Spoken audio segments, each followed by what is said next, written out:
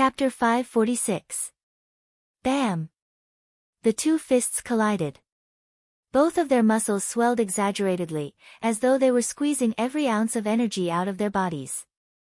At the point of contact, air currents formed and turned into waves, spreading wildly in all directions. The loud, dull sound shook the transparent glass dozens of meters away, causing them to vibrate continuously. Clang! Clang! Clang! Yu Wangyuan's arm went numb, and he swung back. His right fist made a cracking sound as his slightly deformed bones recovered. In terms of absolute strength, the double push was slightly weaker than the simplified fighting formula. Of course, this was under the situation where both parties were of similar realms and levels. His body shook, and he was about to lose his balance. Yu Wangyuan quickly retracted his qi and blood, stabilizing his center of gravity. He then spurted his Dan force again, directing it to his right arm. At this moment, he saw Lu Cheng's body suddenly grow taller. His clothes outlined the shape of all his muscles. His exposed skin, other than his face, had bulging veins that were green and black. His fist carried this violent force, swinging down as though he was smashing a mountain. Clenching his teeth, Yu Wangyuan pulled his arm back, raised his forearm, and quickly swung his fist in reverse to meet his opponent. Just as they were about to reach each other, the fire force exploded gently, creating a turbulent pushing force that allowed the fist to rise into the air like a rocket. With a bang, it broke through the air barrier and hit Lu Cheng's punch. With a crack, Yu Wangyuan's feet sank into the ground. Cracks extended outwards, intersecting with the scars from the two previous battles. His body trembled at high speed, his muscles undulating as though he was dispelling the remaining energy. As an experienced mighty one of the fourth pin, he wasn't disheartened by the setback. Without thinking, he did the Dan concentration again, preparing for an outburst. This time, he was going to use another technique of jet spray to turn the tables. When there was another chance, the fire sect was also very good at stimulating outbursts. It was just that he hadn't reached the realm of encountering gods in the void, so he couldn't use secret arts that were harmful to his body continuously like Lu Cheng. It was at this moment that Lu Cheng seemed to have predicted his next move based on his body language and the condition of his muscles. Instead of using the simplified fighting formula, he gathered and released his Dantian Qi and launched a low kick with his right foot. It was fast and vicious. This made Yu Wangyuan, who was still stuck in the ground, feel his heart tighten. He activated the fire force in advance and pulled his arm back fiercely, moving his back and pulling his left leg up. He tightened his muscles and resisted with a bang. His body was obviously swaying. The kick landed. Lu Cheng swung his waist and his left leg stepped forward, as if he was stepping and kicking at the same time. Pa pa pa, 1 kick, 2 kicks, 3 kicks. Lu Cheng's two legs attacked consecutively, as though a chilly northern wind had been stirred up, forcing Yu Wangyuan to retreat step by step. During this process, Yu Wangyuan only felt that his ankles were starting to stiffen. The coldness slowly seeped into his flesh and blood. The surrounding space was becoming more and more like ice, sticking to his movements, making it harder and harder for him to dodge. A layer of sparkling and translucent light appeared on the ground, as if it was a cold winter square that had been watered. The 17th move of the ice sect, Polar Ground. Thump, thump, thump. Lu Cheng's feet gradually became heavier. The layer of ice thickened and the chill intensified. Yu Wangyuan didn't wait any longer. He made a decision on the spot. A reddish-gold light flashed in his eyes. His right leg, which was dodging, suddenly stomped heavily on the ground. However, this powerful stomp didn't cause any tremors. Instead, it caused the surroundings to become strangely stagnant. Boom! Dozens of centimeters in front of where Yu Wangyuan's feet landed, where Lu Cheng's body was, the sound of air expanding suddenly erupted from the surface of the limestone. A reddish-gold pillar of fire rose into the air. The temperature was extremely high and the flames were intense. The 28th move of the fire sect, Burning God. Before the flames had risen, Lu Cheng had already stopped in his tracks. He bent his back and narrowly avoided the flames of the burning god. The flames flew into the air, sticking close to his body. They turned into a fountain and scattered helplessly. Bam! At this moment, Yu Wangyuan had finished retracting his force. He pulled back his arm and struck Lu Cheng from the side. His fist seemed to be filled with blood, red and ferocious. Just as Lu Cheng straightened his back, moved his arm, and raised his forearm to make a parry, there seemed to be an explosion from within Yu Wangyuan's right fist. His fist changed direction abruptly. Like the head of an agile snake, it strangely turned to one side and swung towards Lu Cheng's shoulder in the opposite direction. In a split second, he changed the direction of his attack. Another application of the unique skill of the fire sect, Jet Spray. Its change of direction was entirely driven by the force generated from the explosion of the fire force. There were no signs beforehand and it was hard to predict. It was the nemesis of the characteristics of realms such as absolute reaction and encountering gods in the void. When he first imparted the ice mirror to Lu Cheng, Geyser had reminded him not to completely rely on this skill. After so many years, others weren't fools. They had already thought of ways to deceive him. There weren't many, but there were definitely some. If he blindly followed the reflection of the ice mirror, he would definitely be at a disadvantage. In the past 2 years, Lu Cheng had already established the core position of the ice mirror in his fighting style. Although he would occasionally choose to make his own judgment and not blindly trust the ice mirror, he still trusted the ice mirror in most situations. If it wasn't for the fact that he browsed through the Dan stage chapter of the Fire Sect a few days ago and was alarmed by the shocking application of Jet Spray, he probably wouldn't have remembered his master's advice. At this moment, it was inevitable that he would be flustered and make a mistake in his panic. Luckily, he was already prepared. He pulled his spine and pulled back his shoulders. His entire body slanted, causing Yu Wangyuan's sudden reverse swing to hit the air with a dull thud. Yu Wangyuan's intent was like a raging fire. He expanded outwards, lowered his waist, gathered his qi and blood, and swung it away. Bam! He punched with his left fist towards Lu Cheng's waist. Halfway through, his force exploded. The snake head rose, opened his 5 fingers and fangs, and tore at his opponent's arm. The double push of Jet Spray was an explosive force within the body. No matter how controlled it would still cause damage. Therefore, compared to the Emperor Yen force, the fire force, which was gentler and more stable, complemented it well. It could help Yu Wangyuan use it many times. Bam! Bam! Bam! Yu Wangyuan's fists were sometimes straight and sometimes curved, changing and sometimes heavy. This made Lu Cheng tense up. He didn't dare to use his full strength, and he didn't dare to use all of his moves. In an instant, he was at a disadvantage. He dodged, turned, and dodged continuously. Yu Wangyuan took a step forward and changed the direction of his fist, smashing it towards Lu Cheng's chin.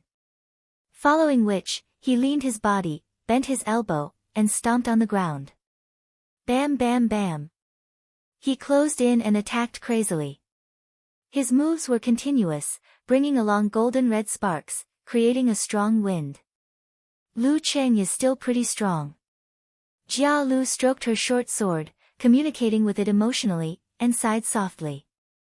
If it were her, she would have been in a precarious situation under Yu Wangyuan's attacks and was about to lose. They were both newbies, who had entered the high pin for less than a year. Why was the difference so huge? Yu Wangyuan's continuous attacks aren't that simple. Pay attention to the shape of the remnants of his flames, said Lu Xiaofei enviously as she tilted her head. That was a combination of experience, technique, and proficiency. She couldn't be that experienced and ruthless. Jia Lu focused her gaze. Amidst the banging sounds, the streaks of golden red flames burning in mid-air seemed to have formed the outline of a flood dragon's head. Just waiting for the finishing touch, it would open its mouth and bite. This.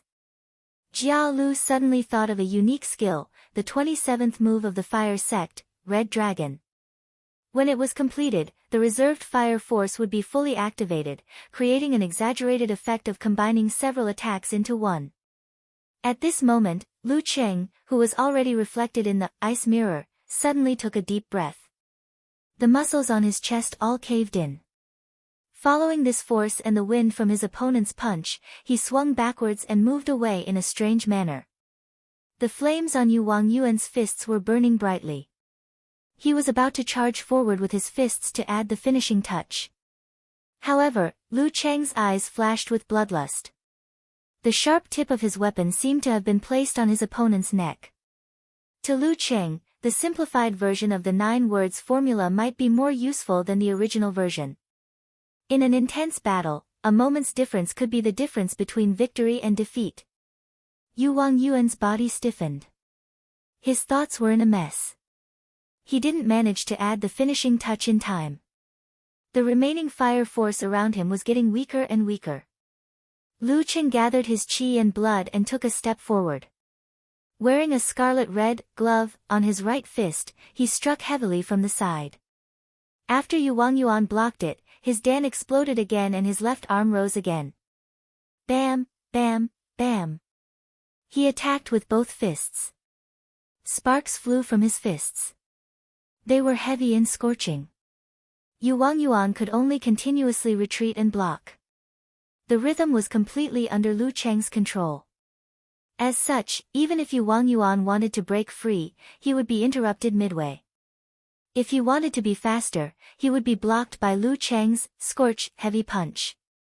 His footsteps and fists were one and connected tightly. Lu Cheng was like a robot. He didn't know fatigue and continued to explode.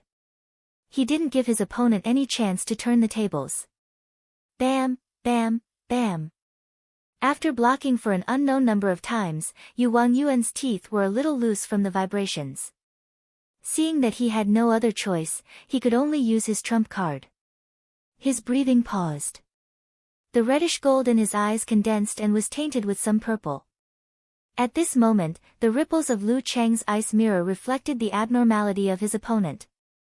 Without waiting any longer, he threw another scorch heavy punch. However, he didn't hit Yu Wangyuan's body. Instead, he hit the void between the two of them. The scarlet-red flames condensed on the surface of his fist and almost turned white. It was heavy and heavy. Whoosh! The surrounding air ignited without any wind. The raging flames collapsed towards Emperor Yan and gathered towards Yu Wangyuan. The 116th style of the fire sect, Flying Moth. This was the scorching fist. Wherever the high temperature passed, the air would be in a state of being ignited. When the time was right, the Emperor Yan force would attract the air to complete the contraction and increase the density. Once the density increased, the heat would be even stronger. The air would burn as well, like moths flying towards a candle flame. This move was rather difficult to master. Without control of the surroundings and self, there was no way to connect it. However, to Lu Cheng, it was just right. Flames surged in from all directions aggressively. Yu Wangyuan's heart tightened. He gave up on his preparations and raised his hand to block. He felt that even his respiratory tract was unbearably hot. As the flying moth came, Lu Cheng had already closed in. He threw a punch from the bottom up towards the sky. Yu Wangyuan had absolute reaction and hurriedly raised his arm to block. However, he felt that his opponent's fist passed by his side and stopped at his throat. He had made a mistake in his block. Due to the difference in density due to the high temperature, his visual judgment was slightly off. And this slight difference was the difference between victory and defeat. It wasn't that there was a problem with absolute reaction. It was that he didn't extend his arm enough to block. Flying moth into the flame, illusions before death. As the flames fell, Tu Zheng was stunned for a second. He raised his hand and said, Lu Cheng wins. Phew. Although Lu Cheng had taken me by surprise and barely won, he had displayed the strength of a true fourth pin. He has already caught up to me. Lu Xiaofei looked at the figure in the arena and was silent. Chapter 547. In the middle of the field, Yu Wangyuan shook his body and shook off the sticky flames. He forced a smile and said, "When I noticed that you were using Emperor Yen Force to propel Scorch Punch instead of alternating with Ice Spirit Force, I should have guessed that you had mastered Flying Moth. Sigh, I was too careless." After all, Lu Cheng had only joined the club for less than a week. I haven't formed the concept of him mastering more Fire Sect secret arts. That's why I was at a disadvantage. Tu Zheng nodded and said, he didn't use Ice Force to lower the temperature, slow down the speed, and control it. He kept stacking Scorch Punch. Even if you didn't think of Flying Moth, you should be more careful. There must be something fishy going on. Seeing that they were reviewing and summarizing their gains and losses, Lu Qing pondered and said, I had a problem with the way I changed the direction of jet spray. I shouldn't have just dodged and dodged. At that time, it might have been better to counterattack and use offense as defense. Yes, forcing jet spray to change to defense was the best choice. It's very important to grasp the rhythm and take the initiative, Tu Zheng gave a rather pertinent comment. Lu Xiaofei, Sun Jianlin, and Jia Lu joined in and discussed the details of the battle.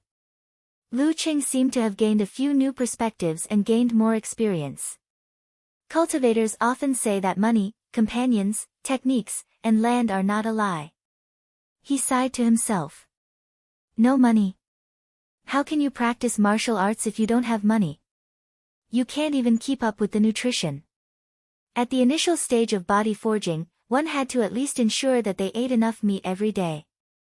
Otherwise, sooner or later, they would pee blood and their body would collapse. It was only because of the abundance of resources in the modern society that many people could practice martial arts as they wished. If it were in ancient times, it wouldn't be so easy. They could only wait for their talents to be discovered and nurtured. No training companions. No good opponents. Then it would be inevitable that they would not be able to see Mount Tai.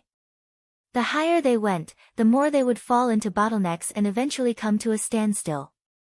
Although Tu Zheng and Yu Wangyuan weren't good friends, they could still feel the effects of the brainstorm of martial artists of the same level from this sparring session. As for the cultivation method, it was definitely indispensable. If one wanted to rely on one's own strength to create something out of nothing and open up a path that was not inferior to the results of the hard work of generations of predecessors, it was inevitable that it would be wishful thinking. Even a freak like the martial sage would only be able to create something after the Thunder Sect cultivation method had been mastered. Only by standing on the shoulders of giants could one see higher and see further. In modern society, land was inseparable from wealth.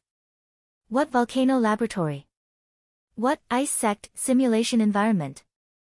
How could ordinary forces afford it? While thinking, Lu Qing saw that the sparring session had ended. He returned to the training room of the dance stage and continued to study and practice his unique skills. Yu Wangyuan watched as his figure disappeared into the doorway. He sighed with a hint of envy. Encountering gods in the void, self-reflection. That's really something. Up until now, I've only been able to use Flying Moth during practice. Once it's in a real battle, I can't use both at the same time. In less than a week, he had mastered Scorch and Flying Moth. This speed, tisk. Sun Jianlin shook his head. Lu Xiaofei said self-deprecatingly, a few days ago, I was still saying that I would strive to not be caught up by Lu Cheng within a year. The words were still ringing in my ears, and he had already displayed the standard of a genuine fourth pin. Seriously, Sai, this is normal. To the heavenly sons of the era, it's normal for them to advance one pin in a year before reaching physical invulnerability. Compared to Lu Cheng's previous improvement speed, this is already very normal. We can only learn to accept it. Yu Wangyuan sighed and smiled. Luckily, he will reach the threshold of physical invulnerability in the next stage. It won't be that fast anymore. There will definitely be a bottleneck. Tu Zheng had been silent all this while. At this moment, he asked thoughtfully, during this period, Lu Cheng has been in the training room from morning till night? That's right. Other than resting from 11 a.m. to 12:30 a.m., he's always in the training room. It's not unreasonable for him to master Scorch and Flying Moth in less than a week. Yu Wangyuan said with a sigh. Others were more talented than you, more restrained than you, and worked as hard as you. It was simply despairing.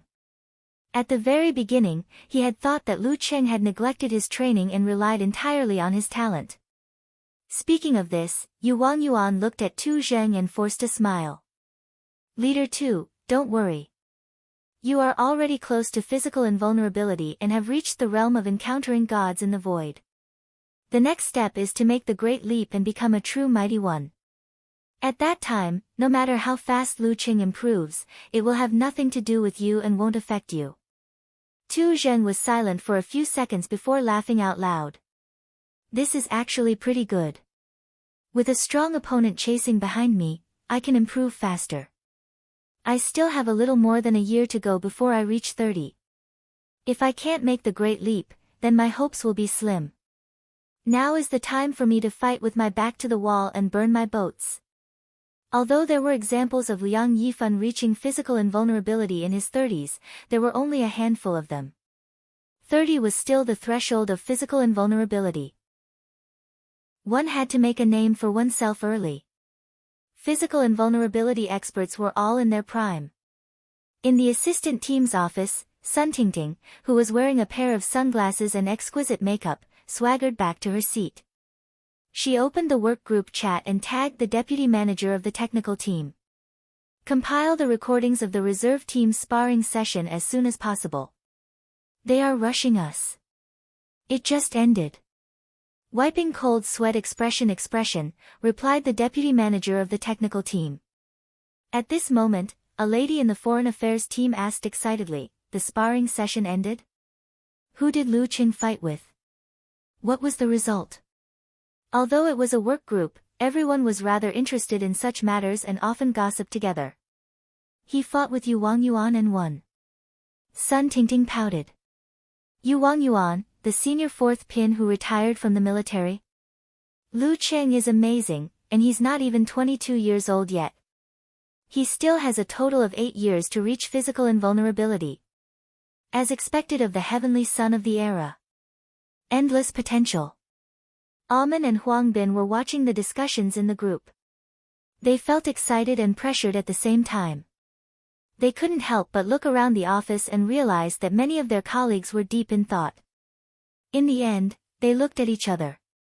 It was as though sparks were flying when their gazes collided in midair. However, for the next few days, Lu Cheng followed his routine and didn't miss a single meal. He didn't arrange for additional transportation and left them with no place to show their prowess. They could only make use of the opportunity to exchange pleasantries and show concern for Leng Nuan to strengthen their impression of him.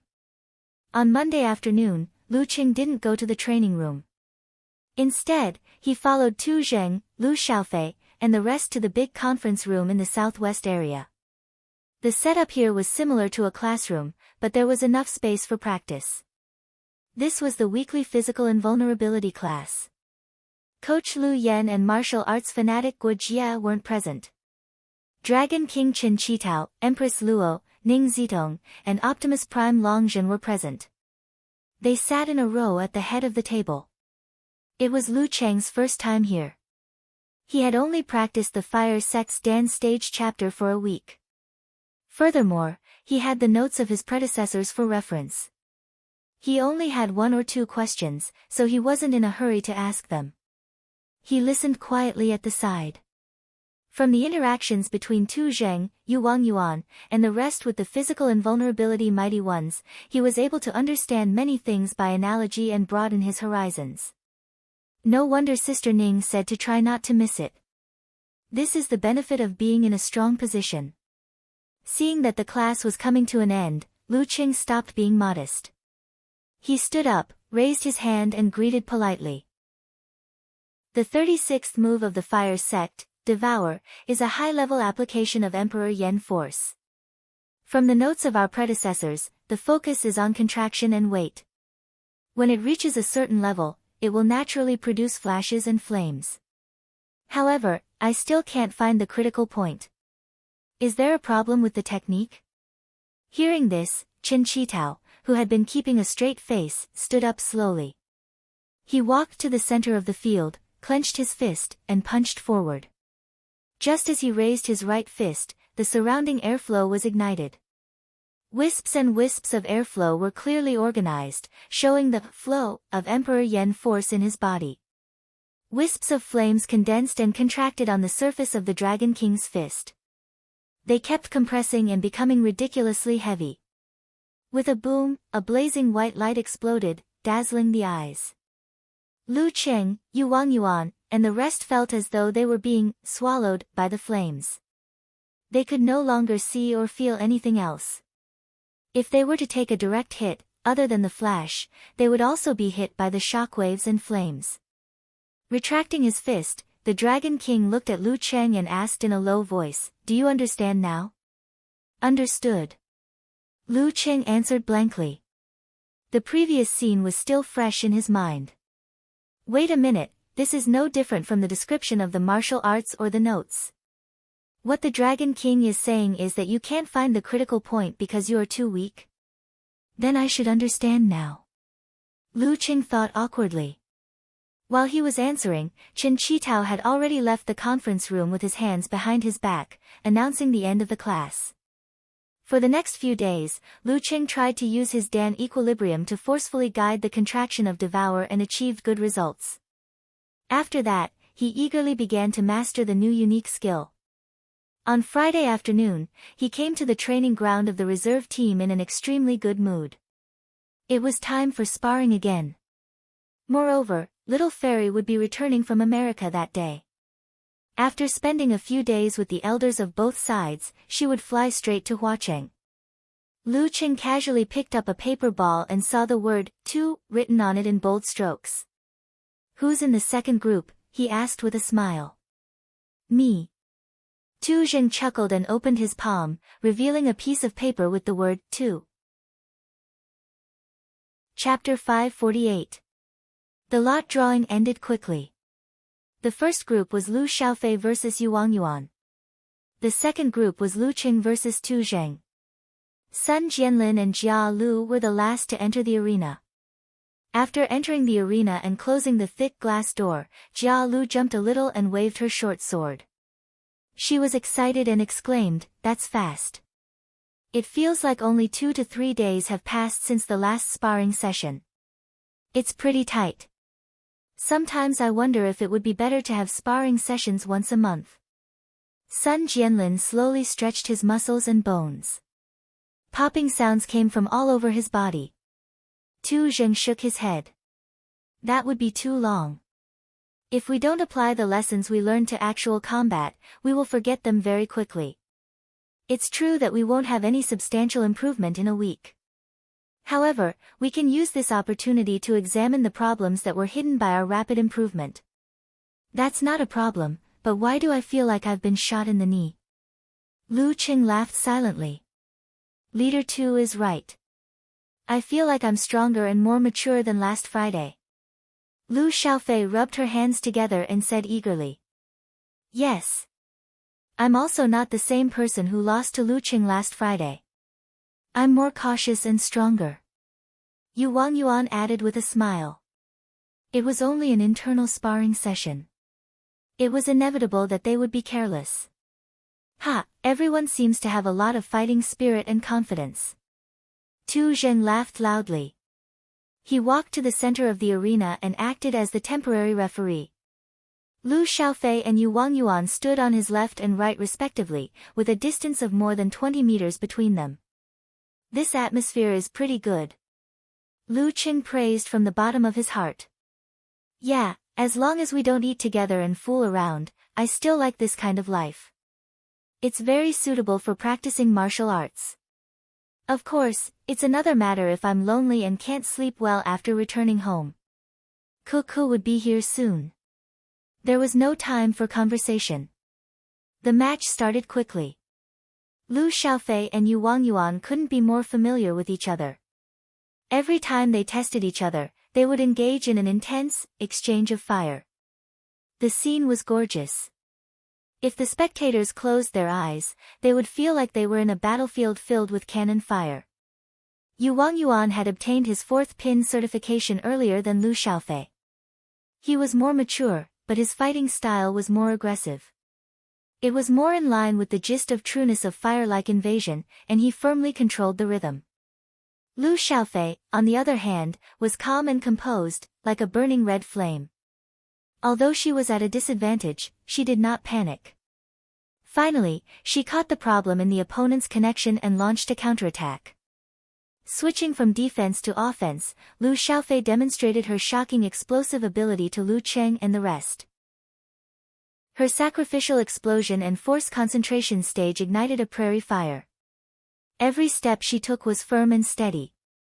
Every move she made closed in, forcing Yu Wangyuan to bring out his trump card in advance. It was the Purple Sun that he hadn't been able to use in his battle with Lu Cheng last week. The 11th move of the Fire Sect, Purple Sun, a simplified physical invulnerability move, Purple Sun. This was a move that was both offensive and defensive.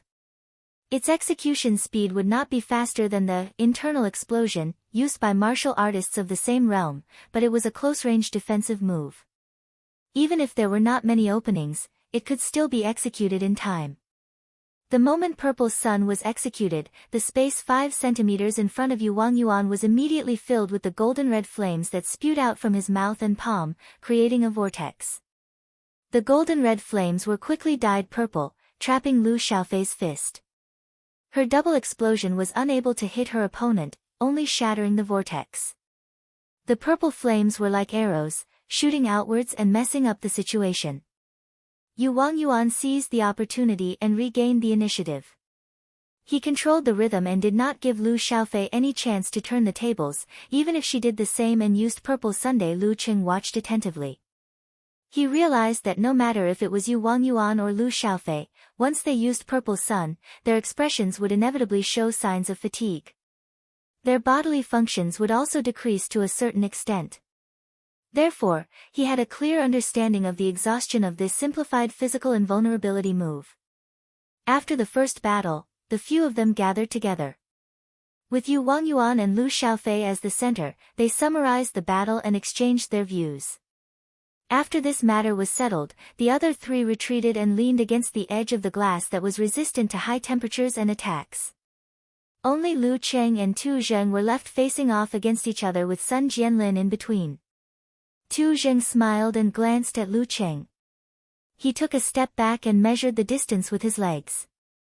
When both parties were standing at their predetermined positions, he lowered his waist and extended his right hand forward. He got into a fighting stance and looked rather carefree. Lu Cheng responded with a smile and got into his stance too. Before the referee could raise his hand, he suddenly saw golden red flames leaping out from his opponent's eyes. He could feel the illusory flames burning fiercely and sweeping towards him. No, they were not purely illusory. They had really heated up the surrounding airflow. As he breathed, his airway was burning and he could vaguely feel it burning. His aura interfered with reality and his mind shone into matter. Lu Cheng's bursting aura could only affect his opponent's spirit and suppress his opponent's mind. It was impossible for him to change the real environment. Even if the degree was very low, it could only be used as a form of harassment. This was a mystical ability that could only be possessed by someone close to physical invulnerability. Impressive. He channeled his ice force and condensed crystals into the inner walls of his nostrils to reduce the temperature of the airflow that entered his body. This was to prevent the airflow from harming his more delicate and weaker respiratory system. To an inhuman, not breathing for a few minutes wasn't a big deal. However, that was under the circumstances where there was no consumption of energy or internal training. In actual combat, one couldn't hold their breath all the time in order to ensure that one's body was in the best condition. Sun Jianlin looked left and right and took 2 steps back. He swung his arm down abruptly and said, "Begin." Tu Zheng took a step forward with his right leg. It was as though the locomotive of a high-speed train was pulling his body forward. With a clang, he was not far away from Lu Cheng. The high temperature and strong wind that he created could almost blow his opponent away and burn his eyes. Invading like fire. Just as he stopped, he had already retracted his qi and blood. His right arm swung out along with the eruption of a volcano. He clenched his fist tightly and the golden-red flames intertwined. Lu Qing didn't do any dodging. Now wasn't the time to practice his body movement. Only by experiencing more would he be able to fit his predetermined plan. Hence, he used force concentration and placed both his feet together. He used one hand to shield his face and the other to pull back diagonally. He swung out violently. The scarlet flames that were close to white stuck to the surface of his fist, as though they were going to burn and tear apart the enemy. Bam! Tu Zheng's fist exerted force in advance and hit the empty space. The golden-red flames flowed out and gathered into a ball before collapsing rapidly. Boom! The dazzling white light blinded Lu Cheng's retina. The wind and waves in front of him surged forward. The flames engulfed him like a torrential rain and flood, as though they were going to swallow him whole. The 36th move of the fire sect, Devour. Tu Zheng had used fire force to execute the Devour move that Lu Cheng had asked him about last week. It was as though he was trying to prove something. Lu Cheng had already thought of a countermeasure. He didn't panic. A layer of ice armor instantly formed on his face, limbs and chest. It reflected the scarlet glow and flowed with extraordinary splendor. Bam bam bam. Waves of flames hit different parts of his body like a torrential rain, melting the ice layer and turning it into water. It moistened the ground but quickly evaporated. Without this additional defense, Lu Cheng's skin would have been burned and his body would have suffered injuries. Although he could recover after a period of time through the vigorous exchange of old and new injuries, he would still feel uncomfortable for a while. After mastering the realm of encountering gods in the void, self-reflection, the two old scars on his body gradually faded away and looked brand new. Bam! The violent airwaves were neutralized by Lu Cheng's scorching punch. His feet didn't move an inch and his center of gravity didn't waver. In the lake in his heart, the water froze into ice. The clarity of the ice acted as a mirror, reflecting his surroundings and replacing his eyes to grasp the situation. Lu Qing suddenly realized that things weren't going well. He tilted his body abruptly and his muscles expanded, rubbing against the air barrier at high speed. He raised his left hand again and blocked in front of his face. At this moment, Tu Zheng threw out a punch with his left fist that looked casual but was in fact tightly connected. The surface of his fist was golden red and tinged with purple. It was heavy and heavy. Whoosh! The surrounding airflow suddenly collapsed inwards. The already hot air was ignited in an instant and turned into patches of scarlet red that pounced towards Tu Zheng's fist. Wherever it passed, Lu Qing blocked it. Previously, it was arrows that came from the inside out. Now, it was raindrops that came from the outside in. The 116th move of the fire sect, Flying Moth. Together with the changes in the environment caused by the momentum, this was its true form. It didn't need to be prepared with continuous scorching punches like Lu Cheng. It was swift, ruthless, and dreamy. Bam! As Lu Cheng turned, he stirred up a strong wind that blew away many of the flying moths. He relied on the remnants of his ice armor and his own strength to resist the attack. Taking a step forward, Tu Zheng closed in and punched out with his right fist. It was heavy and ruthless, as though he wanted to use the visual error caused by the density of the airflow to defeat his opponent. However, when Lu Cheng used the ice mirror as the core to make an effective defense, his fire force exploded silently, giving his fist a second push. It strangely changed its position and smashed fiercely into Lu Cheng's shoulder. The use of jet spray was extremely appropriate at this moment. Captain Tu seems to be very serious today. Jia Lu muttered to herself, amused and surprised. Usually, he would hold back when he fought. Swallowing and flying moth were all moves that Lu Cheng had asked about or used before. Does this count as half a lesson? Sun Jianlin casually mentioned. Which martial artist wasn't competitive and had the desire to suppress their opponent? Chapter 549. Scorching heat stacked around him as the flying moths came one after another. Even with the ice mirror in his heart, Lu Cheng felt that everything was in chaos. If it were anyone else, they would have been flustered and wouldn't have the time to think about the errors caused by the high temperature distorting their vision. However, he blocked with his arm accurately as though it was measured with a ruler. He wasn't affected at all. Facing Tu Zheng's crutch, the muscles on his back swelled. His spine was pulled like a dragon or a bowstring, causing his body to tilt to one side. He dodged Tu Zheng's crutch perfectly. At the same time, his unmoving right leg tightened. The moment he stabilized his center of gravity, he kicked out like a steel whip. This was the result of his experience after sparring with Yu Wangyuan last week. Facing the direction change of jet spray, one couldn't just dodge or dodge blindly. One had to seize the opportunity and use offense as defense. Otherwise, one would definitely lose if one continued to defend. However, Tu Zheng seemed to have expected this. He didn't stop his fist in the air and swung it downwards, causing his body to fall forward. Taking advantage of the momentum, he stepped out with his left leg and used his knee to hit the side of Lu Cheng's whip leg. Without any hesitation, he neutralized his opponent's counterattack. Being close to physical invulnerability, he also had the realm of encountering gods in the void, self-reflection. His left arm shook and his fist shook. Halfway through, he changed direction again, forcing Lu Cheng to retreat. Pa pa pa. Crisp sounds rang out continuously as Tu Zheng continued to attack with jet spray. The distance between him and Lu Cheng was getting smaller and smaller. Once he stepped into the range of close-range combat, the change in direction from the second stage explosion wouldn't be so easy to dodge.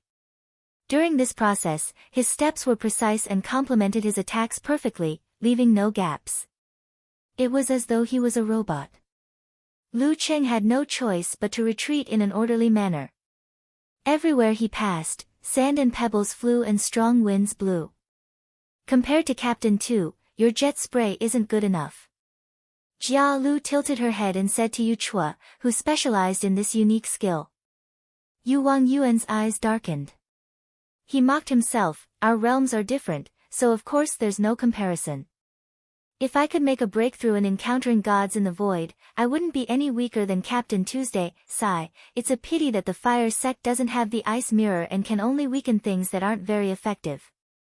Without a level, you can't even touch the realm of all-seeing God, sighed Lu Xiaofei. All-seeing God was another name for encountering gods in the void. The so-called God also referred to himself. While the three Inhumans were conversing, the corners of their eyes never left the center of the field. They were unwilling to miss any detail. Bang bang bang. Lu Cheng's footprints were left behind as he fought and retreated. Gradually, he was forced to the edge of the arena. Behind him was the transparent glass that separated the arena from the training ground. Pa! Tu Zheng's left fist was like a venomous snake. Suddenly, he lifted his head and brushed past Lu Cheng's arm, which was hammering downwards to block the attack, before shooting towards his throat at lightning speed. Lu Cheng bent his back halfway and leaned back, allowing his opponent's fist to reach the clouds.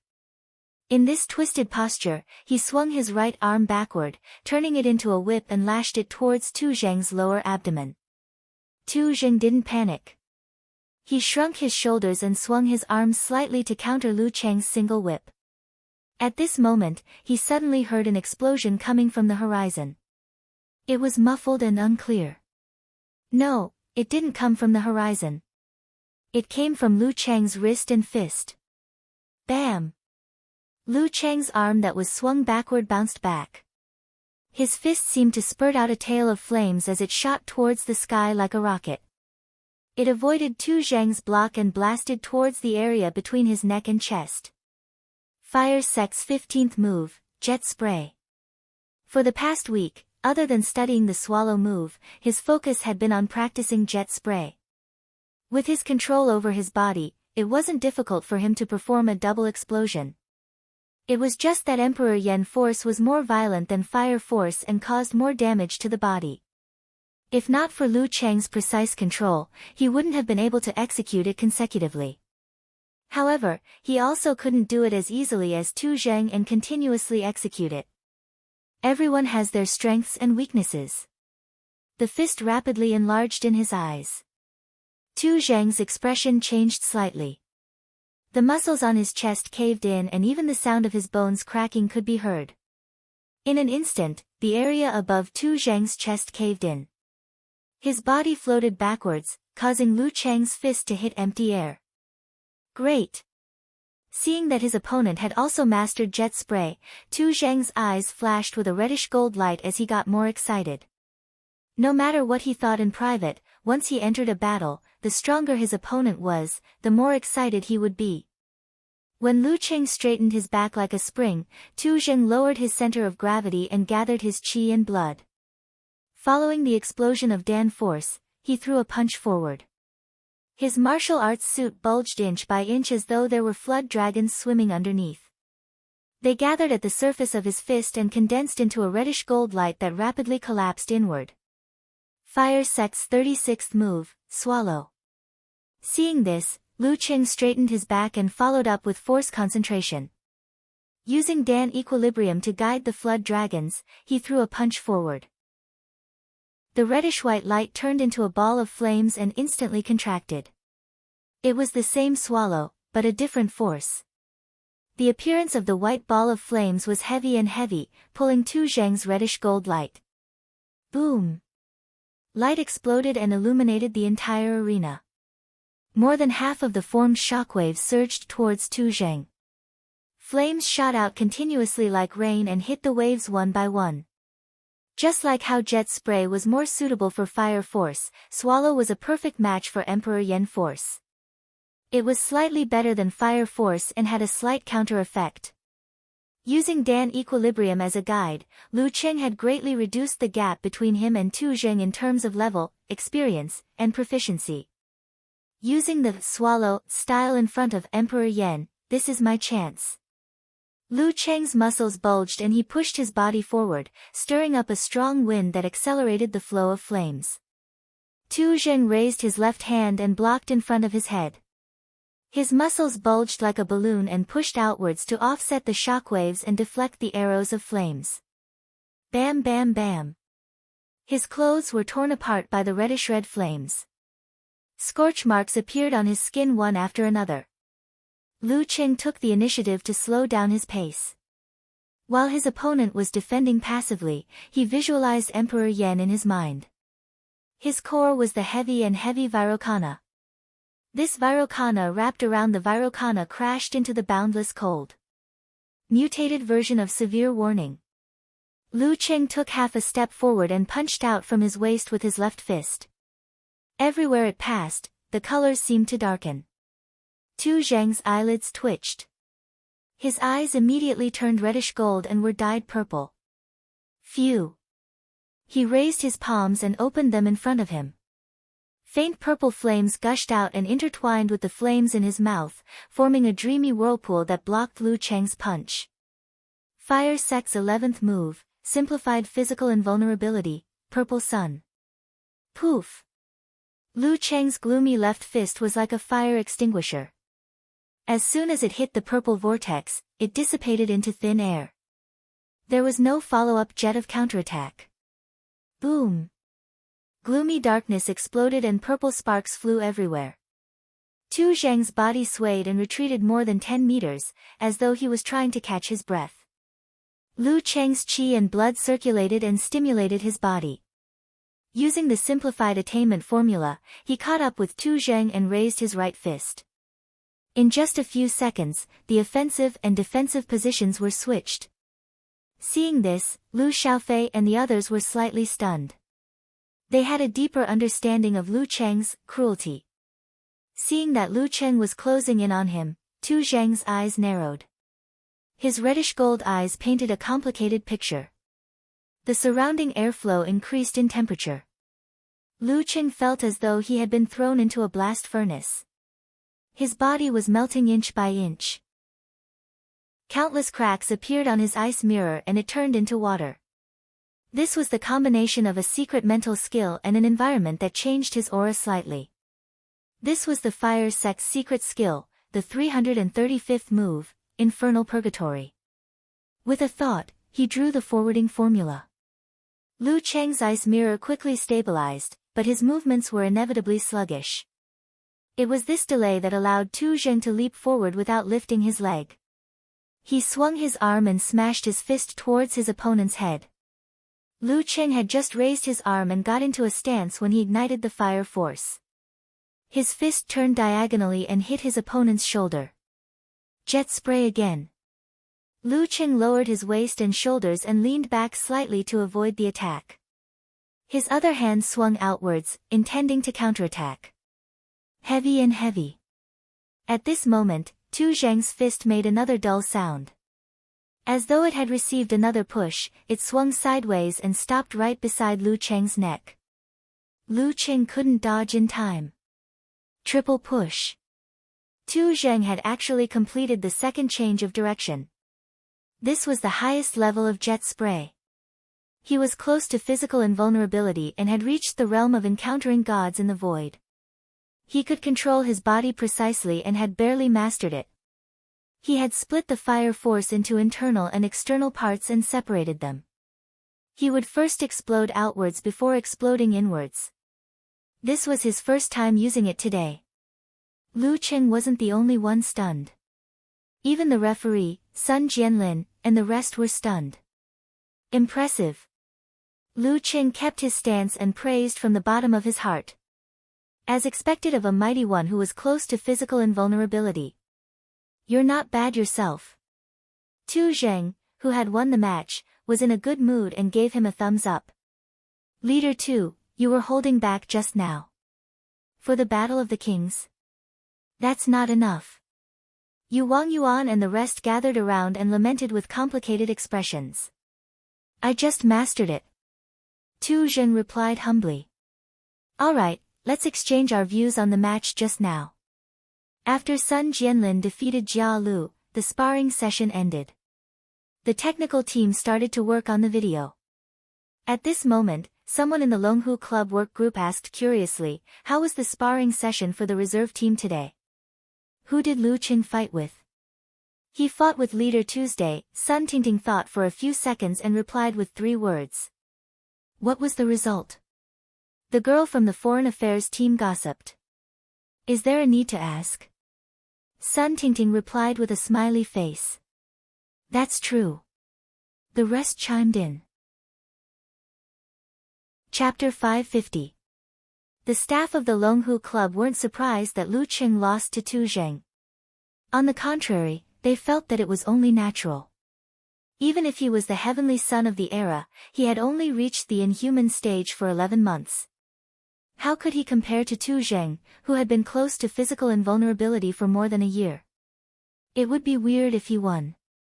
How could a 1 in 1,000 years freak appear again in 20 years? Sitting in a small cubicle, Almond stared at the computer screen on her desk. She didn't feel disappointed and thoughts kept flashing through her mind. After joining the club, she specially bought the autobiographies of the Dragon King and other physical invulnerability experts to understand the commonalities of martial artists. She didn't want to offend the target of her service. If that happened, not only would she fail to get promoted, she might even lose her job.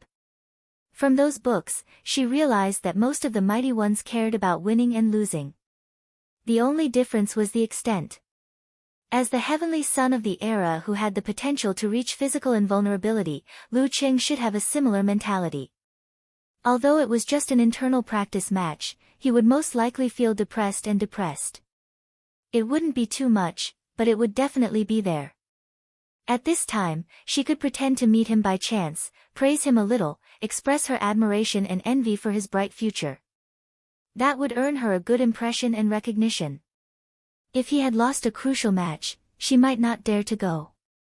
At that time, martial artists would either be like a powder keg and urgently need to vent their emotions. Otherwise, they would feel so bad that they wanted to be alone and didn't want to be disturbed. At this level, it was just right.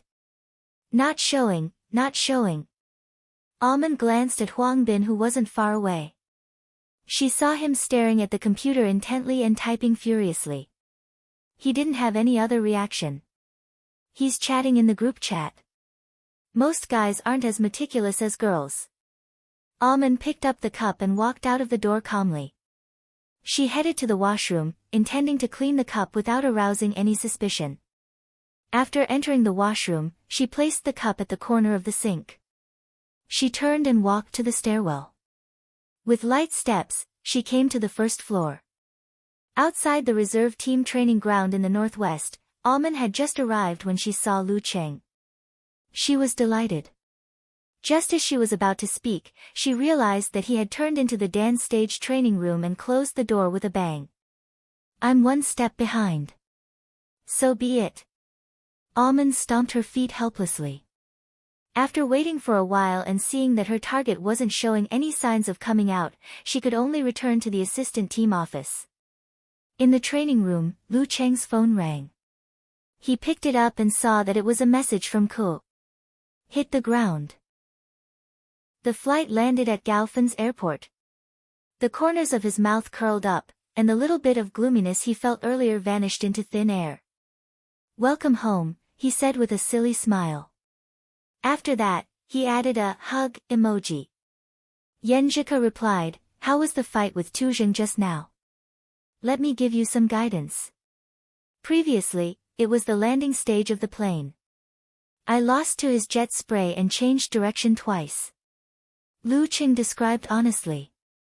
They talked about this topic for a while until Yenjika got off the plane, took her luggage, and went back home with her parents. Then they stopped talking. Lu Cheng's mood had long returned to normal. He once again immersed himself in practicing the various unique skills of the dance stage chapter of the Fire Sect. When it was time for dinner, he was about to pack up and go to the dining room to fill his stomach when he suddenly received a picture from the girl. It was a picture of her fair and slender palms and the oily grilled eggplant covered with crispy peas and green and red. Lu Cheng couldn't help but swallow his saliva when he saw it. Old Lu barbecues eggplant. Shouldn't you be going to get rid of your jet lag? Lu Cheng asked with a confused expression. Yenjika replied, blushing expression, "Can I say that I'm too excited to sleep after returning to Shoshan? Hee, I'll make you envious." After sending this message, she sent over a few pictures. There were close-up shots of the grilled eggplant from various angles, chicken tips, beef, pork ribs, and other skewers. "You're welcome. I'm just a good person." Covering mouth expression, she replied. Looking at the pictures, she's with Sister Jingjing and Songli." Lu Cheng flipped through the pictures one by one. Suddenly, he laughed and replied, thinking about the environment of their home, "I feel that it's not compatible with our little fairy." Old Lu's barbecue shop wasn't dirty, but similar places were inevitably a little greasy and messy. "Who's going to bring me to a roadside stall to eat dumplings, noodles, steamed dumplings, and etc.? Yenjika replied. "You're the one who led me astray.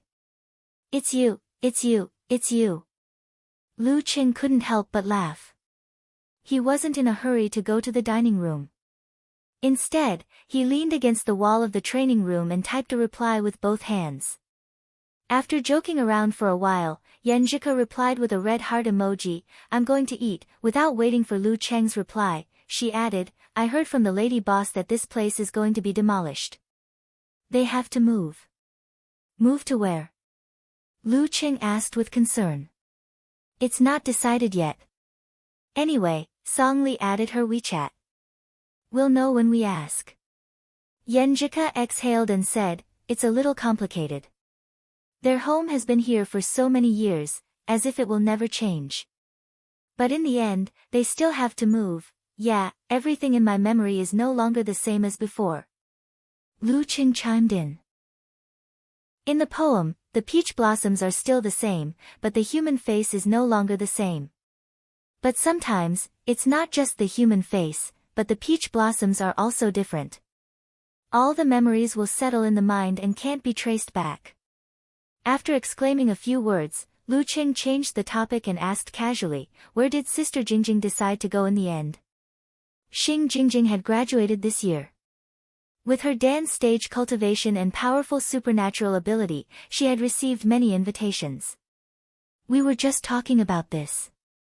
Sister Jingjing feels that the martial arts circle is relatively simpler and doesn't require much social interaction. It's more suitable for her. Yenjika said, she plans to go to the Guanwai League. The salary there isn't high, but there are physical invulnerability and inhuman experts who are good at illusions. She can learn something suitable. That's not bad. Lu Qing didn't talk about his wife's best friend anymore. He planned to call Director Xing to congratulate him. The Guanwai League is also one of the top forces. While Yan Zhika was enjoying the food, Lu Qing walked out of the training room and headed to the dining hall. The sky outside was gloomy and shaking. It seemed that there would be a rainstorm. Mr. Lu. Amen and Huang Bin, who were waiting at the entrance of the dining hall, shouted at the same time. They didn't know what to say in the presence of each other.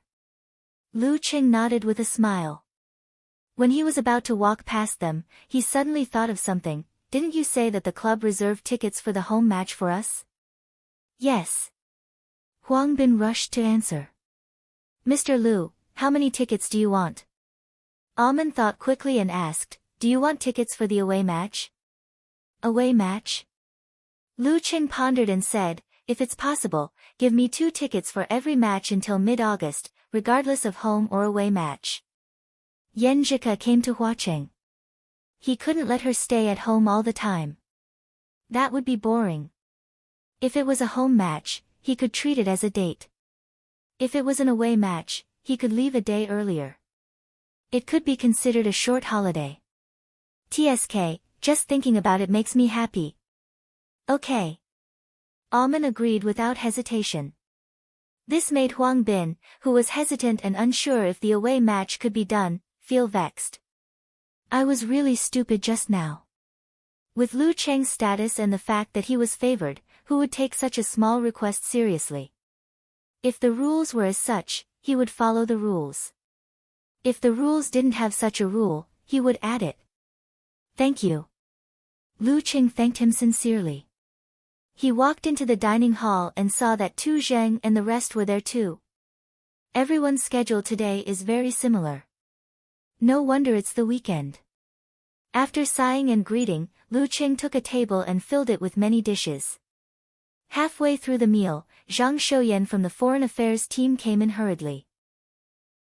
After looking around, he pushed his gold-rimmed glasses and said, just in time. Since everyone is here, I have something to trouble you with. What is it? As the team leader, Tu Zheng was duty-bound to ask. There was a problem in the south previously. All the experts of the security company were scattered there.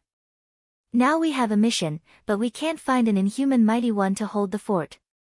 Zhang Shouyan briefly explained the cause and effect. Longhu Club naturally had a security company in its business. However, their focus was different from the others. They were one of the military's sock puppets and most of their missions were overseas. What mission? It would be too much of a delay if we were to go overseas. The Battle of the Kings will be held in late August. Tu Zhen got straight to the point. Zhang Shouyan swallowed his saliva and said, we don't have to go overseas. Just stay in Huacheng. The Samano royal family from Europe is coming from Beijing and will be here for 2 days. They have their own core security team. We only need to be on the lookout at the periphery. Those trivial matters will be taken care of by professionals. Now we just lack 2 inhuman mighty one to hold the fort and prevent any accidents. Speaking till here, he paused and said, you guys know about the Samano royal family, right? Yes, the vampire family, Jia Lu answered with a smile. The Samano royal family practiced the inheritance of the dark sect. Their ancestors could be traced back to BC. There were many physical invulnerability experts in each generation, causing the mutation of the bloodline to still flourish to this day. Superhumans would appear from time to time. They were fast, strong, resilient, and had a high thirst for blood. The vampires in American novels were based on them. In order to maintain this mutation, those with a bright future would marry close relatives. To outsiders, they were known as the purified bloodline. It's good that you know. Other than being on the lookout at the periphery, we also have the intention of keeping an eye on them in case they can't control their impulses and make any mistakes, which could lead to bad consequences. It's better to be safe than sorry. Zhang Shouyan explained. Who's going? We need two. The remuneration will be distributed in the form of benefits. Isn't this a mission similar to Spider? It's troublesome. Lu Qing pretended not to hear. Seeing that no one responded, Tu Zheng smiled and said, as usual, let's draw lots. Okay. The rest nodded. Tu Zheng found a piece of paper and tore it into 6 pieces. He wrote the word, go, on 2 of the pieces and crumpled them into balls. He placed them in a bowl and got Zhang Shouyan to stir them before bringing them back. Lu Qing reached out and grabbed one of the balls. He unfolded it and saw a word clearly written on it. Go. This luck. Lu Qing laughed at himself and showed the results to the rest. Who else? Asked Zhang Shouyan. Me. Jia Lu raised her hand helplessly. P.S. Let me tell you in advance. Tomorrow, there are 2 sessions. One is at noon and the other is before midnight. I have to go to the hospital in the afternoon. My eyes are not feeling well. It's mainly my right eyelid that keeps twitching. It's been a few days. Chapter 551. After Jia Lu raised her hand, Tu Zheng, Wang Yuan, and the rest followed suit. All of them were blank. Seeing that Lu Qing and the rest didn't object strongly, Zhang Shouyan secretly heaved a sigh of relief. He smiled and said, it's settled then. Come to the club tomorrow as usual. There will be a car to send you there.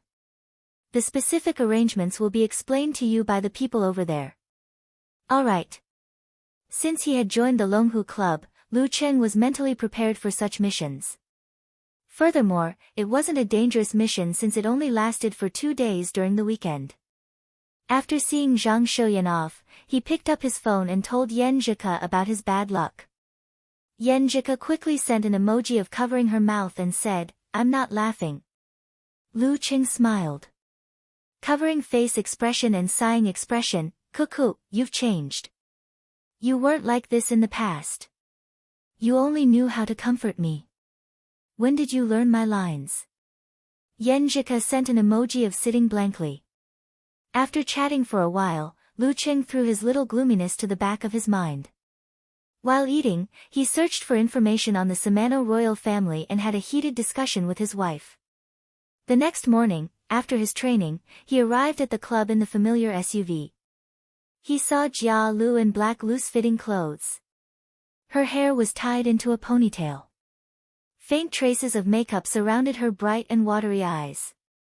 She held a sheathed dagger in her hand. While looking around, she looked valiant. However, she didn't change her attitude as a bystander. You're dressed quite professionally. She glanced at Lu Qing and chuckled. Lu Cheng's clothes were also loose-fitting. However, it wasn't a martial arts suit. He didn't want others to see through his identity. The navy blue color set off his temperament well. You're not bad yourself. Lu Qing replied politely. Sigh, this kind of thing is quite annoying. If I have the time, I'd rather practice my martial arts and practice my moves. Wouldn't that be better? Jia Lu waved the dagger in her hand. Currently, she was at the stage where her desire to improve was the strongest. She couldn't wait to be disturbed. Although the competitive atmosphere and competitive spirit would always exist, there would also be peaks and valleys. It was impossible for it to be so strong all the time.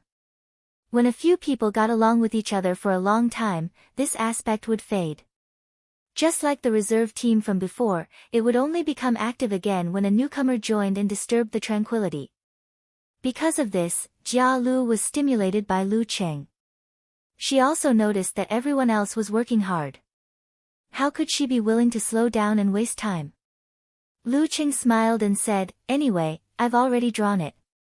Saying more will only ruin my mood. Let's just treat it as an adjustment and save energy for later. That's the only way. Before Jia Lu could finish her sentence, she saw a black car drive over and stop in front of her. Good morning, both of you. A man whose thighs and calves were almost the same size pushed open the door and greeted them with a smile. He also had a ponytail, wore Hawaiian-style shorts, and wore purple-rimmed glasses. He looked more like a director than a security company employee. Of course, if he didn't have a gun, he would look more like, hello. Lu Cheng and Jia Lu retracted their expressions and returned the greeting politely. Sorry to trouble both of you. Let's talk in the car, said the ponytail man as he showed his ID. As in Human Mighty Ones, they were bold with their skills. Also, they noticed that the driver was Zhang Shouyan from the External Affairs team, so they sat in the back seat. After closing the car door, the ponytail man went to the front passenger seat. He turned his head and said, My name is Xue Jian. I used to be a member of the club, but now I'm working in a security company. You don't have to worry too much this time. Everything will be handled by professionals. You just have to follow the arrangements and wait within a certain area. Make sure that if anything happens, there won't be no one and you'll be able to make it in time. There are many people in the day, so it's best if both of you work together. At night, you can take turns.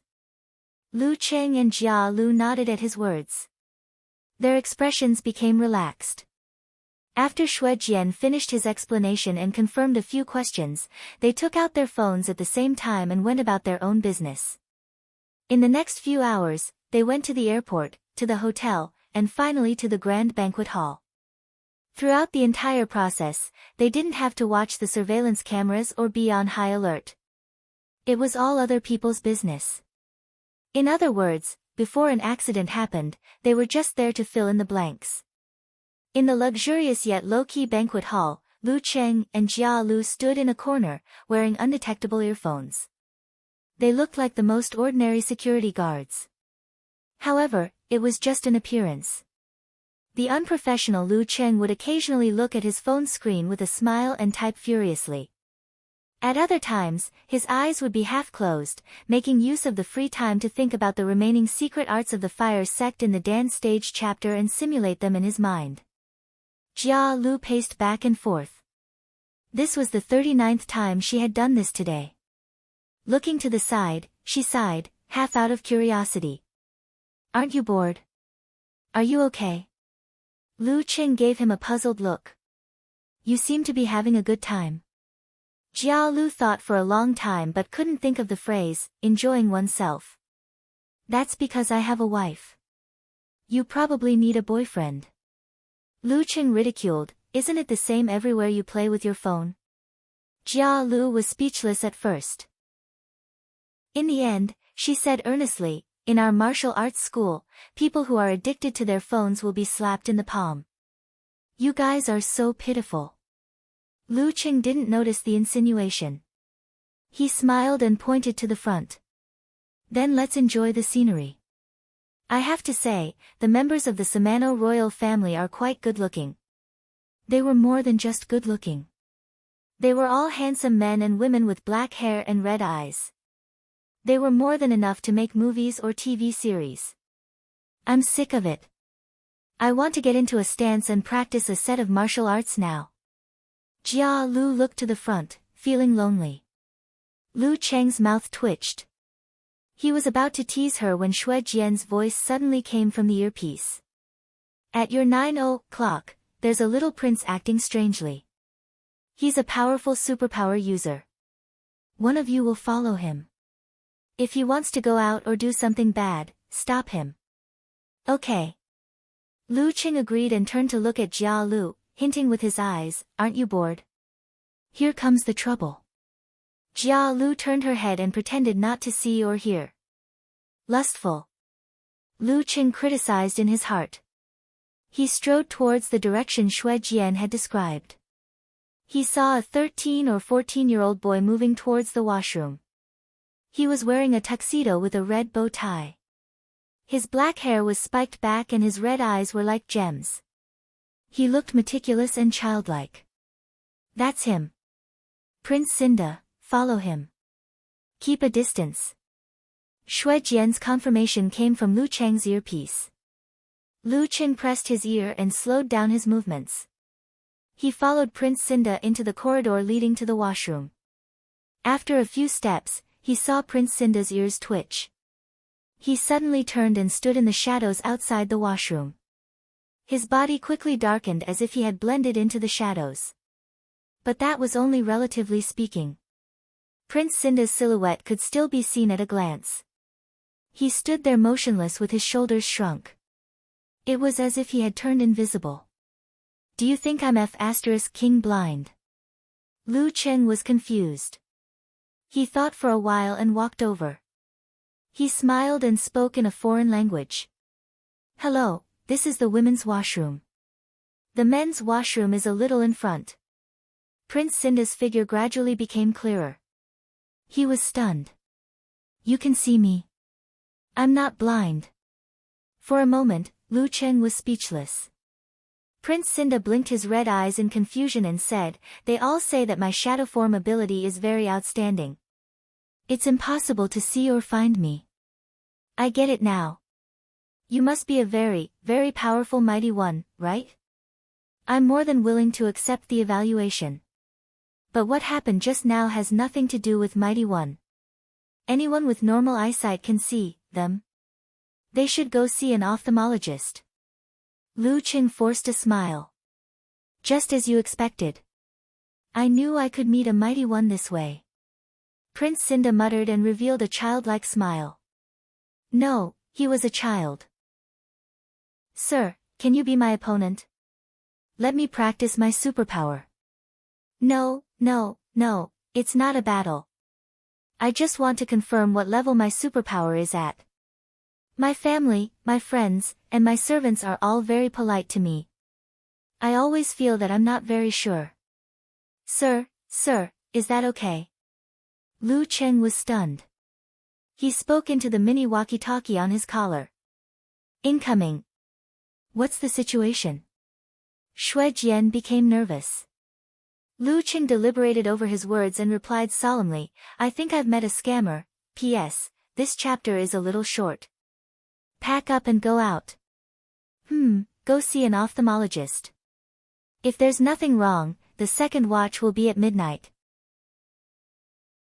Chapter 552. What? On the other end of the walkie-talkie, Shui Jian was confused.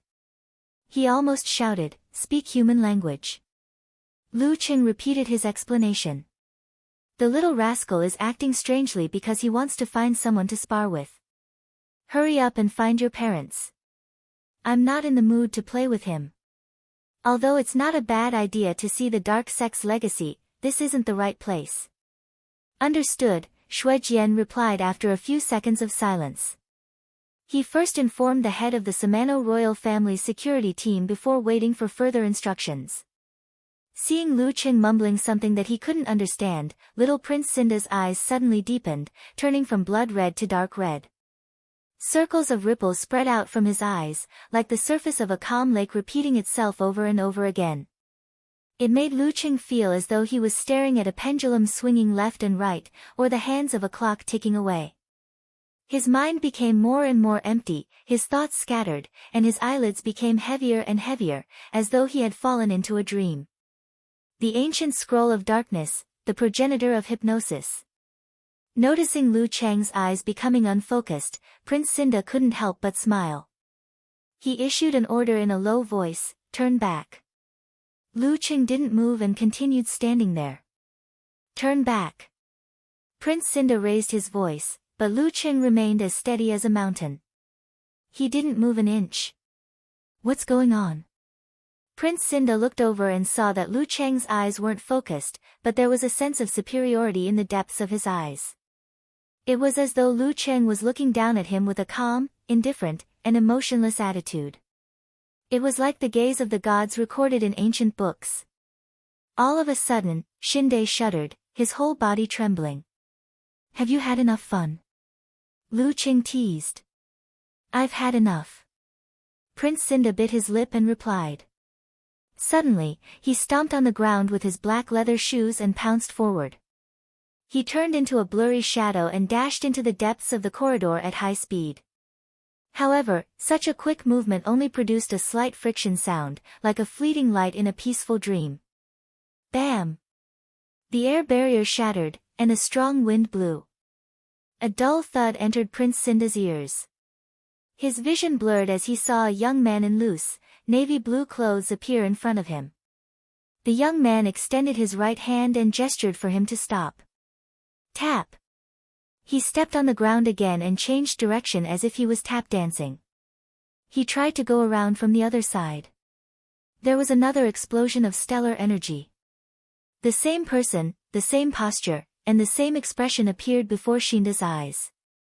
He changed his body shape several times and even pretended to retreat, but he still couldn't shake off his opponent. Lu Cheng was always fixed in front of him. Huff, huff, huff. Little Prince Cinda stopped, bent over slightly, and panted lightly. This kid's inherited superpower talent is pretty impressive. It's just that he's still young and can't unleash 10% or 20% of it.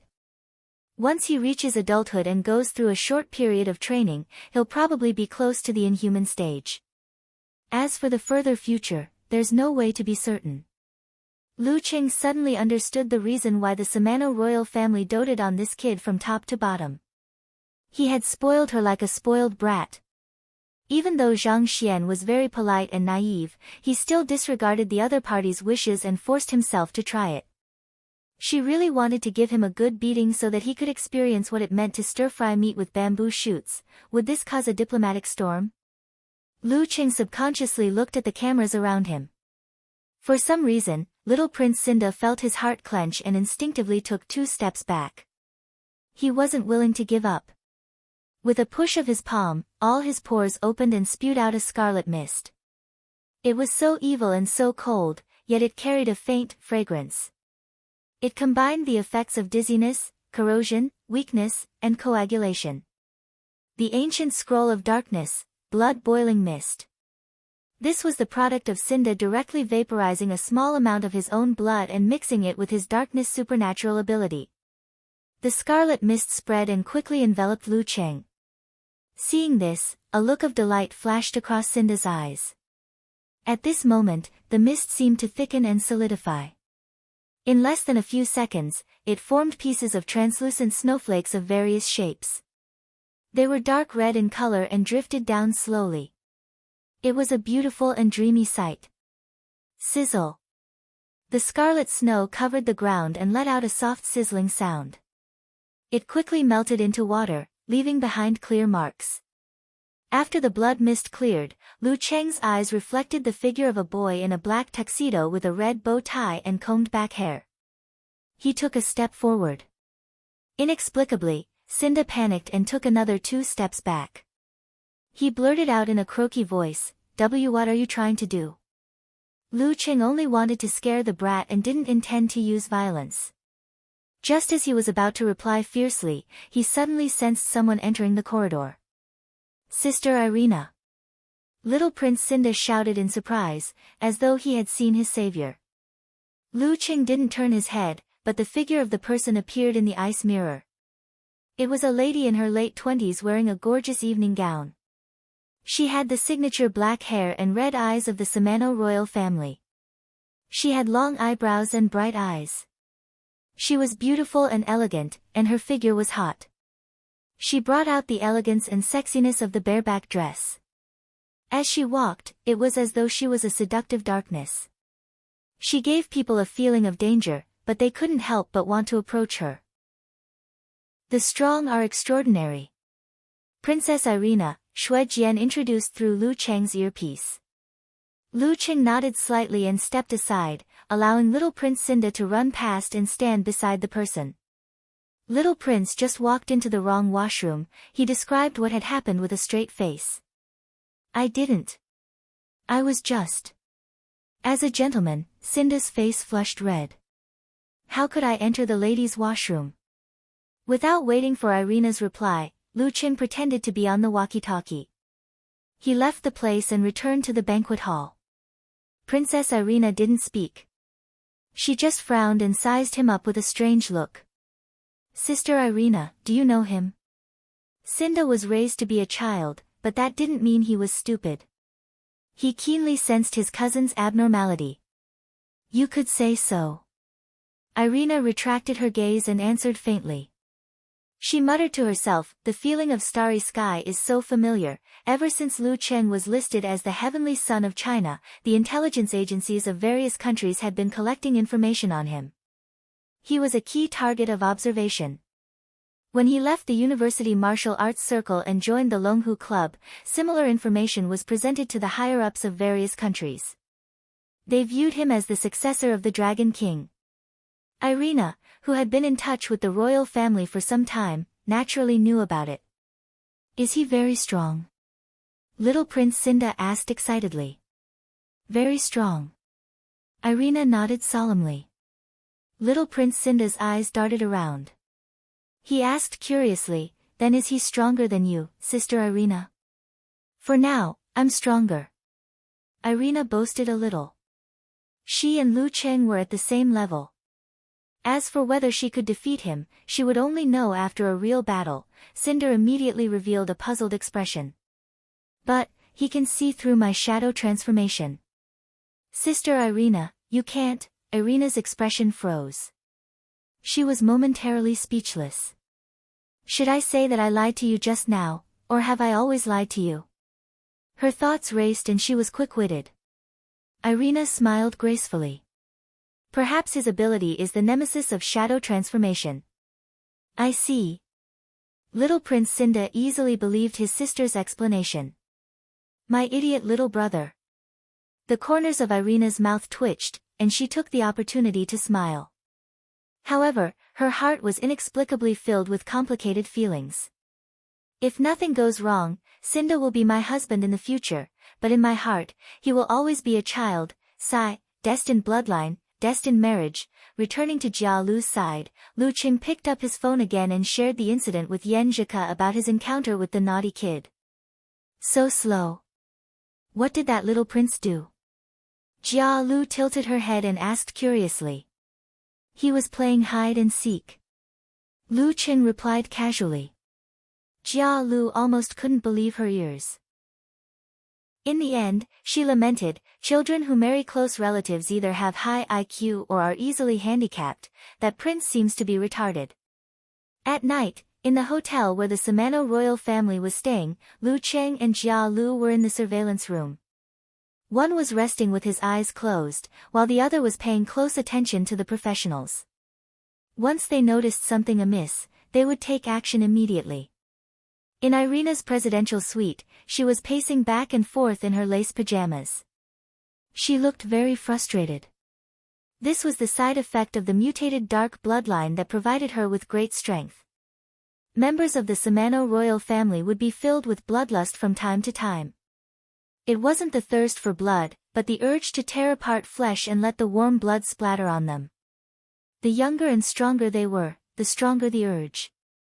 Bam bam bam. Irina threw punches with both hands, deforming the pillow. She didn't intend to go out hunting, even if it was just for real stray animals. Once discovered, it would severely affect the image of the royal family. After all, she was in a big country. After taking 2 deep breaths, Irina sat by the bed and removed the necklace around her neck. She pulled out the amulet that had fallen into her cleavage and held it in her palm. It was as though there was a starry sky in it. Countless feelings mixed together, but there was a calming feeling within. After 10 minutes, Irina exhaled, calmed down, and released her palm. The amulet was brand new, as though it had just come out of the oven. It was silver white and embedded with a few pure gems. In the middle of it was a complicated seal script from China. Confrontation. Chapter 553. After calming down, Irina lowered her head and looked at the amulet in her palm. She muttered to herself, no wonder the starry sky felt so familiar. So it's because of this. After 10 seconds of silence, she stood up, picked up her phone, and walked to the window. Her black hair draped over her back like silk, complementing her white lace pajamas. Looking at the city that never sleeps and the flowing galaxy, she dialed a number using the satellite hotline. After a series of beeping sounds, a languid male voice sounded. Still awake? Irina took a deep breath and looked into the distance. She said calmly, "Go, I met someone. He's a little similar to the amulet you gave me. They both smell like the starry sky." What? The man on the other end of the phone blurted out. After a few seconds, he asked in a deep voice, "Who is it?" Lu Cheng, the heavenly son of China. Princess Irina narrowed her blood-red eyes, reflecting the lights of thousands of homes. Got it. The man paused for a moment before replying, "Don't provoke him or attract his attention. I'll make arrangements for the rest." Okay, I just wanted to inform you. Irina smiled and asked, "Is the sun still so bright in John Weilberg?" Her beautiful face was expressionless, without a trace of a smile. "Yes, I'm sunbathing and about to fall asleep." The man on the other end replied with a laugh. After chatting for a while, they hung up. Irina was still standing by the window. Her pajamas were pure white, her hair was black, and her eyes were blood red. Her gaze was deep and distant as she looked at the outside world. She muttered to herself, "Go, does your mystery have anything to do with this?" The Samano royal family's security team was not only responsible for guarding against accidents and ensuring safety, but also keeping an eye on some of the bloodline members and preventing them from venting their anger outside. That was the responsibility of damaging the country's reputation. Therefore, the night passed without any incidents. Lu Cheng and Jia Lu had a rather relaxing time. It was the same the next day. The schedule was tight, with talks, visits, balls, and even banquets. "TSK, what did you do yesterday? Did the Samano royal family's princess take a liking to you?" "She kept looking at us." "She kept looking." Jia Lu took a look at the beautiful Irina, took a deep breath, and clicked her tongue. Lu Cheng curled his lips and said, "You like me?" "She wants to fight with me. She's also an expert of a similar level. She'll definitely be delighted to meet a worthy opponent." He had done his research beforehand and was very clear about Irina's strength. "Then why didn't she look at me?" Jia Lu retorted. As soon as the words crossed her mind, she was immediately annoyed. "Just pretend I didn't ask." The answer was very simple. Lu Cheng was the heavenly son of the era and had a great reputation. She had been promoted in the martial arts school but had never won a prestigious championship. Although her talents and strength were not bad, they were not widely known. For the princess of the Samano royal family, she really didn't know who he was. "Good thing I don't have to answer." Lu Cheng joked with a smile. "My answer is that you are too weak. This would make Jia Lu furious, right?" Just as Jia Lu was curious and wanted to get to the bottom of this, Irina slowly walked over with a glass of pale golden champagne. Hey, she's here to challenge you to a duel. Do you accept?" Jia Lu asked with great interest as a bystander. "I'll have to ask Shui Jian." Lu Cheng was not a coward and was eager to give it a try. Irina stopped in front of him with a graceful posture. Her lips curled into a smile. She said in English, "Lu, has anyone ever told you that you smell good? What kind of script is this?" "Miss, did you say the wrong lines?" Lu Cheng was confused. What happened to the agreed duel?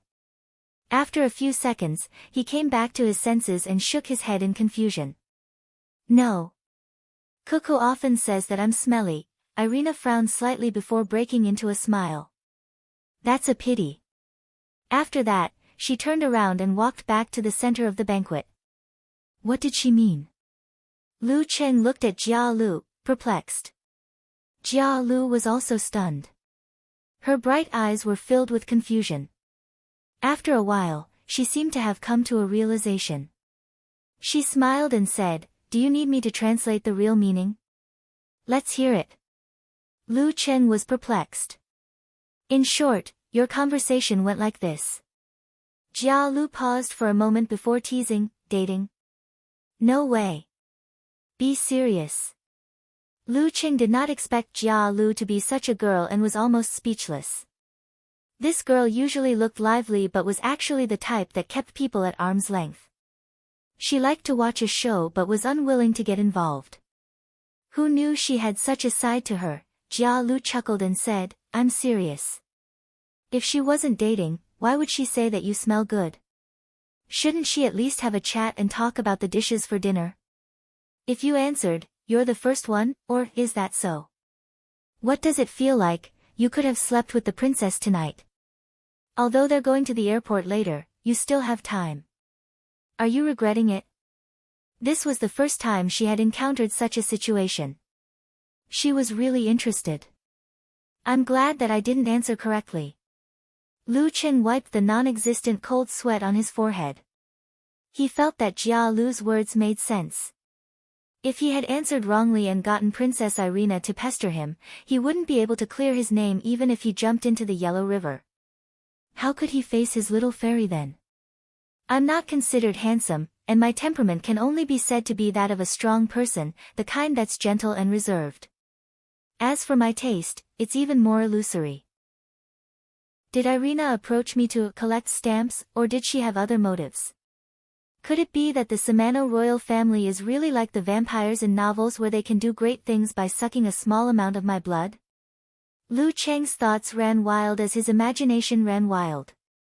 After that, there were no more incidents until the Samano royal family arrived at the airport after the farewell banquet and flew out of China. Alright, your mission is over. Sorry to trouble you too. Xue Jian's voice sounded in Lu Cheng and Jia Lu's earphones. Phew, finally free. Jia Lu took off her walkie-talkie and looked at Lu Cheng. I can't wait until tomorrow so I can go to the club's training ground to practice my martial arts. Me too. Lu Cheng smiled and chimed in. Jia Lu's thoughts jumped and she suddenly said, I haven't sparred with you yet, right? Why don't we not draw lots on Friday and challenge you directly? She wanted to experience the prowess of the heavenly son of China, find the gap and catch up head-on. This week. Not this week. Maybe next time. Lu Cheng thought for a while and rejected her suggestion. Why? Did someone arrange it in advance? Asked Jia Lu, puzzled. Lu Cheng replied with a smile, I have something on that afternoon and have to take leave. Alright. Jia Lu didn't ask any more questions. She regained the temperament of a bystander who was free from worldly affairs. After Lu Cheng received another round of guidance from the Dragon King and the other physical invulnerability mighty ones, time flew by and it was Friday in the blink of an eye. Ever since he left in the morning and took the SUV to the club, he had been smiling from time to time. He wasn't the least bit annoyed by Alman and Huang Bin's greetings and even took the initiative to chat a little longer. He told them that he wouldn't be having dinner at the restaurant and that he had to leave at 2 in the afternoon and that it would be great if they could arrange for a ride. Alman and Huang Bin couldn't be bothered to guess why he was in such a good mood. They immediately agreed and tried their best to impress him.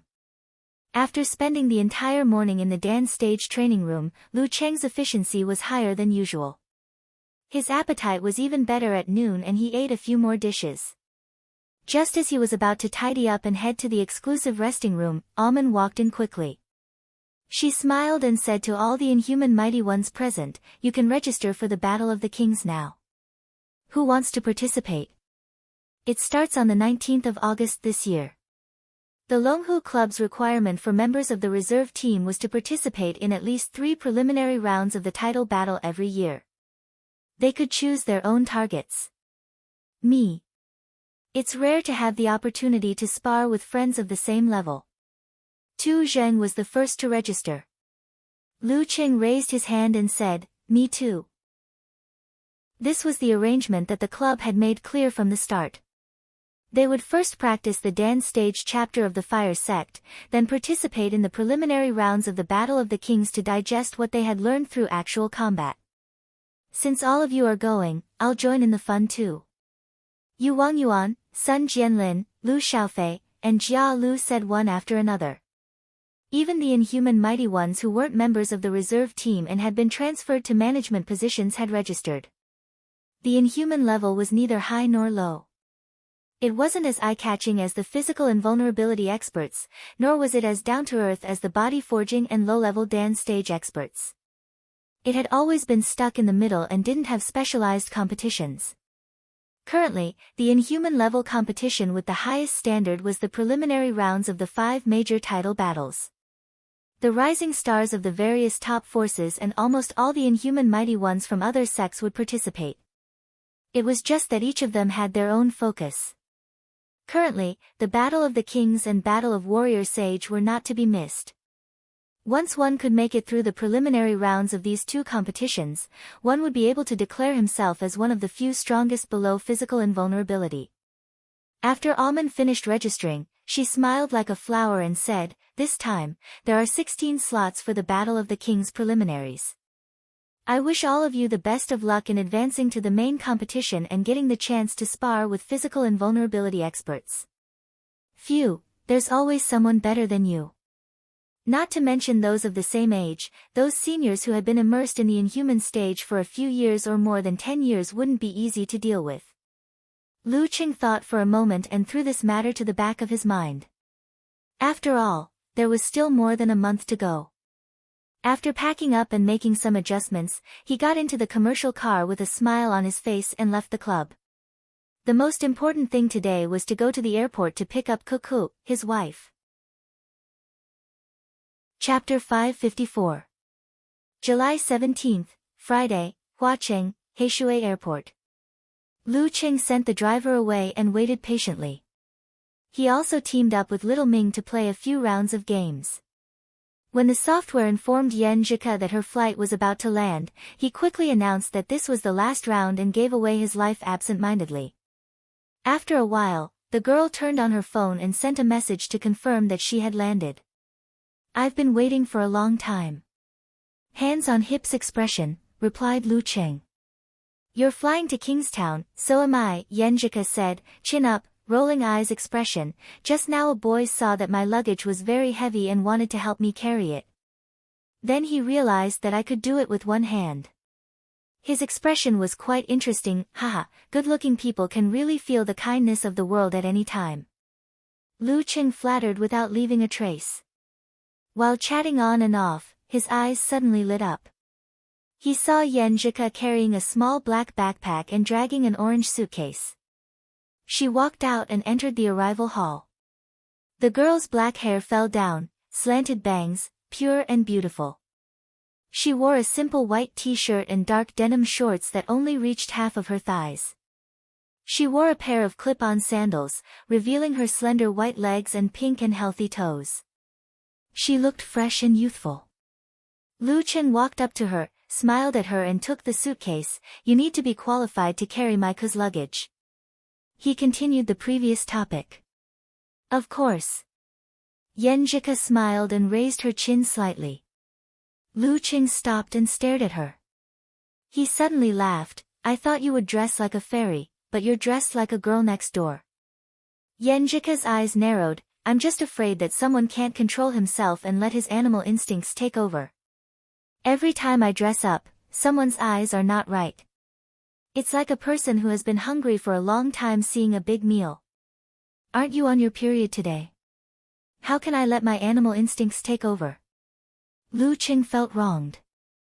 Yan Zhika puffed up her cheeks, widened her eyes and pretended to be angry. "That's why I'm afraid." She was afraid that someone would ask for help in other ways.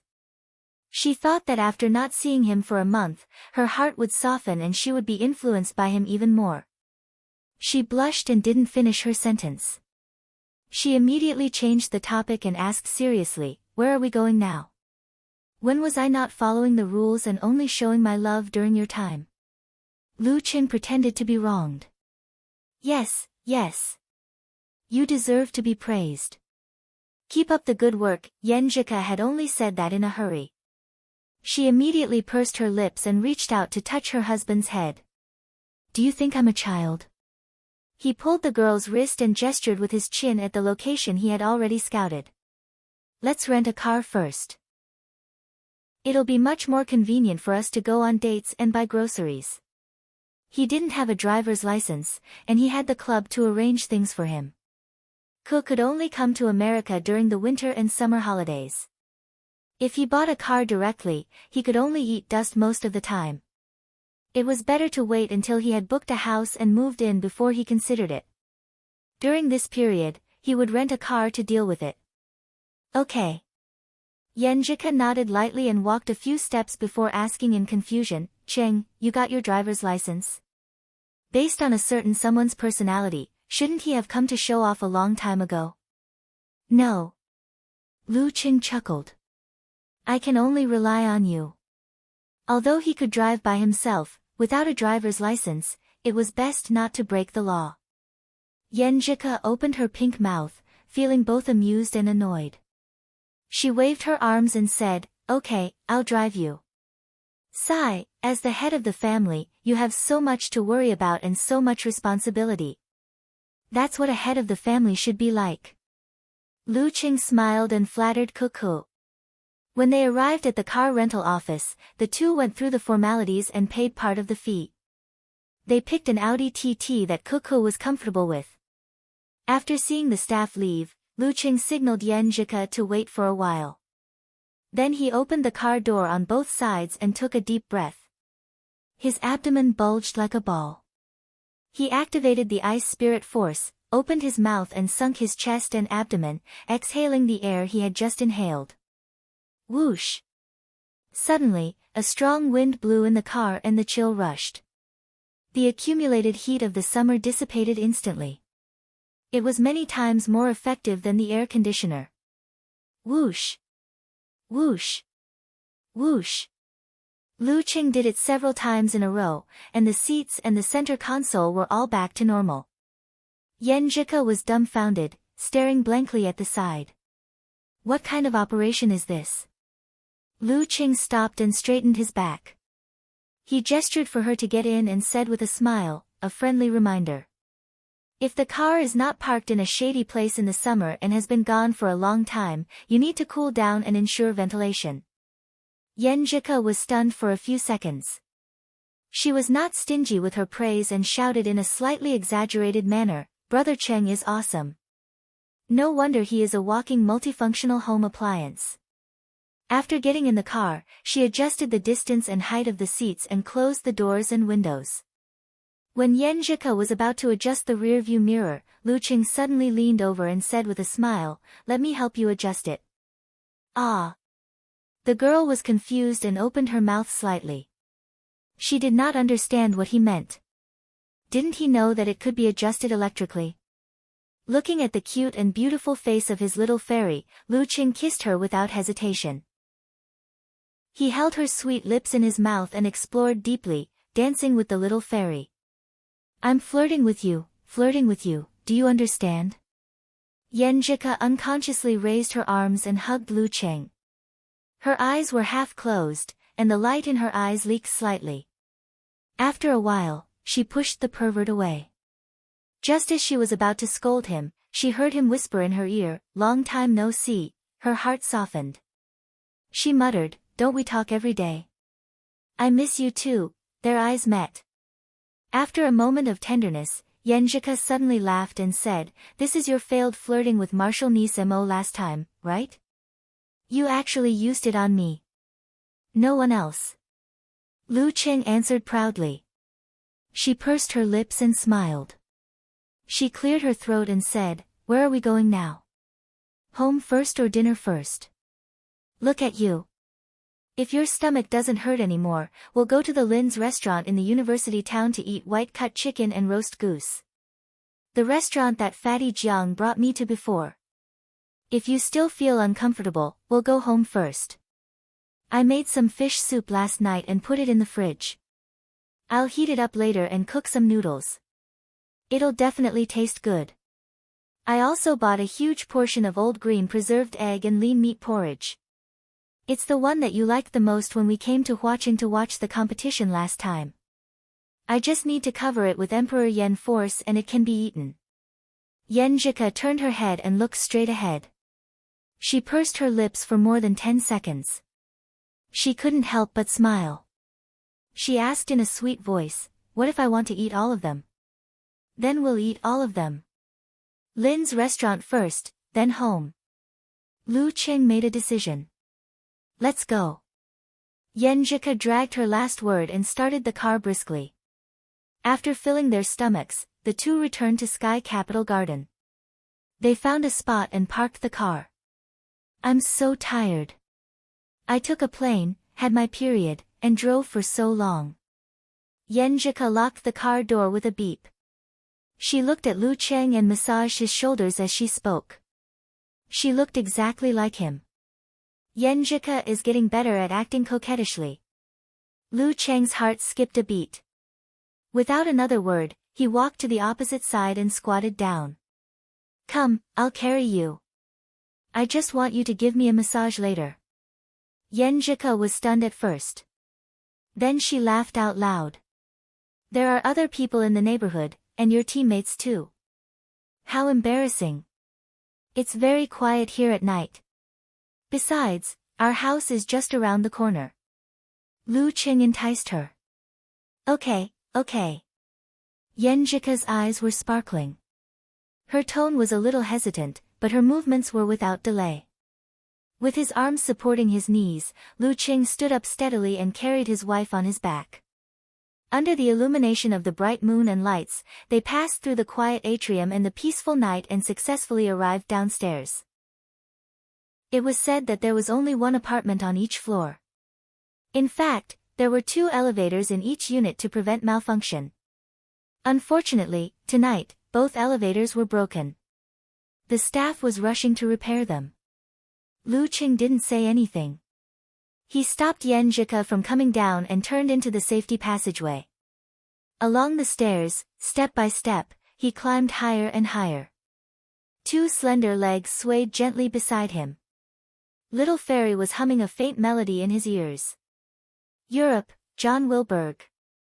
Princess Irina, who had just finished her 2-country visit, entered the study and saw her tutor sitting on a recliner.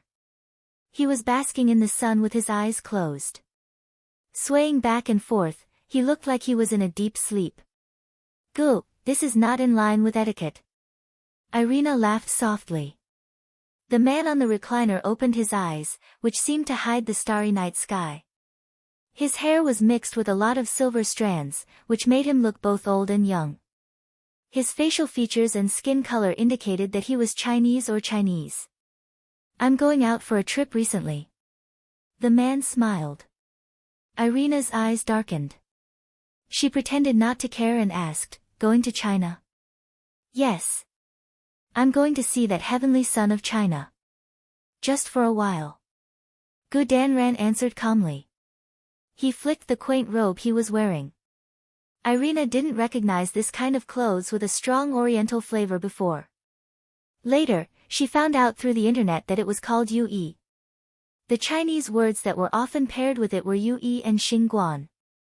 P.S. Third update for you. Yesterday's update has been made up. Looking for recommendation tickets on Monday. Chapter 555. After sharing the fish noodle soup and congee with pork and century egg, Lu Cheng and Yenjika sat on the sofa in satisfaction. They leaned against each other and chatted casually, as if anything was fun. The TV in front of them was flashing and changing images, but no one was paying attention to what was on. I always feel like I'm forgetting something. Yenjika frowned and thought hard as she chatted. Lu Cheng tried to recall, but suddenly he was stunned and blurted out, "Your suitcase." My suitcase. At the same time, Yenjika also realized what she had forgotten. I was too focused on carrying you. Lu Cheng explained in a low voice, his mouth twitching. Ku's suitcase was still in the car. Romantic feelings were stirred at that time, but then the elevator broke down and he completely forgot about it. Forgot, hurry up and get it. Yenjika said with a complicated expression. Okay. Lu Cheng immediately got up and walked out of the door. Watching him leave, Yenjika lay down, hugged a pillow, and buried her face in it. She scolded with a smile, 2 idiots. My wit and intelligence are often not seen when I'm with Cheng. No, It must be because of the severe loss of blood and lack of blood supply to the brain, causing my memory to blur. That must be it. When Lu Qing came back with their luggage, they washed up, changed into their pajamas, and lied on the bed. They laughed about it for a long time, making perfect self-deprecations. The bed was big, and they were close. Yenjika put her cold hands and feet on Lu Cheng's body and said hurriedly, "Ever since I started practicing the swordsman formula, I realized that the duration of my period is getting shorter and shorter. After mastering the wholeness formula, I feel better and better. I don't feel tired even if I stay up all night to rush reports or wake up the next morning for morning exercises." That's right. This is their greatest contribution. Lu Qing praised the 9 words formula delightedly. Yenjika looked up and said thoughtfully, "Cheng, do you think that the 9 words formula will have some hidden effect when they're all combined? Usually, when put together, there will be additional variations. Furthermore, for similar mystic arts, the first word or the last word is usually the most unique. For example, the 6 syllables of Sanskrit mantra starts with the word Wang. It contains the will of Buddha and opens up the following 5 notes. It is said that it has the ability to seal and suppress. The attainment formula doesn't seem to be strange at the moment, but could the confrontation formula be more special? If there is a hidden effect, I hope that it's the kind that can make up for the loss." Lu Qing thought. "From the 6 words I have mastered, the confrontation formula, and the military said. There." Yenjika was a little sleepy, so she covered her mouth and yawned cutely. But this was the first time they met after a month, so she couldn't bear to sleep. So she found a few topics to chat with Lu Qing. It was quiet outside, but the sound in the room was soft. It was peaceful and warm. "Hey, isn't that Princess Irina sexy?" Lu Qing had shared with his little fairy about how Irina had said, "Smells good," out of nowhere. Of course, he didn't mention Jia Lu's classic translation. He only brought it up as a topic full of doubts. Yenjika didn't feel that Irina was openly flirting with her husband. After all, Jia Lu was beside them. As a member of the royal family, no matter how open she was, she had to consider her reputation. She couldn't be so direct. Using a sparring match as an excuse was more suitable. As for why she was acting strangely, she couldn't find a reasonable answer even after thinking for a long time. Lu Qing was relieved to hear Yenjika's question. Otherwise, he would be breaking out in cold sweat. He pondered for a few seconds before answering firmly, "I don't think so." "Which part of her is sexy?" "Your answer is so fake and exaggerated." Yenjika glanced at Lu Qing and snorted. Many people on Weibo are saying that Princess Irina is sexy. Below those news articles. Lu Qing said casually, "Everyone has their own opinions. Anyway, I don't think so.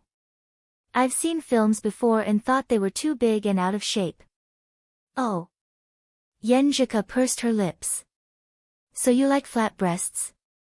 "I like the right size. For example." Lu Qing chuckled. Before he could finish, he was punched hard by his little fairy and couldn't continue. Yenjika's eyes narrowed. She propped herself up on her elbows and moved closer to Lu Cheng's head. Her nose twitched, and she sniffed from top to bottom. "Which part of your smell is good?" "Why can't I feel it?" The sweet fragrance assailed his nostrils. Her breath tickled his heart. Her delicate body pressed against him and rubbed against him. Lu Cheng's heart rippled. Desire rose rapidly and he couldn't control himself anymore. You pervert." The girl felt a familiar resistance. She was stunned at first. Then she rolled her eyes and scolded him with blushing cheeks. "So it's my fault." Lu Qing smiled embarrassedly. "It's all because my little fairy is too charming." He condensed water into ice and turned the lake into a mirror. Looking down from above, he restrained his desire and controlled the subtle flow of his qi and blood. The tent collapsed instantly. Yenjika was stunned for a moment. She sighed blankly. How magical, Ever since he entered the realm of all-seeing God, Cheng had developed a lot of strange abilities. After such an interruption, she forgot about the smell. After chatting for a while, they kissed deeply and said goodnight to each other. The night passed peacefully until dawn. The next morning, after the couple finished their training, they drove to Longhu Club. Why don't I go? The closer they got, the more shy Yan Zhika felt. They were all strangers. She felt embarrassed. What are you afraid of? We are legally married. Haven't you always wanted to eat breakfast at our restaurant and visit the club's exhibition room? Lu Qing smiled and said enchantingly. Yan Zhika bit her lower lip lightly. She decided to hide her face in her pocket. Well, actually I want to go to the places you've been to and experience the life you've lived. When they arrived at the club and parked the car, Lu Qing saw Alman and Huang Bin approaching before they could enter. I mentioned her yesterday. She's my wife. Lu Qing introduced Yan Zhika frankly. He had called the assistant team and told them that he would be bringing his family to visit the club today. He also asked the kitchen to prepare more dishes.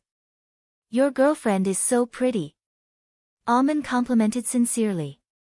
Wife, it's my wife. Lu Qing emphasized in his heart. While casually exchanging pleasantries, he pulled Yan Zhika, who had suddenly become gentle and graceful, into the club and into the restaurant under the escort of Alman and Huang Bin. As the two of them were whispering sweet nothings, they left home late. There was no one in the restaurant for breakfast, giving them a quiet date.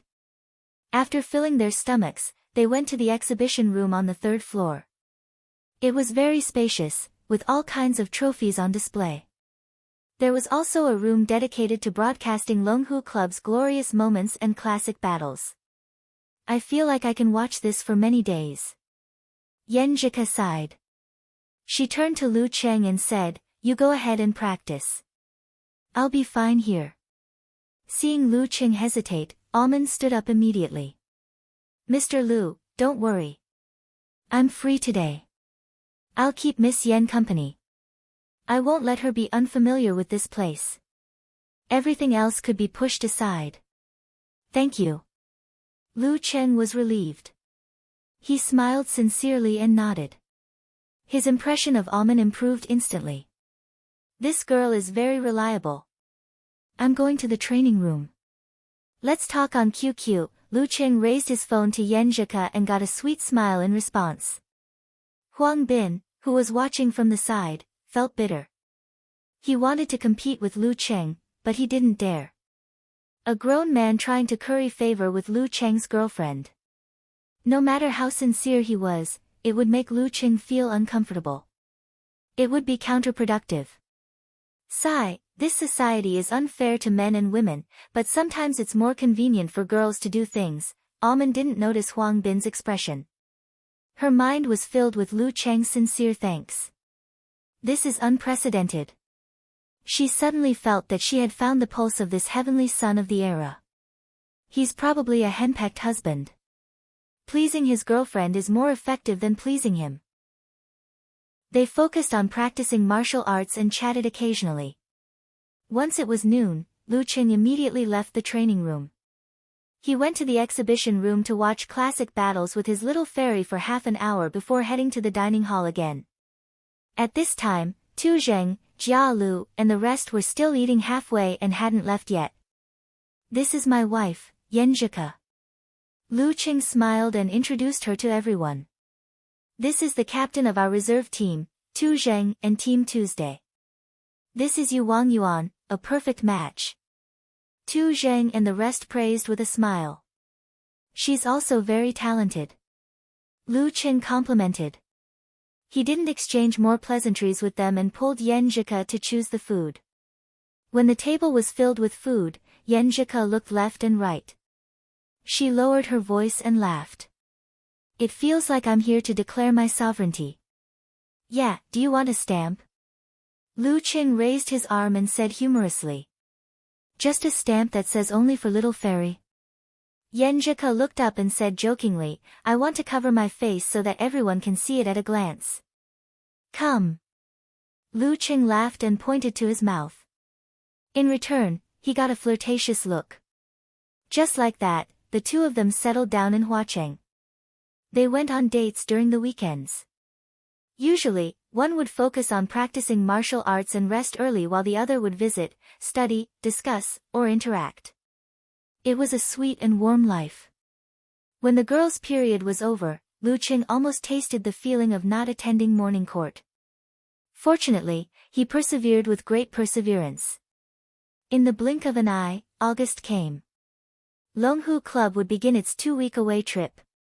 Yan Zhike would have to return to Shushan in the middle of the month to spend some time with Father Yan and Empress Dowager. She would come back for another 2 or 3 days before flying to Connecticut. She would depart from Huacheng. August 5th. The night was dark and the sea was dark. A ship sailed over the international waters and stopped at the border. "All right, you can go back now," a man wearing a simple feathered coat said to the ship owner. His black hair was mixed with silver strands, but he looked very young. "Ah." The ship owner looked left and right but didn't see anyone coming to help. At this moment, his heart skipped a beat.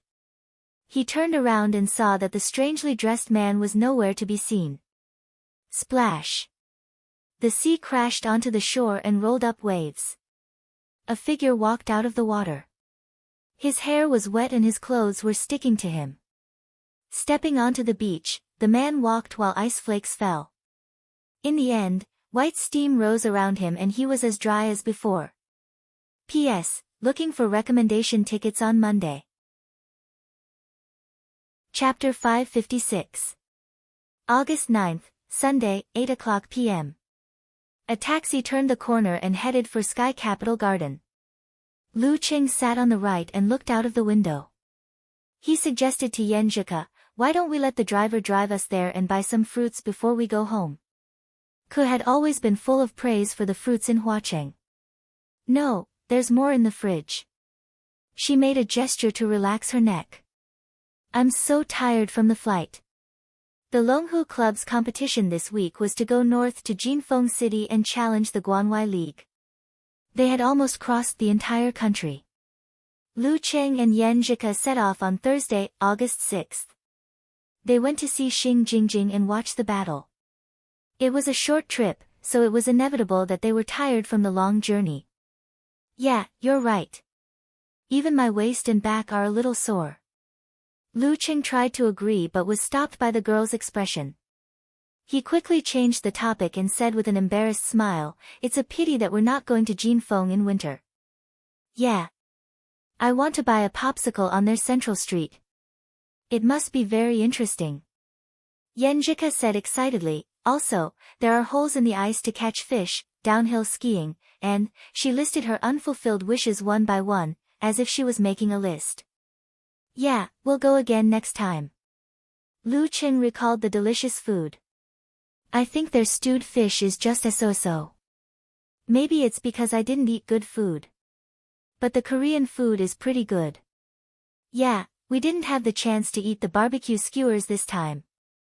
I wonder what's the difference between the barbecue skewers in Shushan, Songcheng, and Huadu." Yan Zhike rolled her eyes and suddenly felt a little hungry. At this time, the taxi stopped at the main entrance of Sky Capital Garden. Lu Qing paid with his mobile phone and got off first. He took his backpack and his wife's luggage so that they wouldn't forget. Hand in hand, they walked slowly. After a few steps, they suddenly saw a shadow coming out from the side of the road and going to the opposite side of the road. Lu Qing looked and found a man in a short-sleeved polo shirt. He looked very young, but his black hair was mixed with a lot of silver, so it was hard to tell his age. The man looked straight ahead, as if he was waiting for something, but it didn't happen, so he planned to leave. When they brushed past each other, Lu Qing felt a slight change in the jindan in his lower abdomen. However, when he formed the ice mirror and examined it carefully, he didn't discover anything. It seemed to be just an illusion. "What's wrong?" Yan Zhike sensed something and turned her head in confusion. "Nothing." Lu Qing shook his head and answered.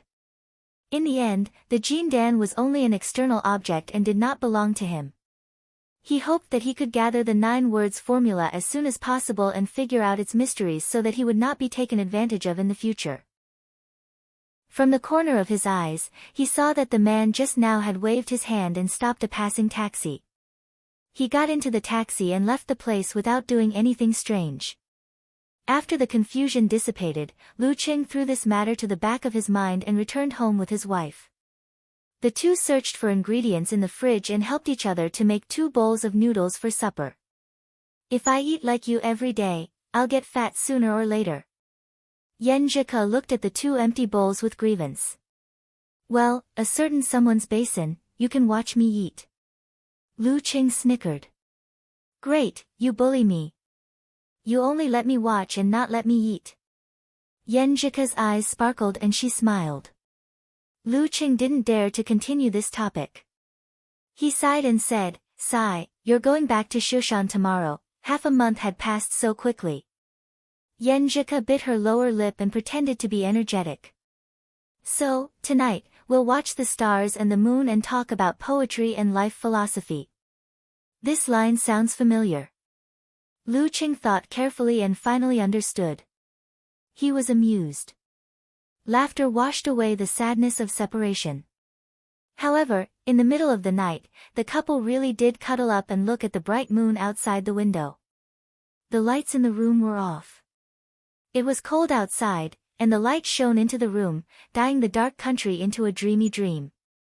Yan Zhike curled up in Lu Cheng's arms and pressed her skin against his, refusing to sleep. After I graduate, I want to do something big. I want to expand my mom's company to Huadu. As she spoke, she laughed to herself.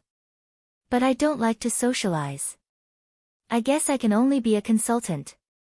I can't let my brother Qing eat alone all the time. Or I can apply for a job at a university in Huadu and take the path of a scholar to study economic issues. Seeing Yan Zhike talking about the future, Lu Qing said with a look of longing, I've pretty much mastered the dance stage chapter of the fire sect. I'm good at some, but I'm only at the beginner level. After the training in the Battle of the Kings preliminaries, I should be a genuine senior 4th pin expert. Next February, before my birthday, I'll strive to reach the level close to physical invulnerability.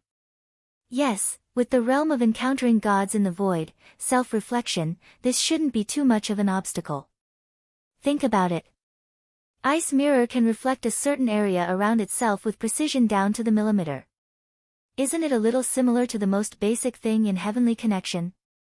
When the time comes, I'll give myself 3 years to break through to physical invulnerability. I can't stay too long, or I'll lose my drive and drive. I can't stay too short either. Once I get impatient and anxious, things will get troublesome. I feel like the gap between us is getting bigger. Yan Zhike didn't hide her sigh and worry, seeking her husband's comfort. How can that be? You'll always be the head of the family. Lu Qing answered without hesitation. Wait until I find a way to help you make up for your congenital deficiency. You'll definitely have no problem reaching the Dan stage. It's hard to say if you're not human, but you'll definitely awaken supernatural abilities. Then you won't have to worry about it. You promise? Yan Zhike was just worried for a moment, but she quickly adjusted. She had always been a girl with super confidence. Then let's pinky swear. You're so childish. Come on, don't be angry. I like you like this the most. Her words echoed. It was a peaceful night. The same night, the same moon. In a rented house in the middle of Huadu City. A man with black hair mixed with silver strands sat in front of the window. His expression was still a little excited. Although it wasn't the same kind as he had expected, he had discovered something that even he couldn't believe. This trip wasn't in vain. No, it wasn't just in vain. Whether he was a dragon or a snake in the future would depend on this encounter.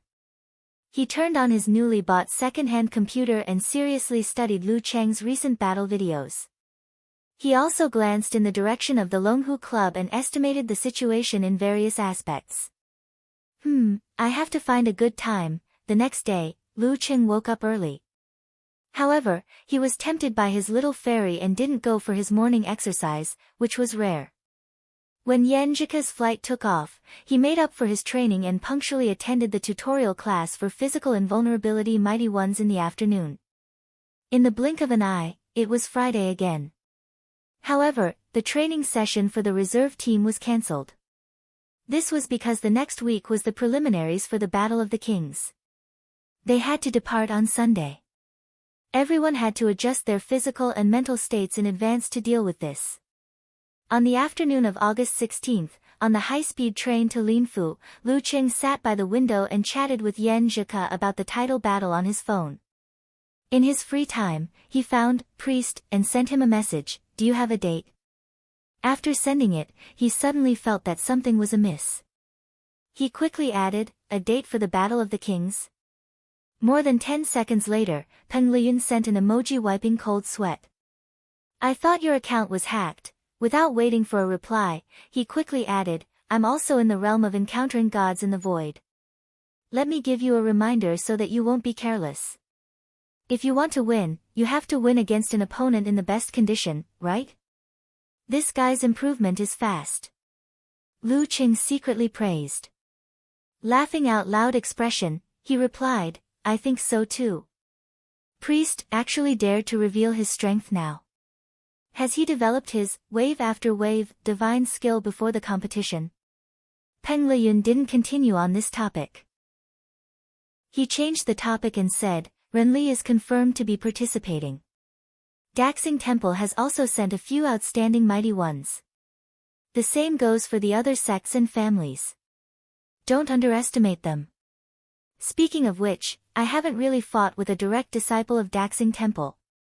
This is a good opportunity to experience it." Hands on hips expression, Lu Qing said excitedly. "I say, Lu Qing, can you not send me childish emojis when you're talking to me online? Every time I see you send such emojis, I'm thinking how sad it is to be defeated by such an opponent." Peng Liyun sent an emoji covering his face and sighing.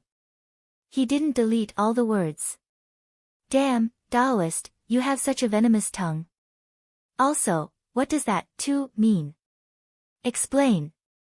Before Lu Qing could type, a message from Renli suddenly came in. "Lu Qing, I think we've only fought once. And it's a draw. Let's determine the winner this time." "Sure." Lu Qing agreed without hesitation. At this moment, he thought of An Chaoyang and wondered if he should ask Hipster if he would be participating in the preliminaries of Battle of the Kings. This guy had said a while ago that he was about to break through. Did he? Before Lu Qing could ask An Chaoyang, Hipster had already sent him a message. "I'm in Linfu. Want to meet for dinner tonight?" "Sure." Lu Qing sent an emoji of, "There's only one truth." "You've broken through." "Yeah, I've finally reached the inhuman stage. I've also stabilized my foundation." And Chaoyang replied, half happy and half sad. "Congrats, congrats." Lu Qing glanced at Tu Zheng and the rest at the side and lowered his head again. He found a name but didn't dare to ask. This name was brother-in-law. Ku said that he hadn't broken through in June. If he were to ask if he would be participating in the Battle of the Kings, it would definitely be a blow to him. Forget it, there's still a chance in the future. Lu Qing was in a slightly complicated mood when the high-speed train stopped at Linfu Station. This was a city famous for the Battle of the Kings. Chapter 557. The sea breeze passed through the crowded city, leaving no unique smell behind. The tourists coming and going spoke Mandarin with various accents, and most of them looked excited. To them, it was not only to watch the competition, but also to take the opportunity to have a vacation. It had to be said that the timing of the Battle of the Kings preliminaries was quite good. During the summer holidays, the students were free, and their parents would take time to accompany them. It complemented well with the Battle of the Warrior Sage preliminaries before the end of the year. When the Longhu Club arrived at the Wanhua Hotel where they were staying, the lobby was already filled with welcoming crowds. Some were youthful, some were full of youthful energy, some were full of vigor, some were over the age of 30, some were mature with joy, and some were just reporters. Lu Qing, what is your goal for this Battle of the Kings? Do you have the confidence to get a spot in the main competition? Who are you looking forward to the most? Peng Liyun, Ren Li, or the warrior monk from Daxing Temple? Hello, Tu Zheng. I heard you won against Lu Qing in the sparring session. Will you make use of this Battle of the Kings to make a breakthrough? Meng Liang from Shizhou Island, who defeated you last time, has also registered. Do you have anything to say? The most popular and newsworthy ones were undoubtedly Lu Qing, the heavenly son of China, and Tu Zheng, who was expected to reach physical invulnerability within 2 years. This made Yu Wang Yuan, Lu Xiaofei, and the others, who only had a few reporters following them, feel disappointed. What made them sigh even more was that the few reporters only interviewed them because they couldn't squeeze in beside Lu Qing and Tu Zheng. With comparison, there was motivation. They secretly clenched their fists, their eyes burning with passion. All right, everyone, please make way.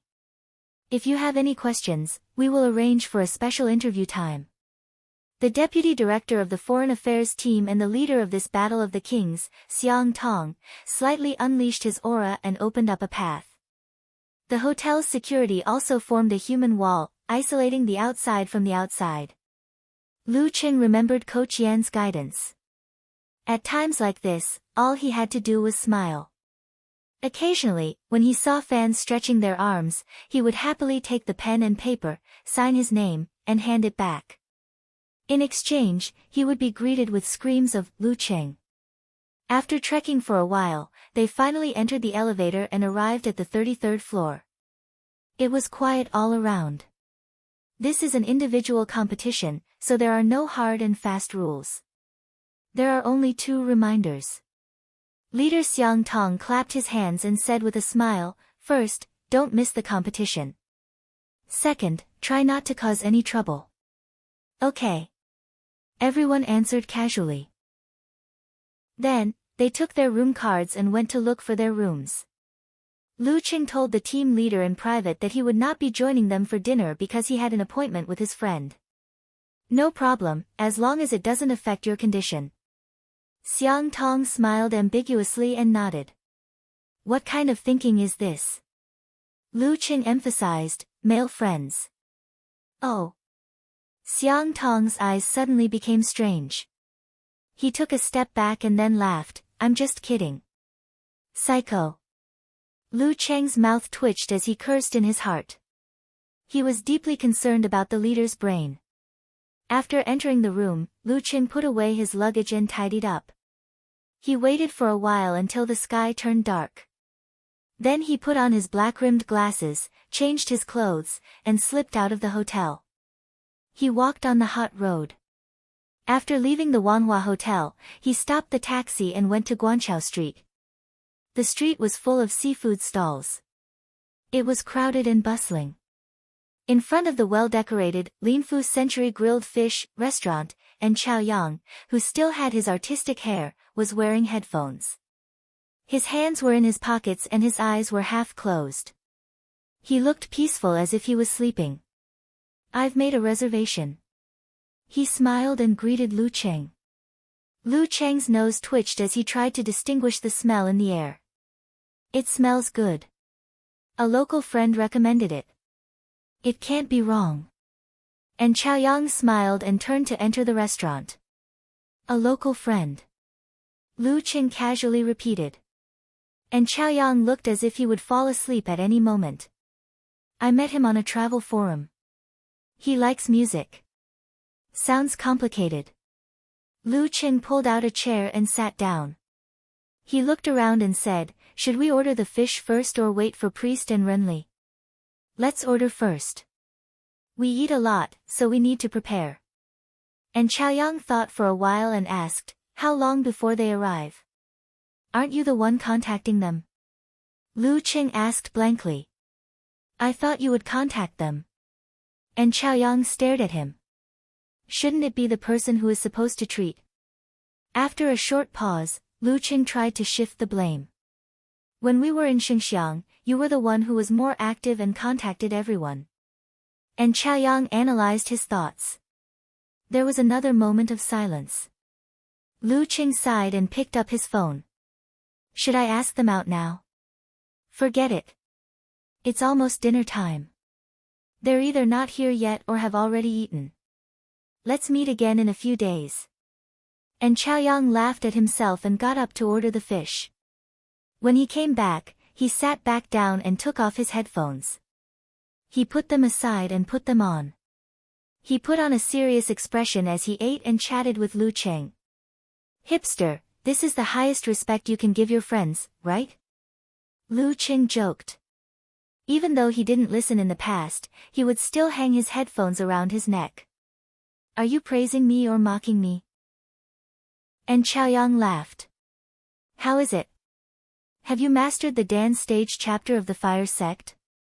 I've already mastered what I need to, Lu Cheng answered concisely. He then asked, what are your plans this time? Are you going to amaze the world with a single brilliant feat? Don't make fun of me. And Chaoyang laughed and shook his head. I just broke through not long ago and have just stabilized. I'm just here to see the world and train myself. I don't have any extravagant hopes. You, on the other hand, haven't you thought about getting a spot in the main competition? I'd be lying if I said I didn't, Lu Cheng answered honestly.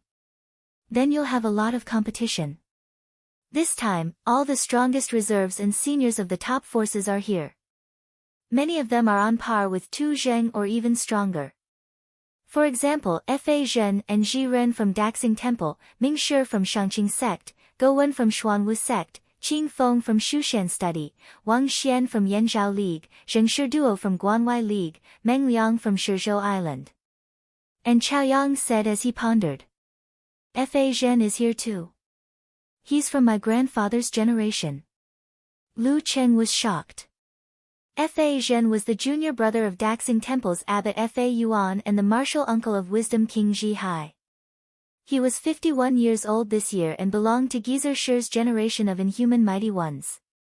He had been a reserve physical invulnerability expert for more than 20 years. Unfortunately, he hadn't been able to break through.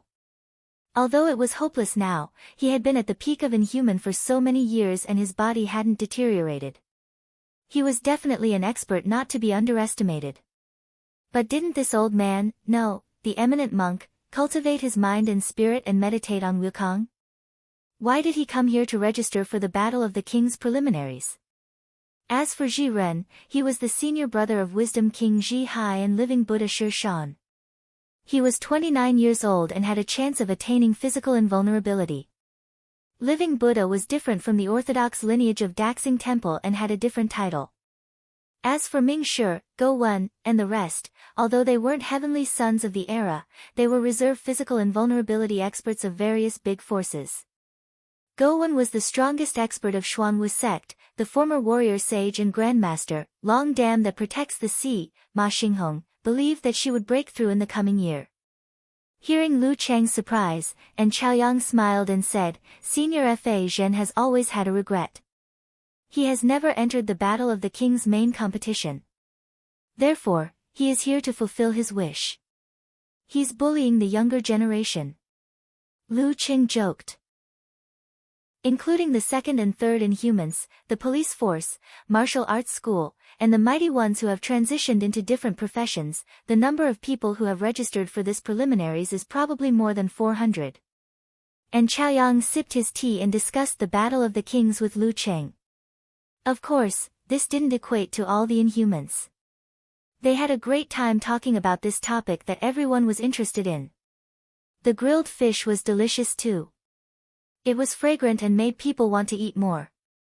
After the fun, Lu Cheng returned to the hotel and video-called Yan Zhika to talk about the mighty ones he had just mentioned. The next evening, the registration closed. 2 hours later, the organizer announced the matchups for the first round. The competition this time would be held in 4 venues at the same time. There would be battles in the morning, afternoon, and night. The first round would last for 2 days. It would be a single elimination round. After that, it would be the same. When there were 64 people left, the double elimination round would begin. The remaining 16 people would enter the main competition. Lu Cheng browsed the web, looking for his name. He saw Peng Liyun, Ren Li, Go Wen, Fa Zhen, and the others. He realized that their opponents weren't popular. Finally, he saw himself. Morning of the 19th, Guanhai Martial Arts Stadium, 6th round, Longhu Club, Lu Cheng. On the other side of the dash was, Shizhou Island, Lin Yu. Cheng, this is a famous senior. Beep. Yan Zhika sent a message. Lu Cheng copied the name and typed it into the search box. Soon, he got the information of his opponent. Lin Yu, 42 years old. He had been at the inhuman stage for 16 years. His immortal flesh was terrifyingly strong. He had been at the high pin level for a total of 16 years. I just want to enter the second round uneventfully. Lu Cheng replied to Ku with an emoji of covering its face and sighing. In a small hotel in Linfu, a man with black hair mixed with silver strands looked at the computer screen and shook his head slightly. On the morning of the 19th, a reporter stopped Lin Yu outside the Guanhai Martial Arts Stadium. He asked the successful Mighty One, "What are your thoughts on picking Lu Cheng?" Lin Yu smiled and said, "Beat him while I still have the chance." Chapter 558. After answering, Lin Yu didn't stay any longer. He took large strides and entered the Guanhai Martial Arts Stadium. The reporter didn't dare to pester him as he was afraid that he would be accused of harassing a martial artist before the match and affect his condition. Just as he was about to take a short break and drink some water, he suddenly saw a car stop at the side door. Tu Zheng, Lu Xiaofei, and Lu Cheng alighted. The 10 inhuman mighty ones from the Longhu Club were arranged at 3 different venues. Joy and excitement surged in his heart. He hurried over and blocked Lu Cheng's way before he could enter the room. Huff, huff, I only have 2 questions, he panted half realistically and half pretentiously to show that his job wasn't easy. The few security guards at the side looked at Lu Cheng and waited for his reply. If he wasn't willing, they would immediately take action and separate the reporter. Lu Cheng was relatively calm. Seeing that there was no one around and that he wouldn't be surrounded, he nodded gently and said, "All right." The reporter immediately blurted out, "Do you have the confidence to stand out among the mighty ones like Go Wen, Fa Zhen, Ji Ren, Meng Liang, and Tu Zheng? What are your chances of defeating them?" "That's 2 questions, reminded Lu Cheng with a smile. He then shook his head and said, "But I don't want to answer." "Ah." The reporter was stunned for a moment. "Not asking me about the upcoming match and instead mentioning other martial artists, this is disrespectful to Senior Lin Yu," said Lu Cheng seriously. The reporter nodded thoughtfully, "Then what are your thoughts on the upcoming battle?" "I'll work hard to win," answered Lu Cheng firmly. Seeing that Tu Zheng and Lu Xiaofei had already entered the side door and were waiting for him in front, he waved his hand. Without waiting for the reporter to speak, he followed them in a flash. "There's still one more question," shouted the reporter, his voice trailing off. Should I use the headline, "Lu Cheng goes back on his words," or "A heavenly son of the era doesn't know how to count," to attract more attention? He mischievously thought about how funny it would be. Back to the topic. With the interview just now, I can already create a headline news. Every inhuman was an expert with status and position. Linfu, which was famous for hosting the Battle of the Kings, naturally had a special design for the martial arts stadium. A few of the changing rooms were no longer so spacious that they could accommodate 10 to 20 people at the same time. Instead, they were partitioned into small resting rooms. There were individual bathrooms, couches for temporary sleeping, cabinets, Wi-Fi, and LCD TVs hanging on the wall. They had to ensure that there were enough of them to satisfy the needs of the experts. Lu Cheng's, Tu Zheng's, and Lu Xiaofei's rooms were next to each other. After exchanging a few pleasantries, the 3 of them went back to their own homes to make preparations and adjustments before the match. Not long after, the first match of the Guanhai Martial Arts Gym began to play on the TV screen. This year's Battle of the Kings had officially begun. It was different from the individual competitions of lower ranks. Due to the fact that high-ranked fights would affect the surrounding areas, one arena could not be divided into 5 or even 10 arenas to prevent them from getting too close to each other and affecting each other. That was why only the central arena had fights. The surrounding arenas were empty, acting as isolation zones. In this way, in addition to the seats closest to the arena being empty, the safety of the audience and the need to watch the matches in clear view were met. Lu Qing turned the channel leisurely. Sometimes he would watch the local matches, and sometimes he would pay attention to the fights in other arenas.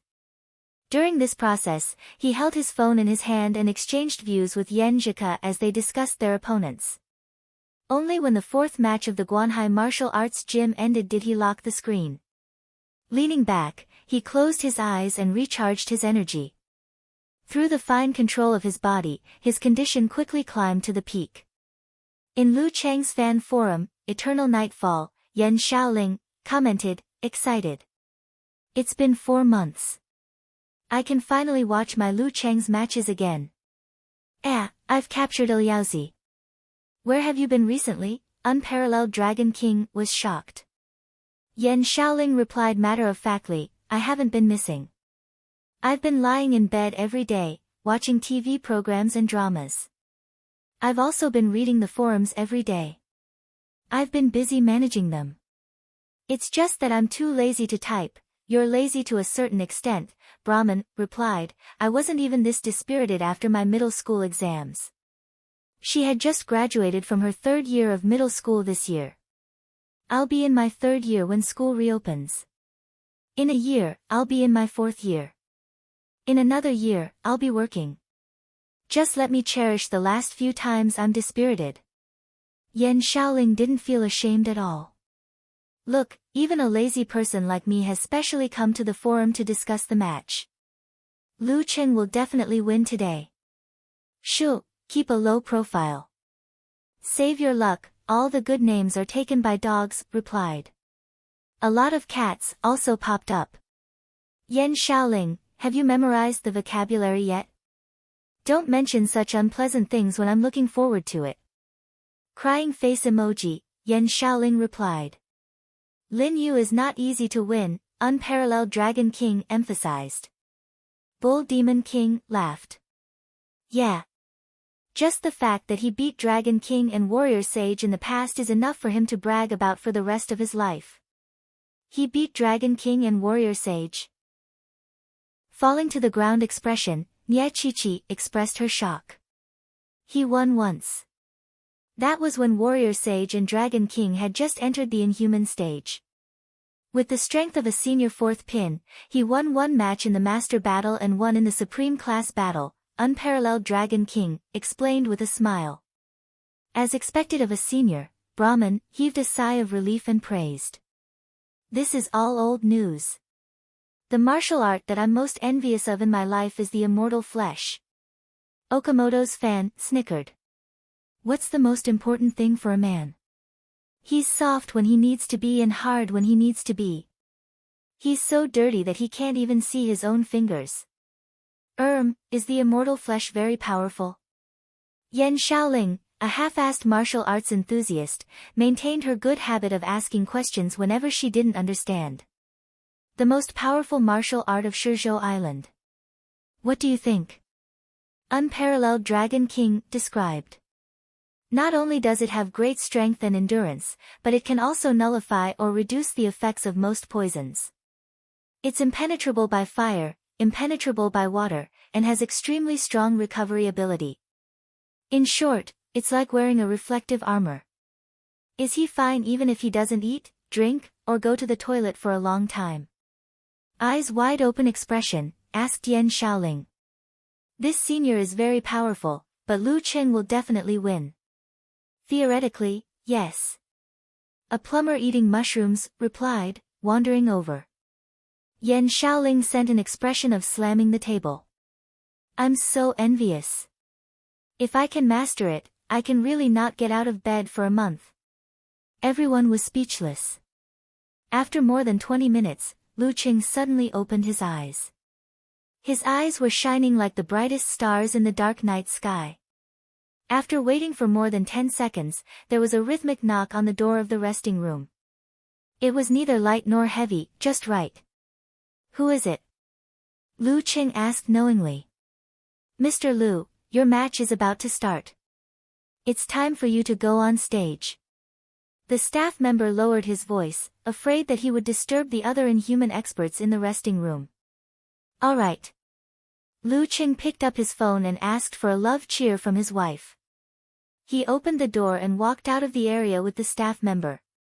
He walked into the competition venue. "Lu Cheng! Lu Cheng!" Shouts rang out suddenly, gathering and soaring to the sky. It was as if they could flip the roof of the stadium. This familiar feeling made Lu Cheng's body tremble slightly. It was as if he had returned to the national competition. How nostalgic! How I like it! He waved to the surroundings and walked to the side of the arena amidst even more enthusiastic cheers. He walked up the stone steps without showing off his aura. It was like the calm before a snowstorm. Lin Yu was already waiting on the opposite side. He was about 1.8 m tall and his golden martial arts suit swelled slightly with the rhythm of his breathing. It was as if he had a unique vitality. He had a thin buzz cut, thick eyebrows, and deep eyes. He had a calm temperament and sharp edges. There was nothing special about his facial features. He looked more like a successful person from a debt collection company than a martial artist. Seeing Lu Qing enter the arena, he smiled and nodded with a relaxed expression. Lu Qing, who had handed his belongings to the competition supervisor, returned the greeting calmly. The referee checked the clock and raised his right hand. "Conversation time starts now." Lin Yu cleared his throat and smiled. "In this place, I have met the Dragon King, the Martial Sage, the Wisdom King, the Living Buddha, and many talented young people." Lu Qing didn't interrupt him and patiently waited for him to finish. "I won very few of these matches and lost many of them. But now that I think about it, every match is as fresh as if it had just happened. When I first had no chance to reach the physical invulnerability stage, I was very depressed and didn't participate in title matches for a few years. When I finally calmed down, I realized how much I missed this place. I missed those unique opponents. The Dragon King's aggressive nature and the Warrior Sage's oppressive aura. So I came back and witnessed the young people either soaring to the clouds or leaving dejectedly. I saw the Living Buddha who seemed to be able to see through everything and the Wisdom King who didn't bother with work and kept the complexity simple." As he talked about this topic, the lines on his face seemed to soften. "I'm not saying this to provoke you or anything else. I'm telling you that I'll enjoy fighting another heavenly son of the era." Lin Yu's eyes lit up as if they were filled with an indescribable vitality. "Then please enlighten me, Senior." Lu Cheng was moved and sincerely admired him. "This is a pure martial artist. Senior. If your master hears this, he'll give you a tight slap." Lin Yu laughed. "We have to talk as equals. I keep forgetting the fact that my master is very senior." Lu Qing couldn't help but laugh. For the rest of the time, both of them didn't speak and kept themselves in peak condition. The referee glanced at the electronic clock and swung his arm down. His voice shook the surroundings. "Begin." Lu Cheng's first title match had officially begun. Bam! He twisted his waist and broke through the air barrier. Stirring up a strong wind, he flashed to Lin Yu's left side at high speed. He didn't want to fight head-on with his opponent. Lin Yu stood there without any reaction, like an immovable mountain. Bam! Lu Qing gathered his breathing and blood, shook his shoulders, and punched with his right fist towards his opponent's temple. Lin Yu raised his arm to block, his muscles bulging naturally as he blocked. At this moment, the Emperor Yen force in Lu Cheng's fist exploded, creating a downward force. Bam! He swung his arm and his fist changed direction strangely, smashing down on Lin Yu's neck. The 15th style of the fire sect, Jet Spray. At this critical moment, Lin Yu suddenly took a deep breath. His neck swelled like a python that had swallowed an elephant. His skin was stretched to its limits, glistening with a mixture of green and red. Poof! Lu Cheng's punch landed, creating ripples as if he had hit something made of thousands of pieces of cowhide. Lin Yu had actually blocked his attack with his fragile neck. Indestructible flesh, elephant swallowing. Lu Cheng was prepared. He flicked his joints, spread his fingers, and shot out a few aurora for a second attack. However, Lin Yu only tilted his head to avoid hitting his arteries, allowing the crystal cold light to pierce through his tough skin and into his neck. Bam! At the same time, he threw out a punch, forcing Lu Cheng to retreat, unwilling to fight him in close combat. Whoosh! Whoosh! Whoosh! The ice spikes on his neck popped out. No blood flowed, and the wound wriggled, quickly healing. Heroes indeed come from the young. He moved his neck and chuckled. Chapter 559. Heroes indeed come from the young. As soon as he finished speaking, Lin Yu's bones cracked and his muscles tightened and loosened. It was as if there were thousands of lungs in his body that were pulling bellows, creating a roar that reverberated in the stadium, forcibly suppressing the waves of cheers. It was as if an army of fierce tigers was roaring in the forest. Bam! Lin Yu took a big stride forward, using distance reduction and exploding the air barrier, causing the strong wind to hit Lu Cheng's face. He raised his right arm, seemingly clenching his fist like a tiger's claw. He swung it down fiercely, creating another tiger's roar and leaving a trail of white air behind him. The tiger has become a demon. Praised unparalleled Dragon King in Lu Cheng's fan forum. To be able to practice the most common and common tiger form to such an extent and display such a level, it was truly not easy. Lu Cheng didn't dodge. Instead, he quickly visualized as Lin Yu closed in. First, it was the deep and cold universe, followed by the appearance of thunderclouds that broke the silence. Using the realm of encountering gods in the void, he reduced the preparation of his muscles, fascias, organs, and chi and blood. He shook his right shoulder and swung his arm upwards. His fist shot into the sky like a cannonball. Severe warning. In a battle of this level, Lin Yu's attacks weren't tight enough, nor were they roundabout. This gave him enough opportunities to use simplified physical invulnerability moves. He wanted to see if his opponent was equally outstanding in terms of mental strength apart from physical strength. Bam! Lu Cheng's skyrocket cannon hit his opponent's swinging fist. A cold light flashed and covered the entire area. The tiger claw that was about to pop out froze on the spot. Lin Yu's eyes were blank, as though frozen. Raising his shoulder and swinging his left arm, Lu Cheng spread his fingers. His fascias protruded as he dug at his opponent's eyes. Kill him while he's down. But at this moment, Lin Yu, whose eyes were blank, tilted his head and instinctively raised his other arm to block Lu Cheng's grab. He completed the block while his mind was frozen. Indestructible flesh, thoughtless and thoughtless. Pfft! Lu Cheng clasped her forearm with his 5 fingers. He felt that her arm was soft, tough, and strong. Her strength was enough to tear apart steel plates, but she only tore his sleeve. At the same time, Lin Yu regained consciousness due to his indestructible flesh body's high resistance to mental attacks. He tightened his thighs and whipped out his tiger tail. Like a steel whip made of alloy, he lashed out abruptly and viciously at Lu Cheng. Compared to the Golden Bell Shield, the indestructible flesh body and the body of the unmovable Wisdom King each had their own strengths. It was precisely because of this that Lin Yu dared to be so bold and unafraid of simplified physical invulnerability moves. Bang! Lu Cheng seemed to have anticipated this and let go of his grip in advance. With a burst of strength in his abdomen, he was propelled backwards. In an instant, he slid more than 10 meters away, leaving 2 crystal-like tracks on the ground. Crack! Lin Yu's kick missed, but he immediately tapped the ground and combined perfectly with the withdrawal and eruption of his chi and blood. He transformed into an eagle soaring in the sky and pounced on Lu Cheng. His shadow covered Lu Cheng's line of sight and figure.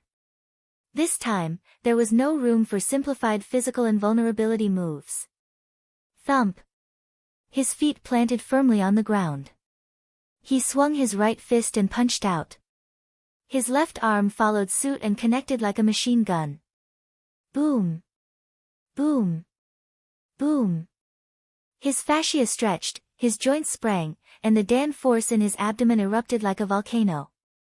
Lin Yu's machine punch felt like thousands of cannons were firing at the same time. It was fast, fierce, brilliant, and magnificent. In his eyes, Lu Cheng's pupils suddenly turned red and then purple. He pushed his palms out calmly and blocked the two cannonball-like fists. Phew! Lu Cheng opened his mouth and spat out a light purple flame. It merged with the flame stream in his palms and collapsed into a vortex, firmly blocking the enemy's attack. Simplified physical invulnerability move of the fire sect, Purple Sun. Boom! The whirlpool exploded, shooting out purple flames and hitting Lin Yu's body. However, Lin Yu only closed his eyes and took the hit with his body. Shallow burn marks were left all over his body, but they quickly fell off. He was as good as new, without any injuries. Lu Cheng used the rebound of the explosion to pull his waist and back. He leaped more than 10 meters away and out of the range of machine punch. Seeing Lin Yu pouncing on him again, he lowered his arms and shook his wrists, throwing out the white cold light and red flames that were moving close to the ground. At the same time, he swung his center of gravity and bulged his muscles. He forcibly turned around and changed his position with the help of the strong wind. Thump! Thump! It was as if there was a gigantic elephant running on the arena. Lin Yu broke through the cold light and scattered the flames. No matter if it was the cold or the burning heat, he was not affected at all. He was not slowed down at all. His muscles were bulging out of his golden martial arts suit. His muscles were clearly defined, and his body lines were firm. Such a scene and such a body made the blood of the audience boil. They couldn't wait to emulate him. This was the beauty of strength. This was the feeling of battle. Thump! Thump! Thump! Thump! Thump! Lu Cheng changed his direction continuously. It was as if the arena was shrouded in thunderclouds. Continuous explosions and strong winds blew. The aftermath even shook the big screen hanging in the air. Flying sand and rolling stones were not enough to describe this scene. This was the power of a demigod. In the next few minutes, Lu Cheng kept changing his tactics. He used Scorch, Burning God, Jet Spray, Snow Expanse, Cold Bite, and Aurora. Unfortunately, none of them caused any substantial damage to Lin Yu. It was like being bitten by a mosquito, completely harmless. However, Polar Ground, which affected the ground and restrained and interfered with the enemy's movements, had some effect, slowing down the enemy's attacks. This match is going to be interesting. In the Longhu Club forum, Outspoken commented. Yeah, the immortal flesh body is so freakish. It's like a copper pea that can't be steamed, cooked, beaten, or fried. Lu Cheng is going to have a lot to grind. Road to the Arena sighed and agreed. Invincible Punch laughed and said, Senior Lin is going to participate in extreme survival programs. It will definitely be interesting. In the midst of the battle, Lu Cheng suddenly took a deep breath and swung back a few meters. When Lin Yu pounced on him, he visualized and activated his qi and blood to stimulate the corresponding parts of his body. The blood demon force turned into an arrow and pierced into the head of the giant elephant. Simplified army formula. In that instant, Lin Yu was in a trance. His limbs and head seemed to be tied to different horses. They were running in all directions. He tried his best to resist and prevent himself from being dismembered.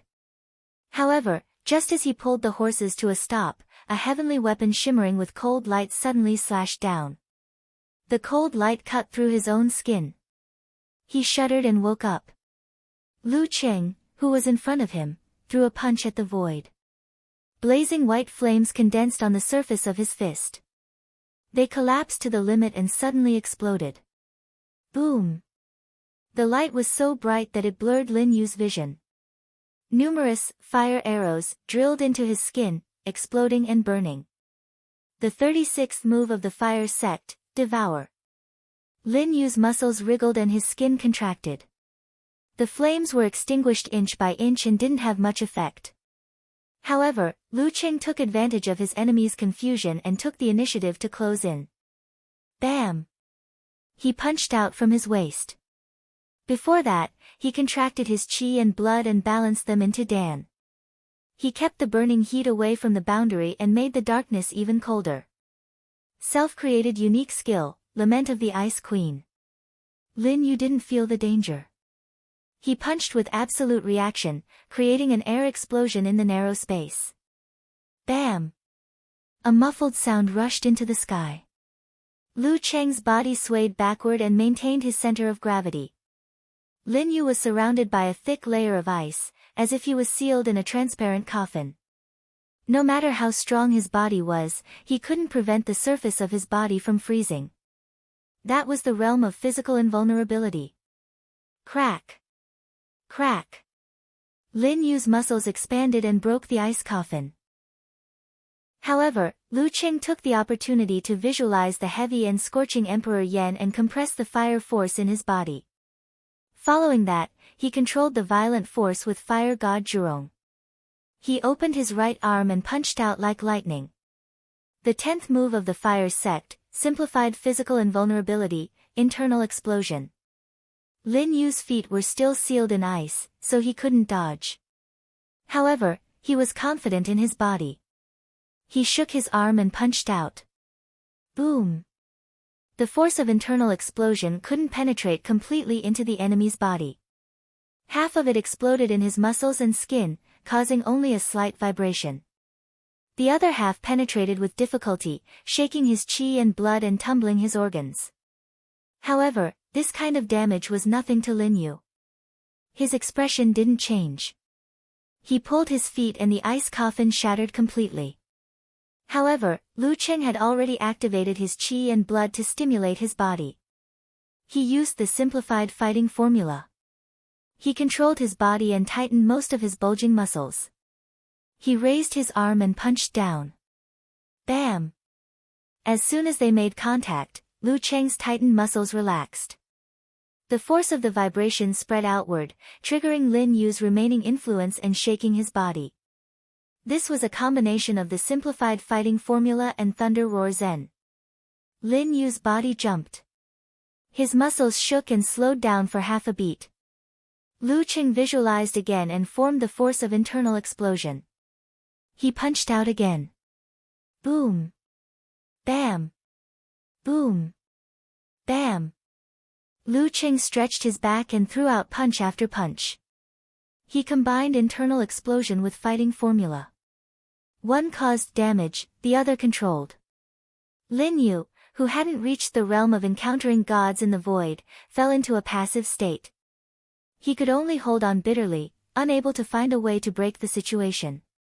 Once, twice, thrice, 4, 5. Lu Qing used the simplified fighting formula 5 times and landed 5 internal explosions on his opponent. If it were any other inhuman mighty one, they would be severely injured even if they didn't die. However, Lin Yu was only bleeding from the corner of his mouth. His condition was deteriorating and he wasn't at his limit yet.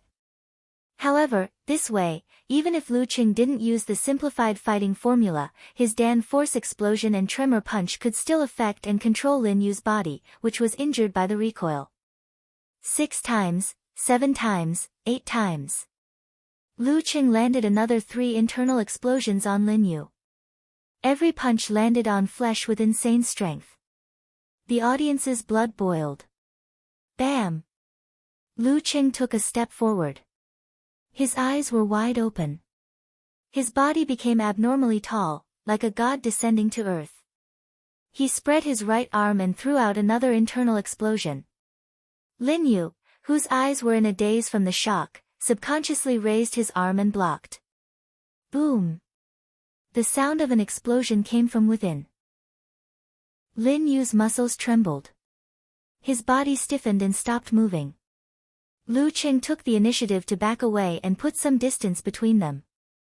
The referee raised his right hand and announced loudly, Lu Qing wins. Lin Yu's lips moved as if he wanted to say something. However, when he opened his mouth, blood spurted out. His entire body fell to the ground like a toppling mountain. Clang! The sound stunned many of the audience.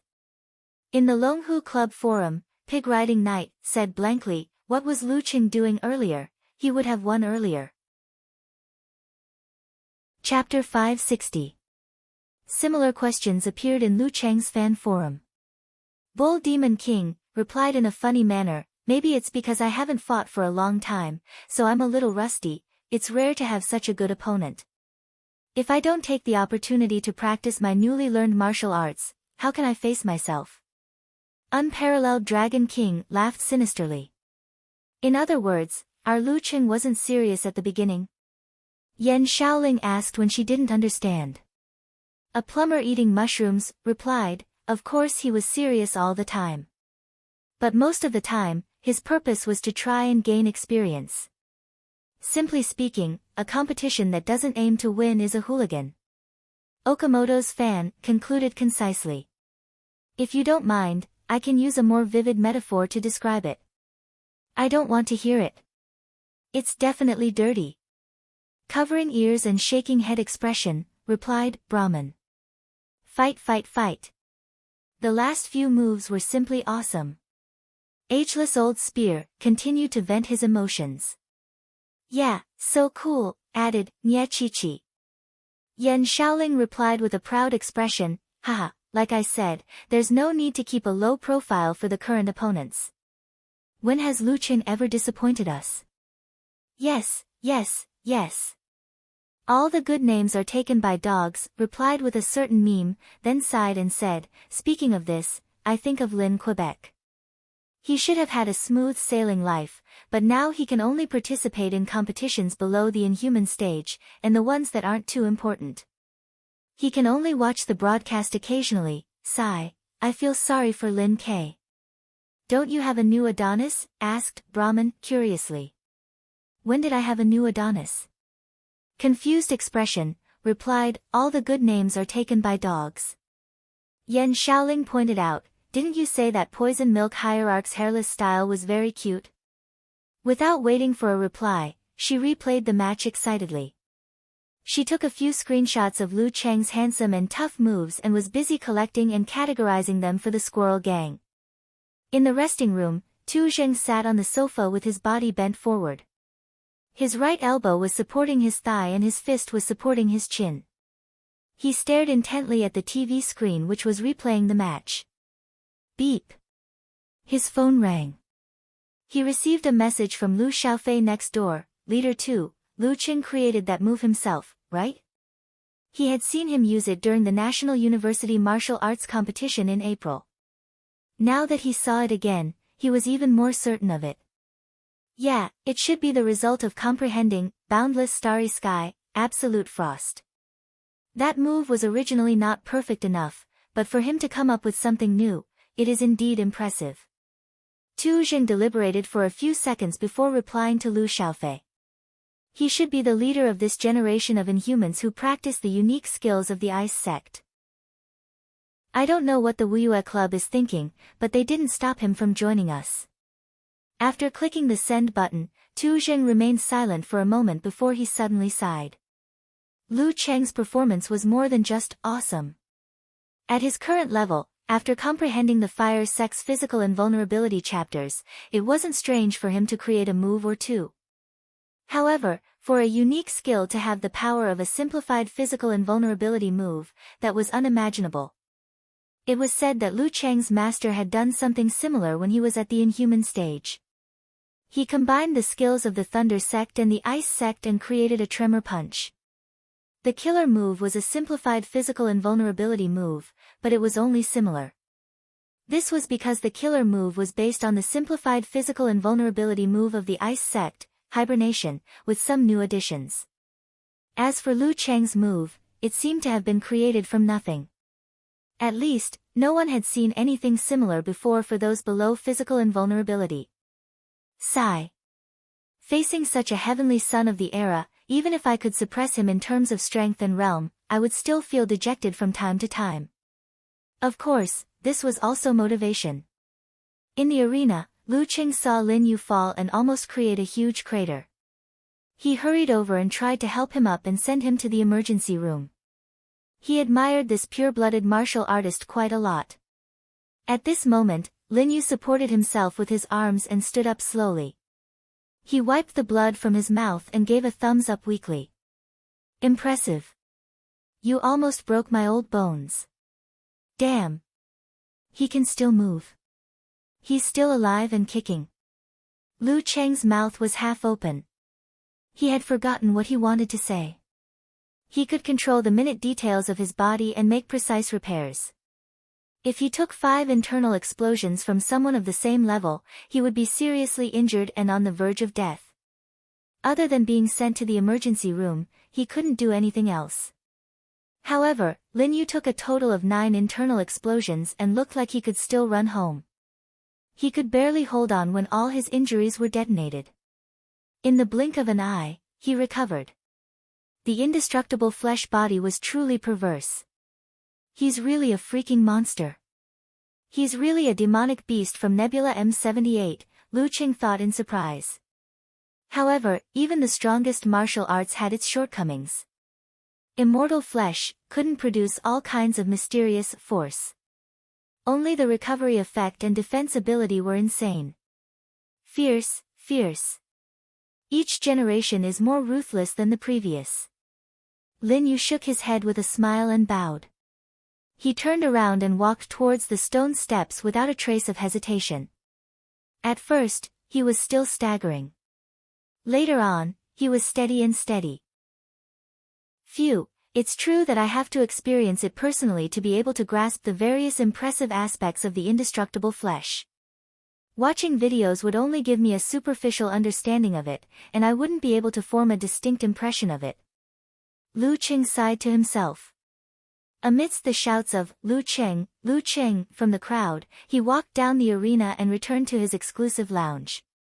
After sharing the details of the previous battle with Yan Zhika, Lu Qing collected himself and controlled his qi and blood. He repaired his body from the minute details and healed the injuries that had just appeared. Half an hour later, he was even able to divert his attention to watch the battles in other matches. In the afternoon, he filled his stomach with Tu Zheng and Lu Xiaofei at the restaurant attached to the Guanhai Martial Arts Stadium. After that, he slept for about 40 minutes. After that, his essence, qi, spirit, will, and body were back to their peak and ready for another battle. This was the benefit of combining the all-seeing God, realm and the wholeness formula. In the afternoon, he watched the battles of Tu Zheng, Lu Xiaofei, and the rest of his teammates in the resting room.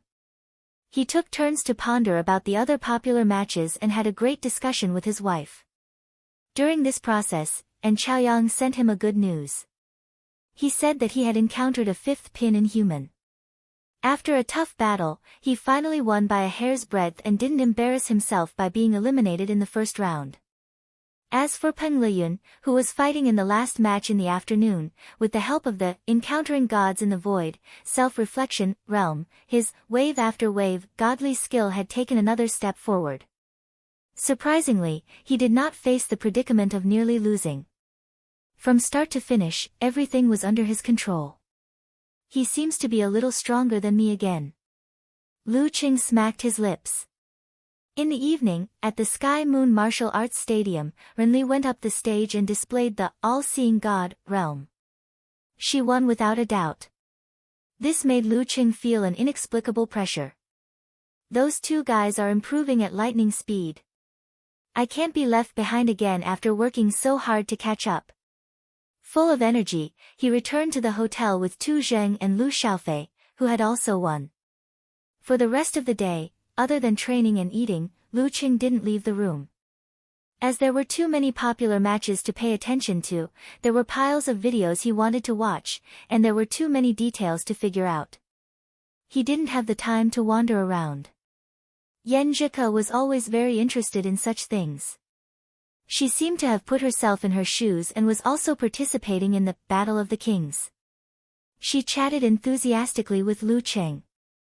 After the first round ended, there was a day's rest. Lu Cheng was still holed up in the hotel, researching the competitors who were stronger than him. He was so busy that he didn't even have time to play games. He picked up his phone and replied to his little fairy. Just as he was about to put it down, he suddenly received a notification that he had been added to a discussion group. "Let's meet up tonight?" asked Deng Chaoyang. This time, he had learned his lesson and formed the Lin Fu Food group. "Another day. I still have a bunch of battle videos to watch." "Let's meet up after the double elimination round," replied Peng Liyun, who had changed his nickname to Physics Laborer. +1. Renli added. Lu Cheng looked at the video on his tablet and replied with a laughing expression, "What a coincidence. Damn it, a bunch of youths who are addicted to battle videos." In this rhythm of life, it was already evening. The organizing committee announced the matchups. From the second round onwards, someone would be given a bye. After 3 rounds, there would be exactly 64 fighters left. "I want to advance straight away, but I also want to have a real fight." What a conflicting feeling. Lu Cheng scrolled down the page and found the name of his opponent. Sky Moon Martial Arts Stadium, 5th match tonight, Longhu Club, Lu Cheng vs. Daxing Temple, Ji Tong. Ji Tong. I heard that he was quite famous. In his generation, he was only inferior to Wisdom King Ji Hai and senior brother Ji Ren. Lu Cheng was stunned at first, but was immediately overjoyed. Finally, he could witness the strength of a direct disciple of Daxing Temple. Half an hour later, he received a message from Yan Zhika while he was studying the video of Ji Tong's match. It was a link to a news article. He clicked on it. Ji Tong was stopped by the official reporter of Battle of the Kings, outside the Zen temple where he lived. He accepted the interview. He put his palms together and said, "Namo Amitabha. A monk doesn't lie. This humble monk wants to win against almsgiver Lu." The video ended and the reporter commented, "He also has the strength to win." Chapter 561. After the news ended, it switched back to the anchor. He chuckled and said, "As you can see, Ji Tong, Peng Liyun, and Ren Li's opponents all expressed their desire to win. The reputation of the heavenly son of the era is both a compliment and a pressure. When others meet you, they will be filled with fighting spirit. A tree that stands out in the forest will be blown away by the wind. A person who is stronger than others will be ridiculed by the crowd. Defeating a heavenly son of the era is definitely something to be proud of and engraved in people's minds. Let's wipe our eyes and wait patiently. This live streamer is pretty good. Just a few words and she's able to make people's blood boil." Lu Cheng praised in his heart. He replied to Cook calmly, "But I want to win too. What should I do?" He added with a confused emoji. Yan Zhika patted his shoulder and said, "Comrade Lu Cheng, I believe you can win as long as you don't act recklessly." Lu Cheng had told his fairy about the divine art of recklessness as a joke. He didn't expect her to remember it immediately. How would I dare? He's a direct disciple of Daxing Temple. Lu Cheng said. Yan Zhika rested her chin on her hand and said, "Based on my understanding of you, you will act recklessly when facing a direct disciple of Daxing Temple. Don't you want to see the Buddhist Zen arts? Don't you want to see the 2 secret arts of Vajra and womb accumulation?" "Yes. Ko knows me best." Lu Cheng sent a crying face emoji. "It's okay. Act recklessly. You should at least leave me something to laugh at for the rest of my life." Let's talk about Ji Tong. He mainly cultivates the Vajra secret arts. Once he advances to physical invulnerability, his body will be able to evolve the body of the Vajra. Other than that, he's also good at various secret arts derived from the Vajra seal and the Vajra secret arts, as well as the Dan stage martial arts from the Great Light Scripture. He has also mastered the 6-syllable Sanskrit mantra. But don't worry, it's said that his Zen mind isn't pure, so he wasn't able to cultivate the weakened version of thought steel. Lu Cheng nodded slightly and started to talk with Ko. At the end of the conversation, He asked curiously, does Daxing Temple have any forbidden arts? It's the leading Buddhist sect. Yes, but I don't know what it's called. In any case, it's able to cultivate the Vairocana body. Yen Zhika recalled. According to her description, the Daxing Temple had a taboo divine art to suppress it. It was divided into the Great Light Scripture, the Womb Realm, and the Vajra Realm. Each of them derived the content of the Dan stage. The next day, Lu Qing trained and studied videos during the day and headed to the Sky Moon Martial Arts Stadium at night. At this point in time, other than An Chaoyang who lost the competition as expected, Peng Liyun, Ren Li, Tu Zheng, Meng Liang and the other popular contestants had all successfully advanced to the next round. This added a lot of pressure to him. After a while, he finished his adjustments and left the lounge. Under the guidance of the staff, he walked along the path of glory and walked towards the central arena. Amidst the cheers of the crowd, Lu Qing finished climbing the stone steps and saw Ji Tong. He was wearing a gray monk's robe and his scalp was gray. His eyes were more black than white, giving him a gloomy look. The great Vidranath was also known as the Devil Dekka. After they nodded to each other, the referee did not wait any longer. He raised his right hand and shouted, "Conversation time starts now." Ji Tong put his palms together in front of his chest and said softly, "Almsgiver Lu, I believe you have seen the interview I accepted last night." His tone was calm and did not show any signs of aggression. "Yes, but anyone would want to win." "There's nothing strange about it," replied Lu Qing calmly. Ji Tong nodded slightly and laughed softly. "All this while, Master Abbot and my master thought that I was too competitive and had hindered the progress of Buddhism.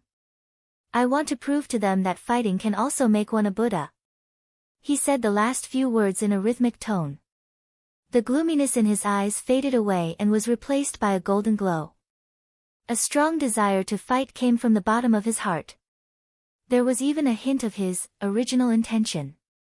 At this moment, the Ji Tong in Lu Chang's eyes suddenly grew taller. His expression was solemn and dignified. He could intimidate and subdue external demons and make people cower in fear. At the same time, the golden glow around him spread out in circles and illuminated the entire arena. It was both holy and compassionate, causing many in the audience to have the urge to worship him. Awe-inspiring on the inside and the light of Buddha on the outside. Pressure assaulted his heart and his aura interfered with his mind. Lu Qing quickly reined in his thoughts and turned water into ice.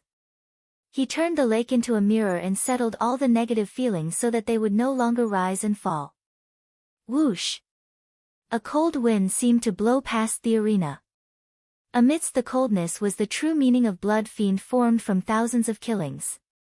It was as though an apocalyptic blizzard was about to arrive. The light of Buddha dimmed slightly and rippled in all directions. It withstood the terrifying blizzard softly but tenaciously, like a lantern that illuminated the path to return home on a snowy night. The battle of auras was evenly matched.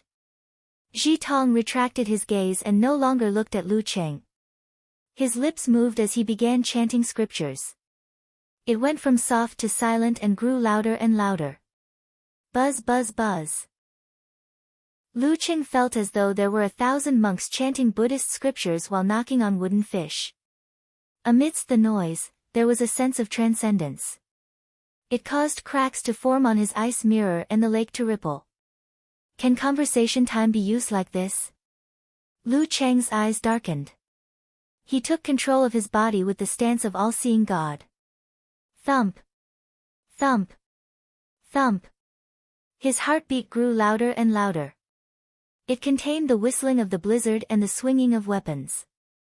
Thump. Thump. Thump.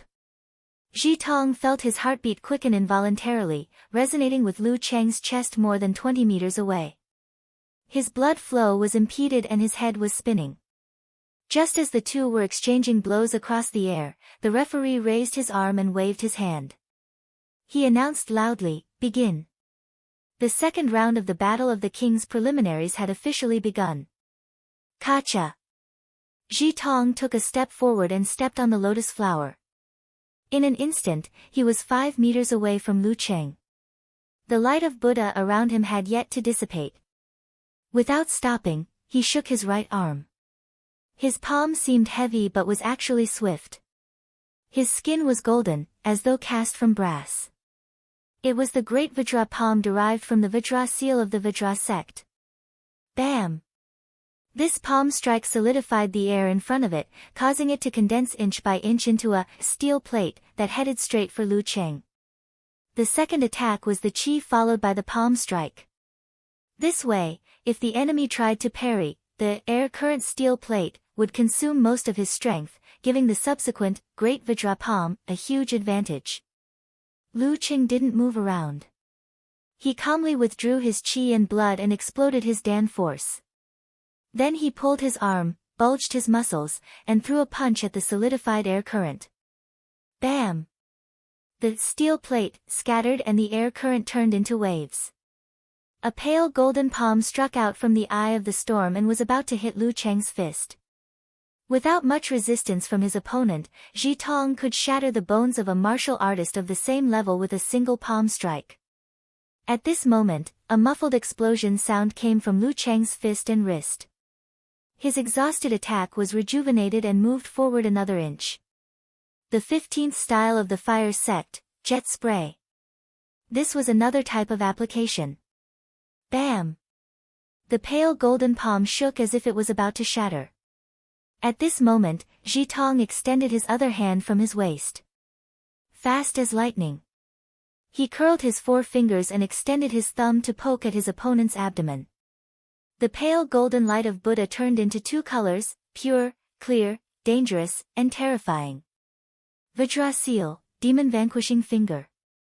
It was good at breaking through the hard and could restrain divine kung fu like golden bell shield and immortal flesh to a certain extent. Lu Cheng's stance was perfect. His left fist didn't lose its position. He swung his arm down, bringing with it a blazing fire. Poof! Just as his fist came into contact with the thumb glowing in red and green, the flames immediately extinguished as if they had never appeared. The strike that could split gold and stone didn't produce a shattering sound. Logically speaking, a clenched fist should have the upper hand against a finger. However, Ji Tong's demon vanquishing finger was so hard that it seemed to have stepped into the realm of Vajra. Bam! Failing to hit, Ji Tong swung his right arm as if he was waving a monk's staff. With layers of pale golden light of Buddha, he smashed it in front of Lu Cheng.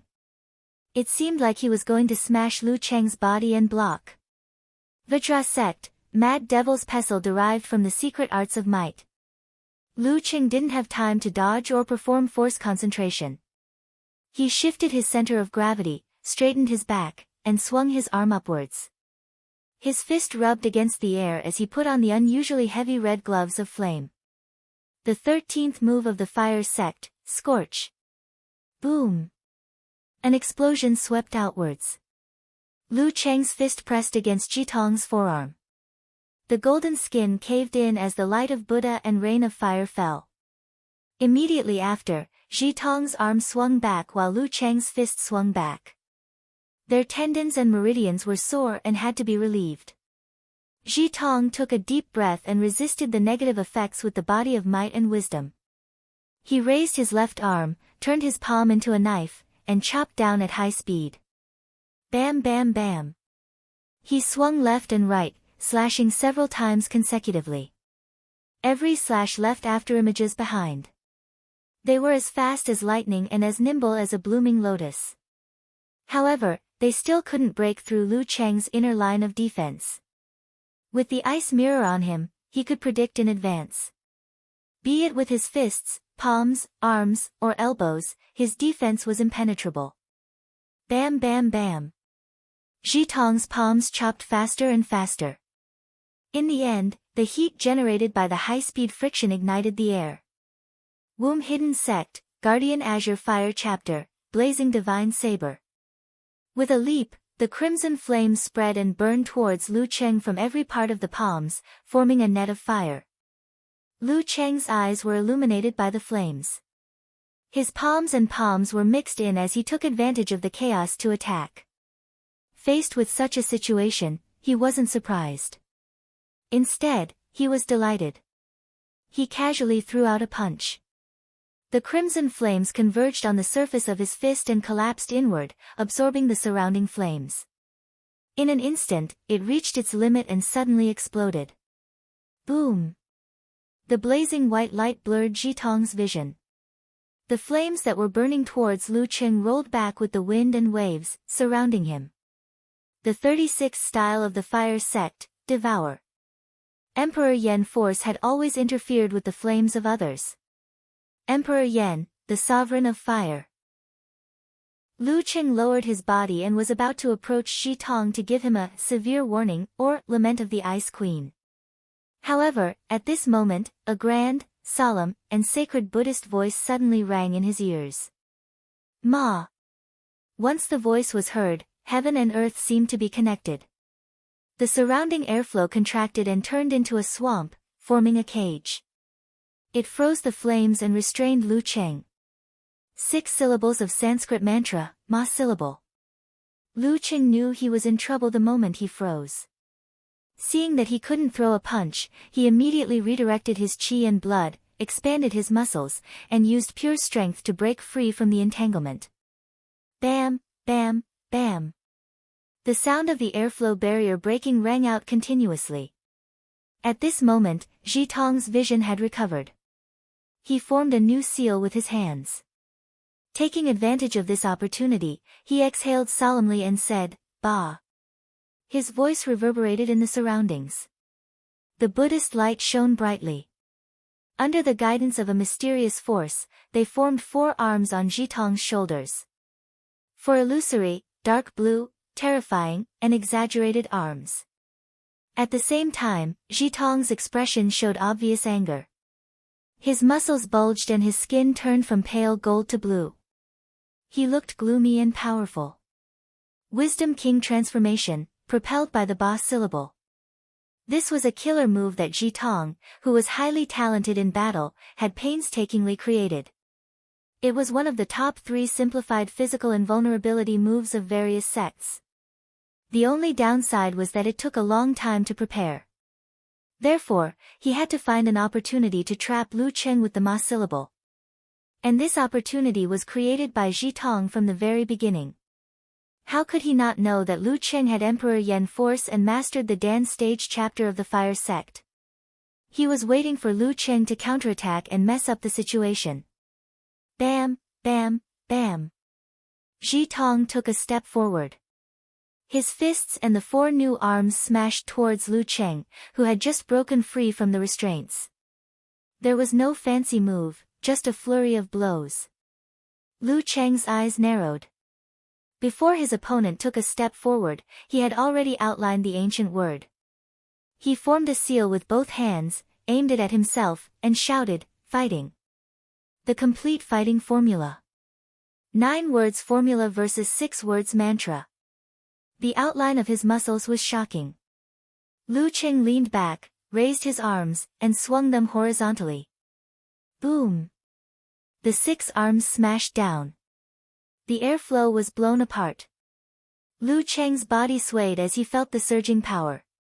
His arms trembled and were about to break. Without the combination of simplified physical invulnerability moves, the fighting formula was still lacking. Lu Cheng had no choice but to twist his back and push his legs inward. With superior control, he directed the unbearable external force to the ground. Crack! He lowered his body and both his legs sank into the arena, up to 2 inches above his ankles. What kind of terrifying power was this? What kind of exaggerated effect was this? In the Longhu Club, Optimus Prime Longjin wiped the sweat off his forehead as he walked out of the volcano laboratory. He saw Dragon King, Chen Qitao, watching the battle between Lu Cheng and Jitong. Wisdom King transformation. Longjin took a glance and clicked his tongue. It's just a pretty face, Chen Qitao commented succinctly. Longjin smiled and didn't say a word. This was the Dragon King's attitude towards the various forms of Wisdom King and God spirits. From his point of view, the formation of 4 arms and 3 heads was a requirement of the Buddhist and Taoist sects when they preached. It was to shock the masses and gather believers. However, in a real battle, it would appear to be a waste of energy. If he had the time, he could just form them into spheres. Not only would it take less time to prepare for the 3 heads and 6 arms Wisdom King transformation, but the effect could also be concentrated, increasing the power by at least 20%. Under the guidance of this philosophy, the secret arts of the fire sect that he inherited from the Taoist sect were modified beyond recognition. He was often mocked by warrior sages for being a tortoise puncher. Lu Cheng's qi and blood were churning violently, his muscles were trembling. His legs were trapped in the limestone. For a moment, Lu Cheng couldn't pull them out. His right arm's skin turned black, and his bones and tendons were extremely sore. He temporarily lost the ability to exert force. Ji Tong retracted his angry form and became solemn again. He clasped his palms together. Under the guidance of visualization, he gathered all the remaining Buddha's light in the center of his closed palms. He was going to use the simplified physical invulnerability move from the Great Light Scripture, Tathagata's finger, to clinch victory. This was also a move that was hard to defend against. It was extremely taxing on the body. However, once it hit the enemy, even if the enemy had the indestructible flesh body, they would still be penetrated if they hadn't reached physical invulnerability. However, the preparation time was too long, and the signs were obvious. If he hadn't stopped Lu Cheng on the spot, Ji Tong wouldn't have wasted the time to use it. As for now, it was time to finish it in one fell swoop. Dong dong dong. Lu Cheng's heart raced as he sensed a strong sense of danger. He couldn't be bothered to clean up his wounds and regroup. He seized the time to visualize the deep and cold dark universe and the heavy great sun that was finally ignited by the accumulation of dust. Mutated version of severe warning. At this moment, Ji Tong opened his palms slightly and a crack appeared. An extremely bright laser shot out like the finger of Mahavairocana, heading straight for Lu Cheng's lower abdomen. Such speed was comparable to lightning, not something a human could achieve. Therefore, if Lu Cheng didn't dodge in advance, he wouldn't be able to dodge it. The referee wouldn't be able to save him either. It was because of this that Ji Tong didn't choose a vital part. However, just as his closed palms were about to split open, Lu Cheng seemed to have a premonition. He swung his left arm downwards and smashed his fist. Darkness enveloped him. Poof! The laser hit the surface of his fist and dissipated instantly, leaving only a faint mark of fire. Ji Tong's pupils shrank as if they were needles. Didn't Tathagata's finger say it could even penetrate the indestructible flesh body? Lu Cheng's calm appearance was only on the surface. His left fist had already suffered some damage. His fascia was in chaos, his muscles were torn, and his bones were almost broken. The force that was supposed to rebound and explode could only dissipate as he swung his fist. As expected of the heavenly son of the era. As Lu Cheng swung his fist, Ji Tong secretly used the Weng formula, using the sword of wisdom to sever the fear and hesitation in his heart and shake off his emotional turmoil. He formed another hand seal and said solemnly, "Om." It was as if something from heaven and earth had entered his body and stimulated it. His qi and blood surged and reached the pinnacle again. At this moment, Ji Tong hadn't reached his limit and still had a lot of stamina. However, he still used the OM formula in advance. Only by maintaining his peak condition and suppressing his opponent would he have a chance of defeating the injured Lu Cheng. If he dragged it out to his limit, there would be many variables in between. He might even be at a disadvantage and lose the opportunity to use it. Saving your trump card for last was the stupidest choice. In the blink of an eye, Ji Tong's condition was refreshed. Once again, he emitted circles of Buddha's light. Seeing Lu Cheng break free from the bluestone trap, he slid forward and approached him. At this moment, Lu Cheng had already controlled his injuries with the encountering gods in the void realm. His qi and blood circulated, stimulating his body and expanding his fascia. Half of his muscles tightened, ready to strike. Simplified fighting formula combined with Thunder Roar Zen. Bam! Lu Cheng swung his arm and punched at Ji Tong, who had just recovered to his peak condition. Ji Tong struck out with his palm. His pale golden palm hit his opponent's fist. Bam! Lu Qing tightened his muscles in a hurry. His strength suddenly exploded at a single point, causing a strong vibration. Ji Tong's body jumped slightly. His organs shook, but his movements didn't slow down. Lu Qing circulated his qi and blood again, using the simplified fighting formula. He tightened his muscles again and struck out with Thunder Roar Zen. Bam, bam, bam. He spread his arms and swung them with every step. With one fighting roar and one thunder roar, his body became abnormally tall. It was as if the thunder god had descended and was swinging his electric hammer left and right. There was nothing fancy about it. It was pure strength and pure oppression. Bam, bam, bam. Ji Tong couldn't find a gap in his opponent's tight rhythm and could only block. After a few consecutive strikes, his qi and blood were in serious turmoil. His organs were shaking and his muscles were trembling, making it difficult for him to exert force. Wuyue Province, Moshang. Seeing this, Geyser clicked his tongue and said, "This brat finally has some of the demeanor of, ahem, the old me when I killed an inhuman with 19 Thunder Roar Zen." After 5 punches, Lu Qing slowed down and changed his rhythm. Taking advantage of the fact that Ji Tong's eyes were still unfocused and the vibration hadn't been suppressed, he made the thundercloud appear in the darkness and let the sound break the ice. Bam! He struck again, smashing down from above. This time, it was slightly different from before. Severe warning. This was necessary to control the rhythm of the battle and also because his fighting formula had reached its limit. Bam! Ji Tong instinctively blocked with the Vajra palm. His vision turned black and he felt cold all over. He seemed to have lost consciousness. Lu Qing took half a step forward and visualized Emperor Yan, compressing his fire force. His eyes widened as if the fire god Zhurong had appeared in the void. He punched out with his left fist, aiming for Ji Tong's waist. Boom! Ji Tong's mind was stabilized with a hum, and he quickly broke free from the freezing of his thoughts.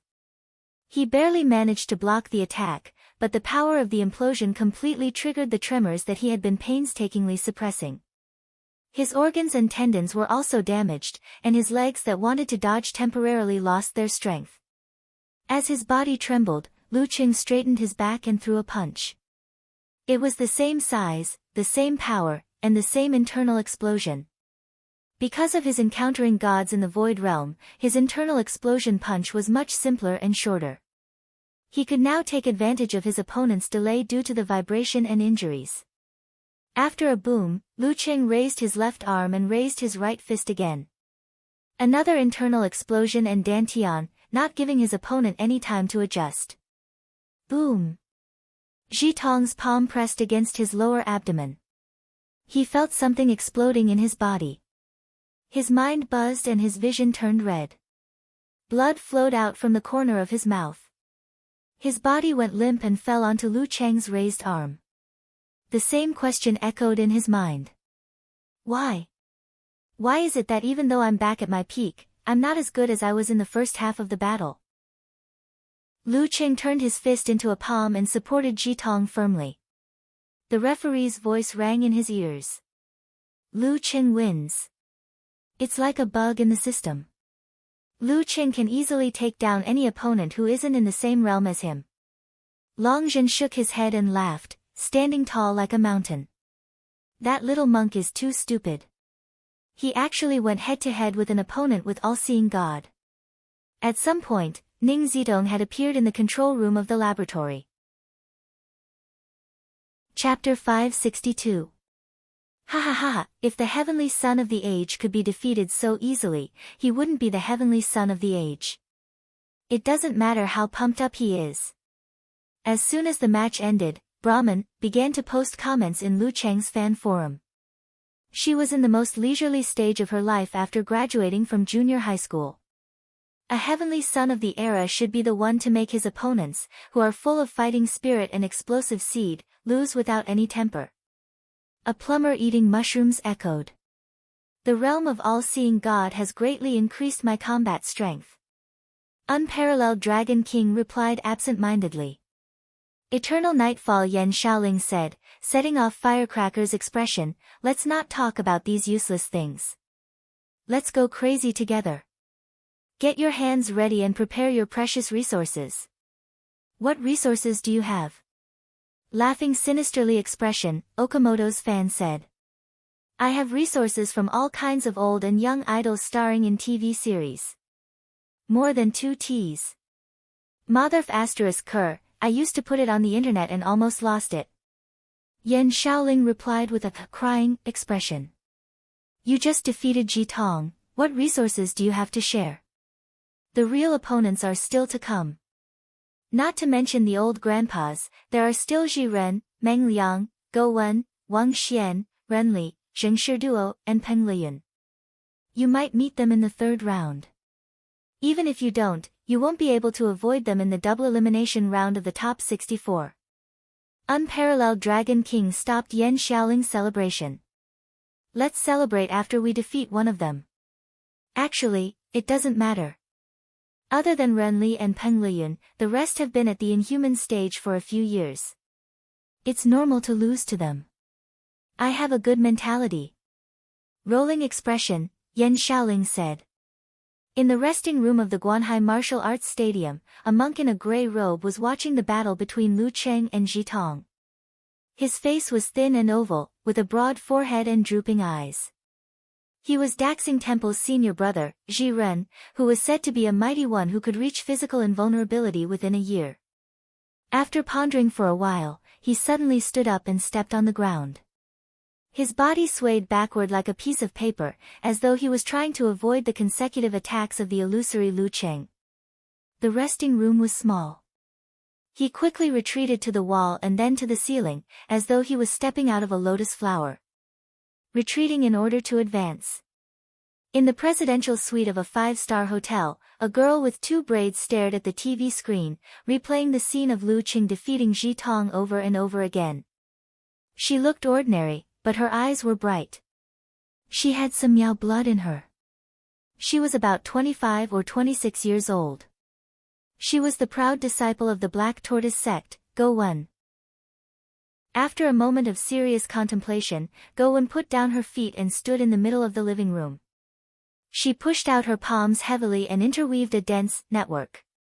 The sound of water was vast and mighty, like a surging river. Lu Cheng's attack was only a few iron chains. They could stop the ship, but they couldn't stop the current. She stopped and adjusted from time to time. Gradually, the girl felt more confident. In a certain room on the 33rd floor of Wanhua Hotel, Tu Zheng held the remote control in his hand. His gaze was unfocused as he stared ahead. His mind was filled with images of Lu Cheng's continuous thundering zen and internal explosion. How should he deal with it? After thinking for a while, he retracted his gaze and regained his composure.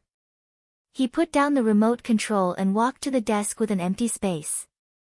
He lowered his waist and got into position. As the flames burned his body, his potential was stimulated. Sounds of tendons stretching and bones popping could be heard from Tu Zheng's body. He grew taller in an instant. Bang! Bang! Bang! He controlled his strength and swung his fist forward. In his imagination, this was a combination of explosive secret arts and flaming cannon punch. He was going to fight Lu Cheng head-on and tremors against tremors. In the end, it would be internal explosion against internal explosion to see who could last the longest. They were both in the realm of encountering gods in the void, but he, who was close to attaining physical invulnerability, was clearly superior to Lu Cheng. Rather than battle strength, it was better to compete in levels. While the popular fighters were imagining how to overcome the situation, Lu Cheng bowed and watched as Ji Tong was helped to the emergency room. His injuries weren't fatal, but they were serious enough. In comparison, Lin Yu, who could leave on his own after taking 9 internal explosions, was like a transformer. His qi and blood circulated slowly, stimulating a certain part of his body.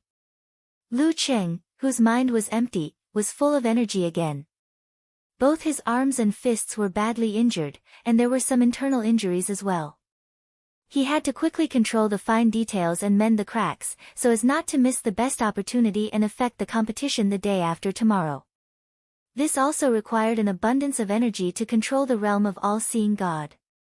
Hence, he secretly used the simplified wholeness formula. After secretly mending, Lu Chen walked down the stone steps amidst the thunderous cheers and took back his phone and other items from the competition supervisor. Just as his screen lit up and he logged into the app, he saw a message from Yan Zhike. What a pity. You almost lost. Shouldn't you be happy that I won the competition? Lu Chen slowed down and replied with a laugh. Yan Zhike replied shyly, I'm a little disappointed. I didn't even have the chance to laugh at you. Only a little disappointed. That means you're mostly happy. Lu Chen pointed out with a smile. Yan Zhike replied, covering face expression and sighing expression, don't expose me. At this moment, the official reporter of Battle of the Kings walked over and blocked Lu Cheng's path with a smile. He smiled and said, I finally have the chance to interview you.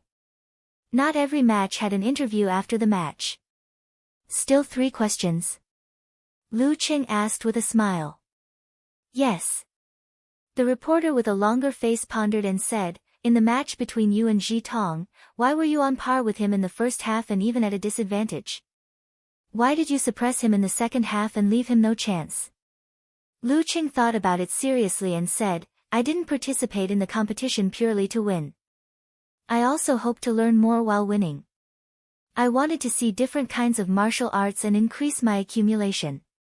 The secret arts of Daxing Temple are indeed extraordinary. I almost lost. Really? I see. The reporter nodded slowly. After a few seconds, she suddenly froze and realized something.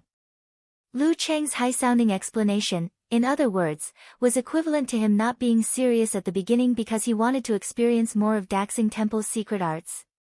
He made it sound so reasonable that even I was sucked in.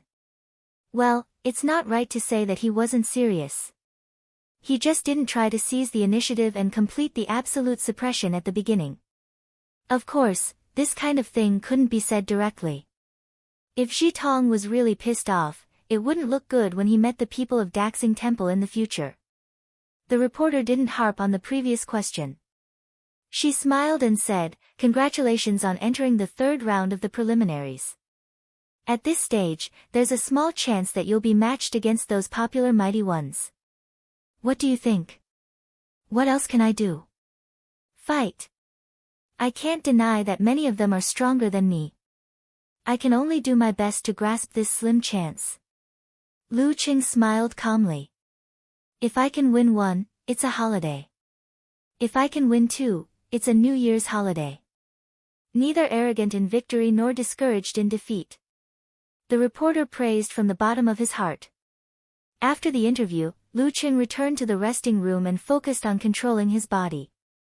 He planned to take the club's hired car to the underground parking lot before all the matches ended tonight. That way, it wouldn't be too congested. In the stands, a young man with black hair mixed with silver suddenly stood up. He squeezed from the center of the row to the edge like a fish and walked towards the washroom. He knew that his chance to get the Jindan had come. It wasn't that he didn't have the confidence to take down Lu Cheng in his best condition. However, it would definitely be troublesome. Once the battle dragged on, it would be full of variables. Regardless of Hua Cheng or Lin Fu, there was no lack of mighty ones with physical invulnerability. When the time came, he would be the one in trouble. During the first round, Lu Cheng was competing in the morning. He could rest in the inhuman environment and only leave when he was back to his peak. Furthermore, he was accompanied by his teammates, so he didn't dare to act rashly. Along the way, he had forged his identity, sat in an unlicensed car, stayed in a small hotel, and even under a bridge. He had been waiting for this day as a vagrant. Now, Lu Cheng was exhausted after the battle. He might even be injured. Furthermore, it was night time. He definitely had to go back to the hotel to rest. Gu Tong wore an ordinary black t-shirt and casual pants. He disappeared from the washroom corridor without attracting any attention.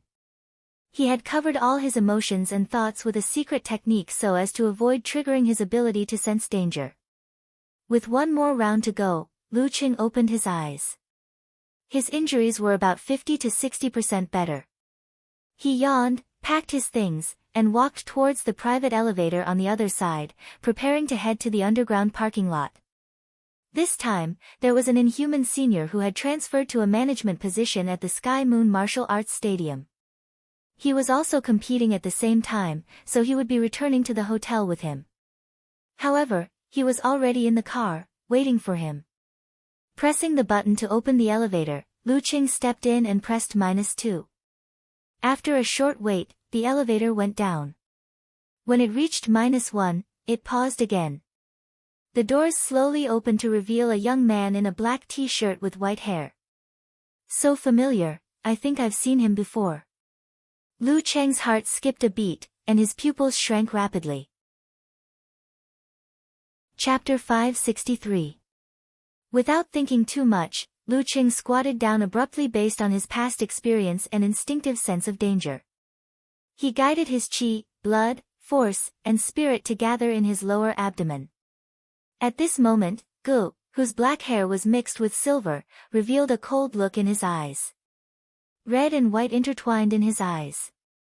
He exhaled and said, "Army." Without any hand signs or preamble, it was released with the sound.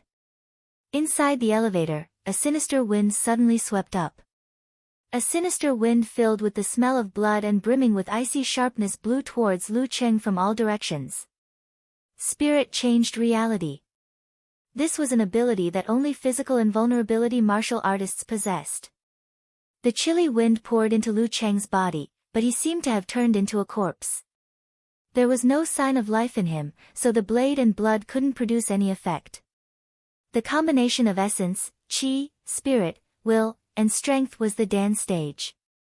If Lu Qing was a split second slower, his spirit would be attacked and his mind would be shaken. His thoughts would fall into fear, and he wouldn't be able to do anything even if he wanted to. If he was too early, his opponent would have enough time to change his strategy. The power of the ice mirror was just right, not too early or too late. Ji's expression didn't change. He was mentally prepared for the failure of his attack. Facing the squatting Lu Qing, he imagined his opponent's counterattack. He raised his right palm and aimed it at his enemy like a mirror. Bam! With a muffled explosion, a red fireball shot out from his palm and blasted towards Lu Qing. On both sides of him, the doors of the elevator closed inwards. After sensing someone was there, they opened again in dismay. Boom! Lu Cheng's Dan force exploded, and his right arm swelled. As he stood up, he punched at the fireball. Covered in blazing white, his glove was heavy. Boom! The shockwave from the explosion shook the elevator. In Lu Cheng's eyes, the young man with black hair mixed with silver was surrounded by red and white. The red was like fire and the white was like ice. They intertwined with each other like a crimson dragon and a frost serpent. The smell of Jindan. Not good. A strong premonition of danger surged in Lu Cheng's heart. He couldn't care less about hiding his strength and directly operated his qi and blood, mobilizing all the power of the Jindan in his lower abdomen that he could currently mobilize. In the blink of an eye, every muscle in his body was filled with blood and expanded. His greenish-black fascia was exposed inch by inch. He suddenly grew taller by more than 10 centimeters and was twice as strong as before. He punched forward like a deity that had descended from the heavens, blowing up the air and temporarily turning the surroundings into nothingness. At this moment, the crimson dragon and ice hornless serpent circling around Guyu had already pounced out, intertwining and biting towards Lu Qing, intending to devour him. Rumble! The huge explosion shook the elevator, and the violent shockwave caused the surrounding metal walls to cave in. Cracks spread everywhere, and some parts were charred black and some were frozen. The elevator was completely stuck on this floor. When the commotion spread, many people listened attentively. In the surveillance room, the corresponding alarm sounded. The security personnel jumped to their feet and scanned the screen, looking for the cause. The crimson dragon and ice-hornless serpent broke apart inch by inch and fell like rain. Lu Qing stood in the middle, unable to take a single step forward. Around his fist, several patches of skin had been torn off. His flesh was mangled, his bones were cracked, and his clothes were in tatters. Some were burning, some were hanging on ice crystals. One could see his sunken ribs, muscles that were almost torn apart, and horrifying skin. His heart was filled with fear, doubt, and panic at the sudden appearance of a powerful enemy. However, these negative thoughts were quickly suppressed by the ice mirror and didn't cause any ripples. In the face of life and death, the only thing that matters is a fine line. Gu Yu's expression changed slightly. Without hesitation, he spoke again, confrontation. The ancient sound evoked the mystery, cleansing him of his condition. The abrasions caused by the shockwave rapidly healed. Lu Qing, on the other hand, felt as though someone had drained him of his strength and spirit. He couldn't suppress the sleepiness and exhaustion that surged to his head, almost causing him to faint. His heart tightened. He immediately circulated his qi and blood to stimulate his body. He used the simplified wholeness formula for the second time, allowing the light in his eyes to gather again. However, this wasted precious time. Gu Yu placed his palms together, one above the other. In the center of his palms, a crystal ball with a white base and crimson spots appeared. It was like a mirage of the starry sky. With a solemn expression, he flipped his palms and pushed them forward, striking out the resplendent ball. From the beginning until now, he had given it his all. Once he took the initiative, he used his most powerful killer moves in order to end the battle quickly. The crimson and white reflected in his eyes grew bigger and bigger. The fear in Lu Cheng's heart subsided instead of rising. Without relying on the ice mirror, he entered the indifferent overlooking state of the all-seeing God. He quickly and calmly visualized the boundless dark and cold universe, as well as the accumulation of dust to ignite his Vairocana. Bam! He shook out his left arm like a robot and shot out his fist. The surface of his fist was covered in a layer of darkness. As soon as the darkness came into contact with the resplendent ball, it immediately plunged the surroundings into a pitch-black darkness. Following which, a blinding light exploded, followed by an exaggerated, dull sound. Rumble. The elevator was already distorted beyond recognition. Gu Yu took 2 steps back. His t-shirt was still intact, but Lu Cheng, who was surrounded by flames and mist, had a few broken bones. His left arm was charred black and hanging limply. His legs were visibly trembling, his muscles trembling. Seeing his opponent's calm and bloodthirsty gaze, Gu Yu opened his mouth again calmly. Before Lu Cheng pounced, he spat out a word, formation. The ancient voice reverberated. The air around Lu Cheng solidified inch by inch, turning into steel plates that bound him to the spot. In his eyes, his enemy, whose black hair was mixed with silver, raised his right hand and formed a sword with his fingers. At the tip of the sword, a white, dangerous light gathered and aimed at the dangerous light on Lu Cheng's forehead. At the same time, there was a sigh in his eyes, as though he was sending Lu Cheng off to his death. Ignoring the damage to his body, Lu Cheng reached Dan equilibrium. Gritting his teeth, he borrowed the power of the nebula in his lower abdomen to compress his qi, blood, spirit, and fire force, pushing them away from the darkness at the edge. Just as the light was about to shoot out, Gu Yu saw Lu Cheng's Dan force gushing out. Dragging the bindings, he pushed his palm forward with difficulty. They were more than a meter apart. Gu Yu's lips curled. He was about to end his opponent's life with the ice prison holy light. At this moment, Lu Cheng's palm hit the void lightly. The temperature in front of him dropped sharply. A faint blue light condensed and spread rapidly, freezing Gu Yu's body. That dangerous white light shot out at the same time. After penetrating layers of ice, it landed on Lu Cheng's other raised palm. Half of it was penetrated, but no blood flowed out. It was sparkling. The complete version of the Lament of the Ice Queen. Crack. Lu Cheng used the stimulation of pain to summon his remaining strength and completely broke free of the bindings. Pushing off with his feet, he pounced at his dangerous enemy, whose body was sealed in ice. His bloody fist burst out from his waist and hit his opponent's abdomen with a bang. He didn't have any thoughts and could only make an instinctive judgment. Since his opponent had been attacking from afar, he had to drag him into a melee fight. It's either you die, or I die. No, I have to leave this place alive. Lu Cheng's aura surged and shook Guyu's heart, making him feel fear that he hadn't felt in a long time. He hurriedly activated the Jin Dan he had formed and squeezed out a few times more strength. Crack! The ice layer shattered. Guyu's muscles bulged, causing his black t-shirt to burst. His left arm thickened by 2 times, like the arm of an evil spirit. Then, he threw a punch at his opponent's attack. He had enough confidence in this punch. He was sure that no inhuman martial artist would be able to withstand it. If he didn't take advantage of the opportunity to retreat, he would definitely suffer a fracture, or even worse. Boom! The 2 fists collided with a deafening explosion. Guyu could feel Lu Cheng's weakness. A flash of joy flashed across his heart. Before his joy faded, he suddenly heard the sound of bones breaking. He saw that his opponent's hand and arm were twisted abnormally. However, he didn't back down at all. Instead, he pressed his feet inward and crushed the metal at the edge of the elevator into pieces. Poof! Guyu's punch broke Lu Cheng's fist and arm. It didn't stop there.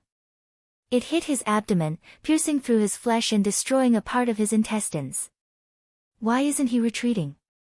Guyu was stunned. He saw that Lu Cheng's eyes were calm to the point of coldness. However, they also showed the desire to live and the desire to show off. His abdomen muscles wriggled, binding Guyu's unretracted fist.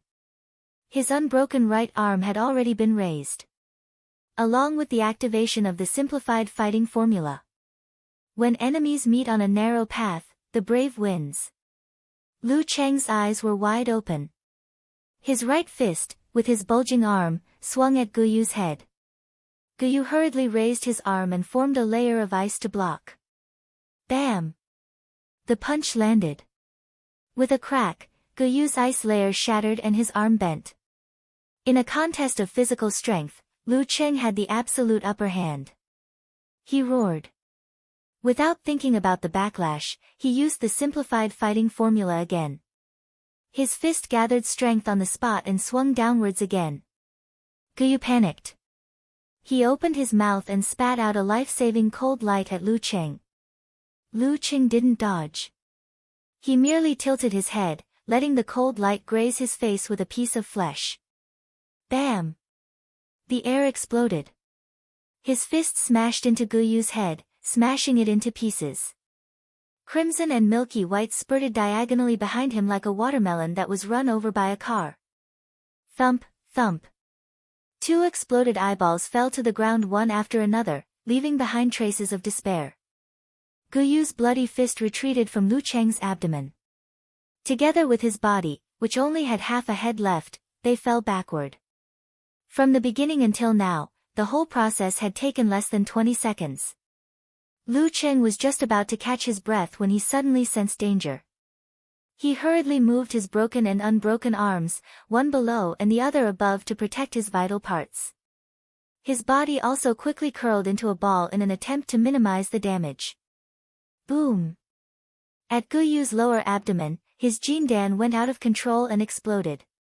Crimson and white light engulfed the surroundings, destroying 2 walls and leaving Lu Cheng with bruises all over. The wind and waves receded. His body was still curled up. He felt very sleepy and cold. He couldn't open his eyes. His vitality was quickly draining away in the darkness. I can't sleep. I can't sleep. If I sleep, I won't wake up. Lu Cheng tried his best to think of his parents. He thought of Yan Zhika's beautiful and shy face. He thought of all the scenes of the past. He used them to ignite a strong desire to live. He held on with a strong will. After an unknown amount of time, he finally heard the sound of noisy footsteps and the sound of cold air being sucked in. Luckily, there's an emergency room in the martial arts arena. His thoughts gradually blurred. In the Sky Moon martial arts arena, the audience was attracted by the fierce battle in the arena and didn't notice anything else. After a while, they realized that the emergency room was in chaos.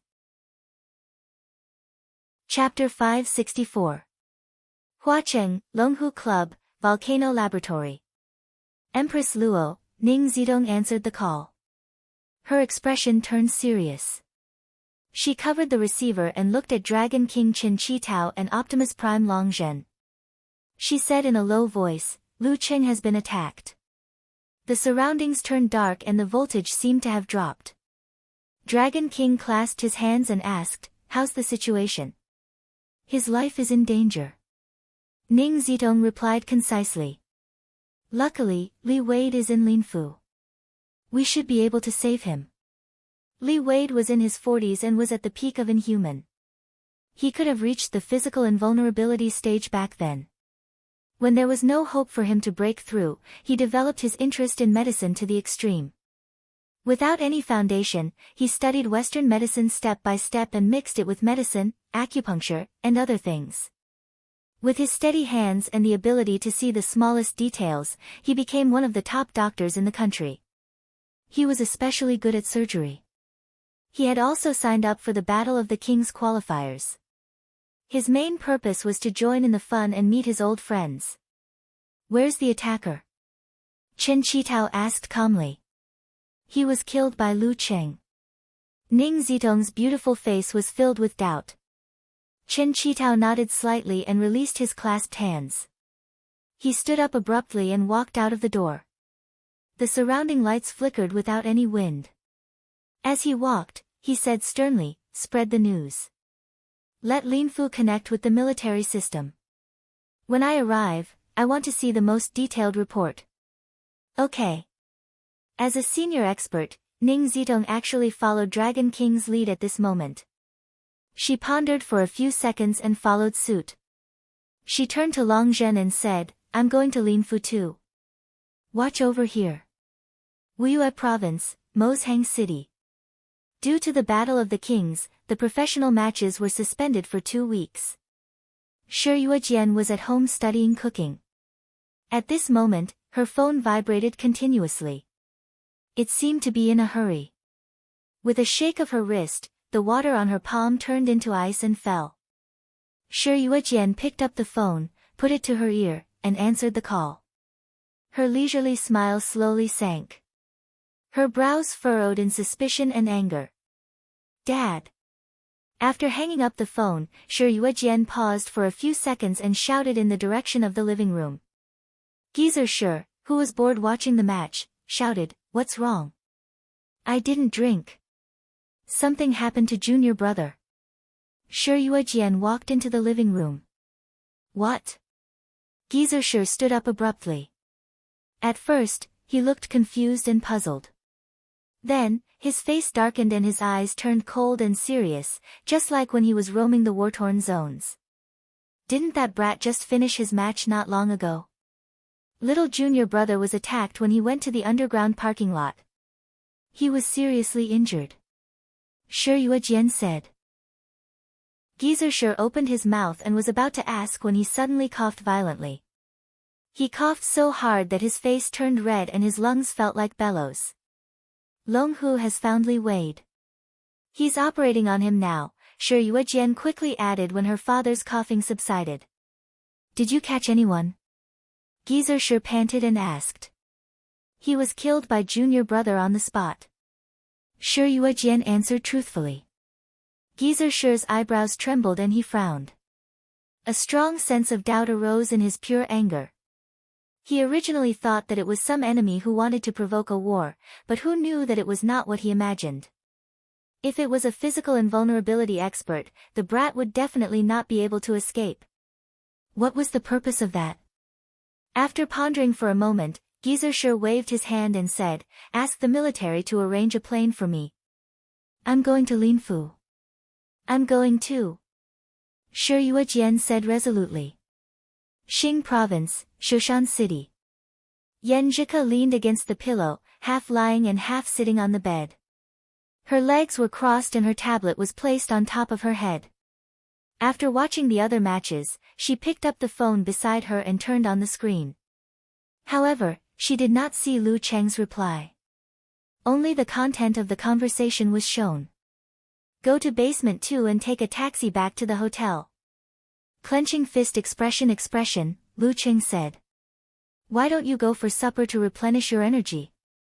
After all, you almost lost the match. Covering mouth expression, she said. Gotcha. Locking her phone again, Yenjika shifted her gaze back to the tablet. She looked for new resources and watched the match between Lu Cheng and Ji Tong repeatedly.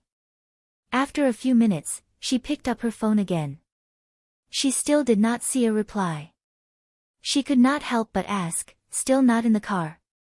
After waiting patiently for a while, she still did not hear the familiar special reminder. Yenjika looked at the screen from time to time and felt a little anxious. Why is Cheng not replying? If there is something, he will tell me in advance. Stuck in the elevator? The girl could not control herself and sent another message. However, it was like throwing a stone into the ocean. She put away the tablet, got off the bed and paced back and forth with her legs crossed. Is Cheng angry? But I was just joking, and he is not such a petty person. Could it be that his phone ran out of battery? But every time his phone was at 10%, he would say something, but there was a news report saying that some phones would run out of battery when they were at less than 20%, or maybe his phone suddenly broke down. Yenjika thought of all kinds of reasons and tried to calm herself down and wait. However, more than 10 minutes had passed. She looked at her phone again and again, but there was still no reply. She was not in the mood to do anything else. Taking a light breath, Yenjika opened her contact list and dialed Lu Cheng's number. Beep, beep, beep. The number you have dialed is switched off. Please try again later. The girl was stunned for a moment. She instinctively dialed again for confirmation. Beep, beep, beep. The number you have dialed is switched off. Please try again later. Listening to the emotionless voice, Yenjika's phone froze beside her ear. Is his phone really broken? She forced out her dimples and comforted herself. If Cheng dropped his phone, I will laugh at him for the rest of his life. Yenjika tried to think in a positive direction, but bad thoughts came one after another. Yenjika gradually became restless and restless. She looked at the night sky outside and bit her lip. Ignoring her embarrassment, she ran out of the bedroom and went to her parents' door. She knocked on it. Ku, what's wrong? Ji Mingyu opened the door in her pajamas and asked in confusion.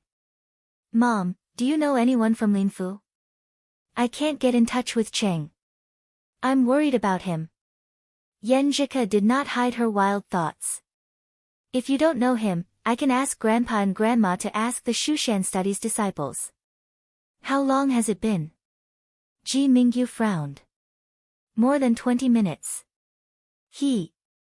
If he wasn't stuck in traffic, he would have reached the hotel. He would have definitely gone online and told me. Yenjika rubbed her right foot on the carpet and answered in frustration and confusion. At this moment, her phone suddenly rang. It vibrated strongly and the ringtone was melodious. Looking over, she saw that it was her grandfather. Yenjika's heartbeat quickened inexplicably. Thump, thump, thump, thump, thump, as if something was about to jump out of her throat. Hello, Grandpa. She picked up and asked carefully. Hurry to Linfu. Something happened to Lu Cheng, Ji Jianzhang said calmly. Something's wrong, something's wrong. Yenjika's hand trembled and her eyes suddenly froze. The phone in her hand with a metallic luster slipped and fell on the carpet with a thud. Linfu Airport. Dragon King, Chen Qitao, and Empress Luo had just entered the reception car when they received the detailed report. The cameras at the scene were destroyed and the surveillance cameras in the areas where the attacker passed by were also disrupted. However, we still managed to find a small amount of video footage. After an emergency investigation and questioning in the city, we have basically locked down the attacker's hotel and his behavior during this period. Combining the information with the portrait of the witnesses and the connection with the intelligence system, we have confirmed that the attacker is Gu Hui, Princess Irina's tutor from the Samano royal family. He studied abroad at the age of 18 and completed his immigration before graduation. We initially tried to establish a good relationship with him and planted a chess piece in the Samano royal family, but he rejected us. The Samano royal family? Ning Zitong muttered in confusion. Why did they attack Lu Qing? Lu Qing worked as a security guard for the Samano royal family last month, but did not have any conflicts with them. The military personnel added. Dragon King leaned back in his chair, his eyes half closed. Tapping his fingers on the armrest, he muttered to himself in a low voice, the Samano royal family. He opened his eyes abruptly. They were dark but bright, as though the brightest star in the night sky was hidden within. He said calmly, wait until Lu Qing wakes up.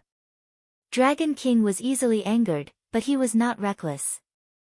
Yes, sir. We will analyze the items and remains of Gu Hui in the hotel next, the military personnel replied solemnly. The next day, 9 in the morning. Outside the operating theater, the atmosphere seemed to have frozen. The medical personnel moving in and out were cautious, like ships in a storm. A total of 6 physical invulnerability mighty ones had gathered in this small place. The Dragon King was sitting on a bench, waiting with his eyes closed. Geezer Shi was drinking hard liquor and coughing from time to time. Shi Yuejian and Ning Zitong were standing by the window not far away. They had no desire to talk and were pacing back and forth. Ji Jianzhang and Dou Ning were sitting on either side of Yan Zhike.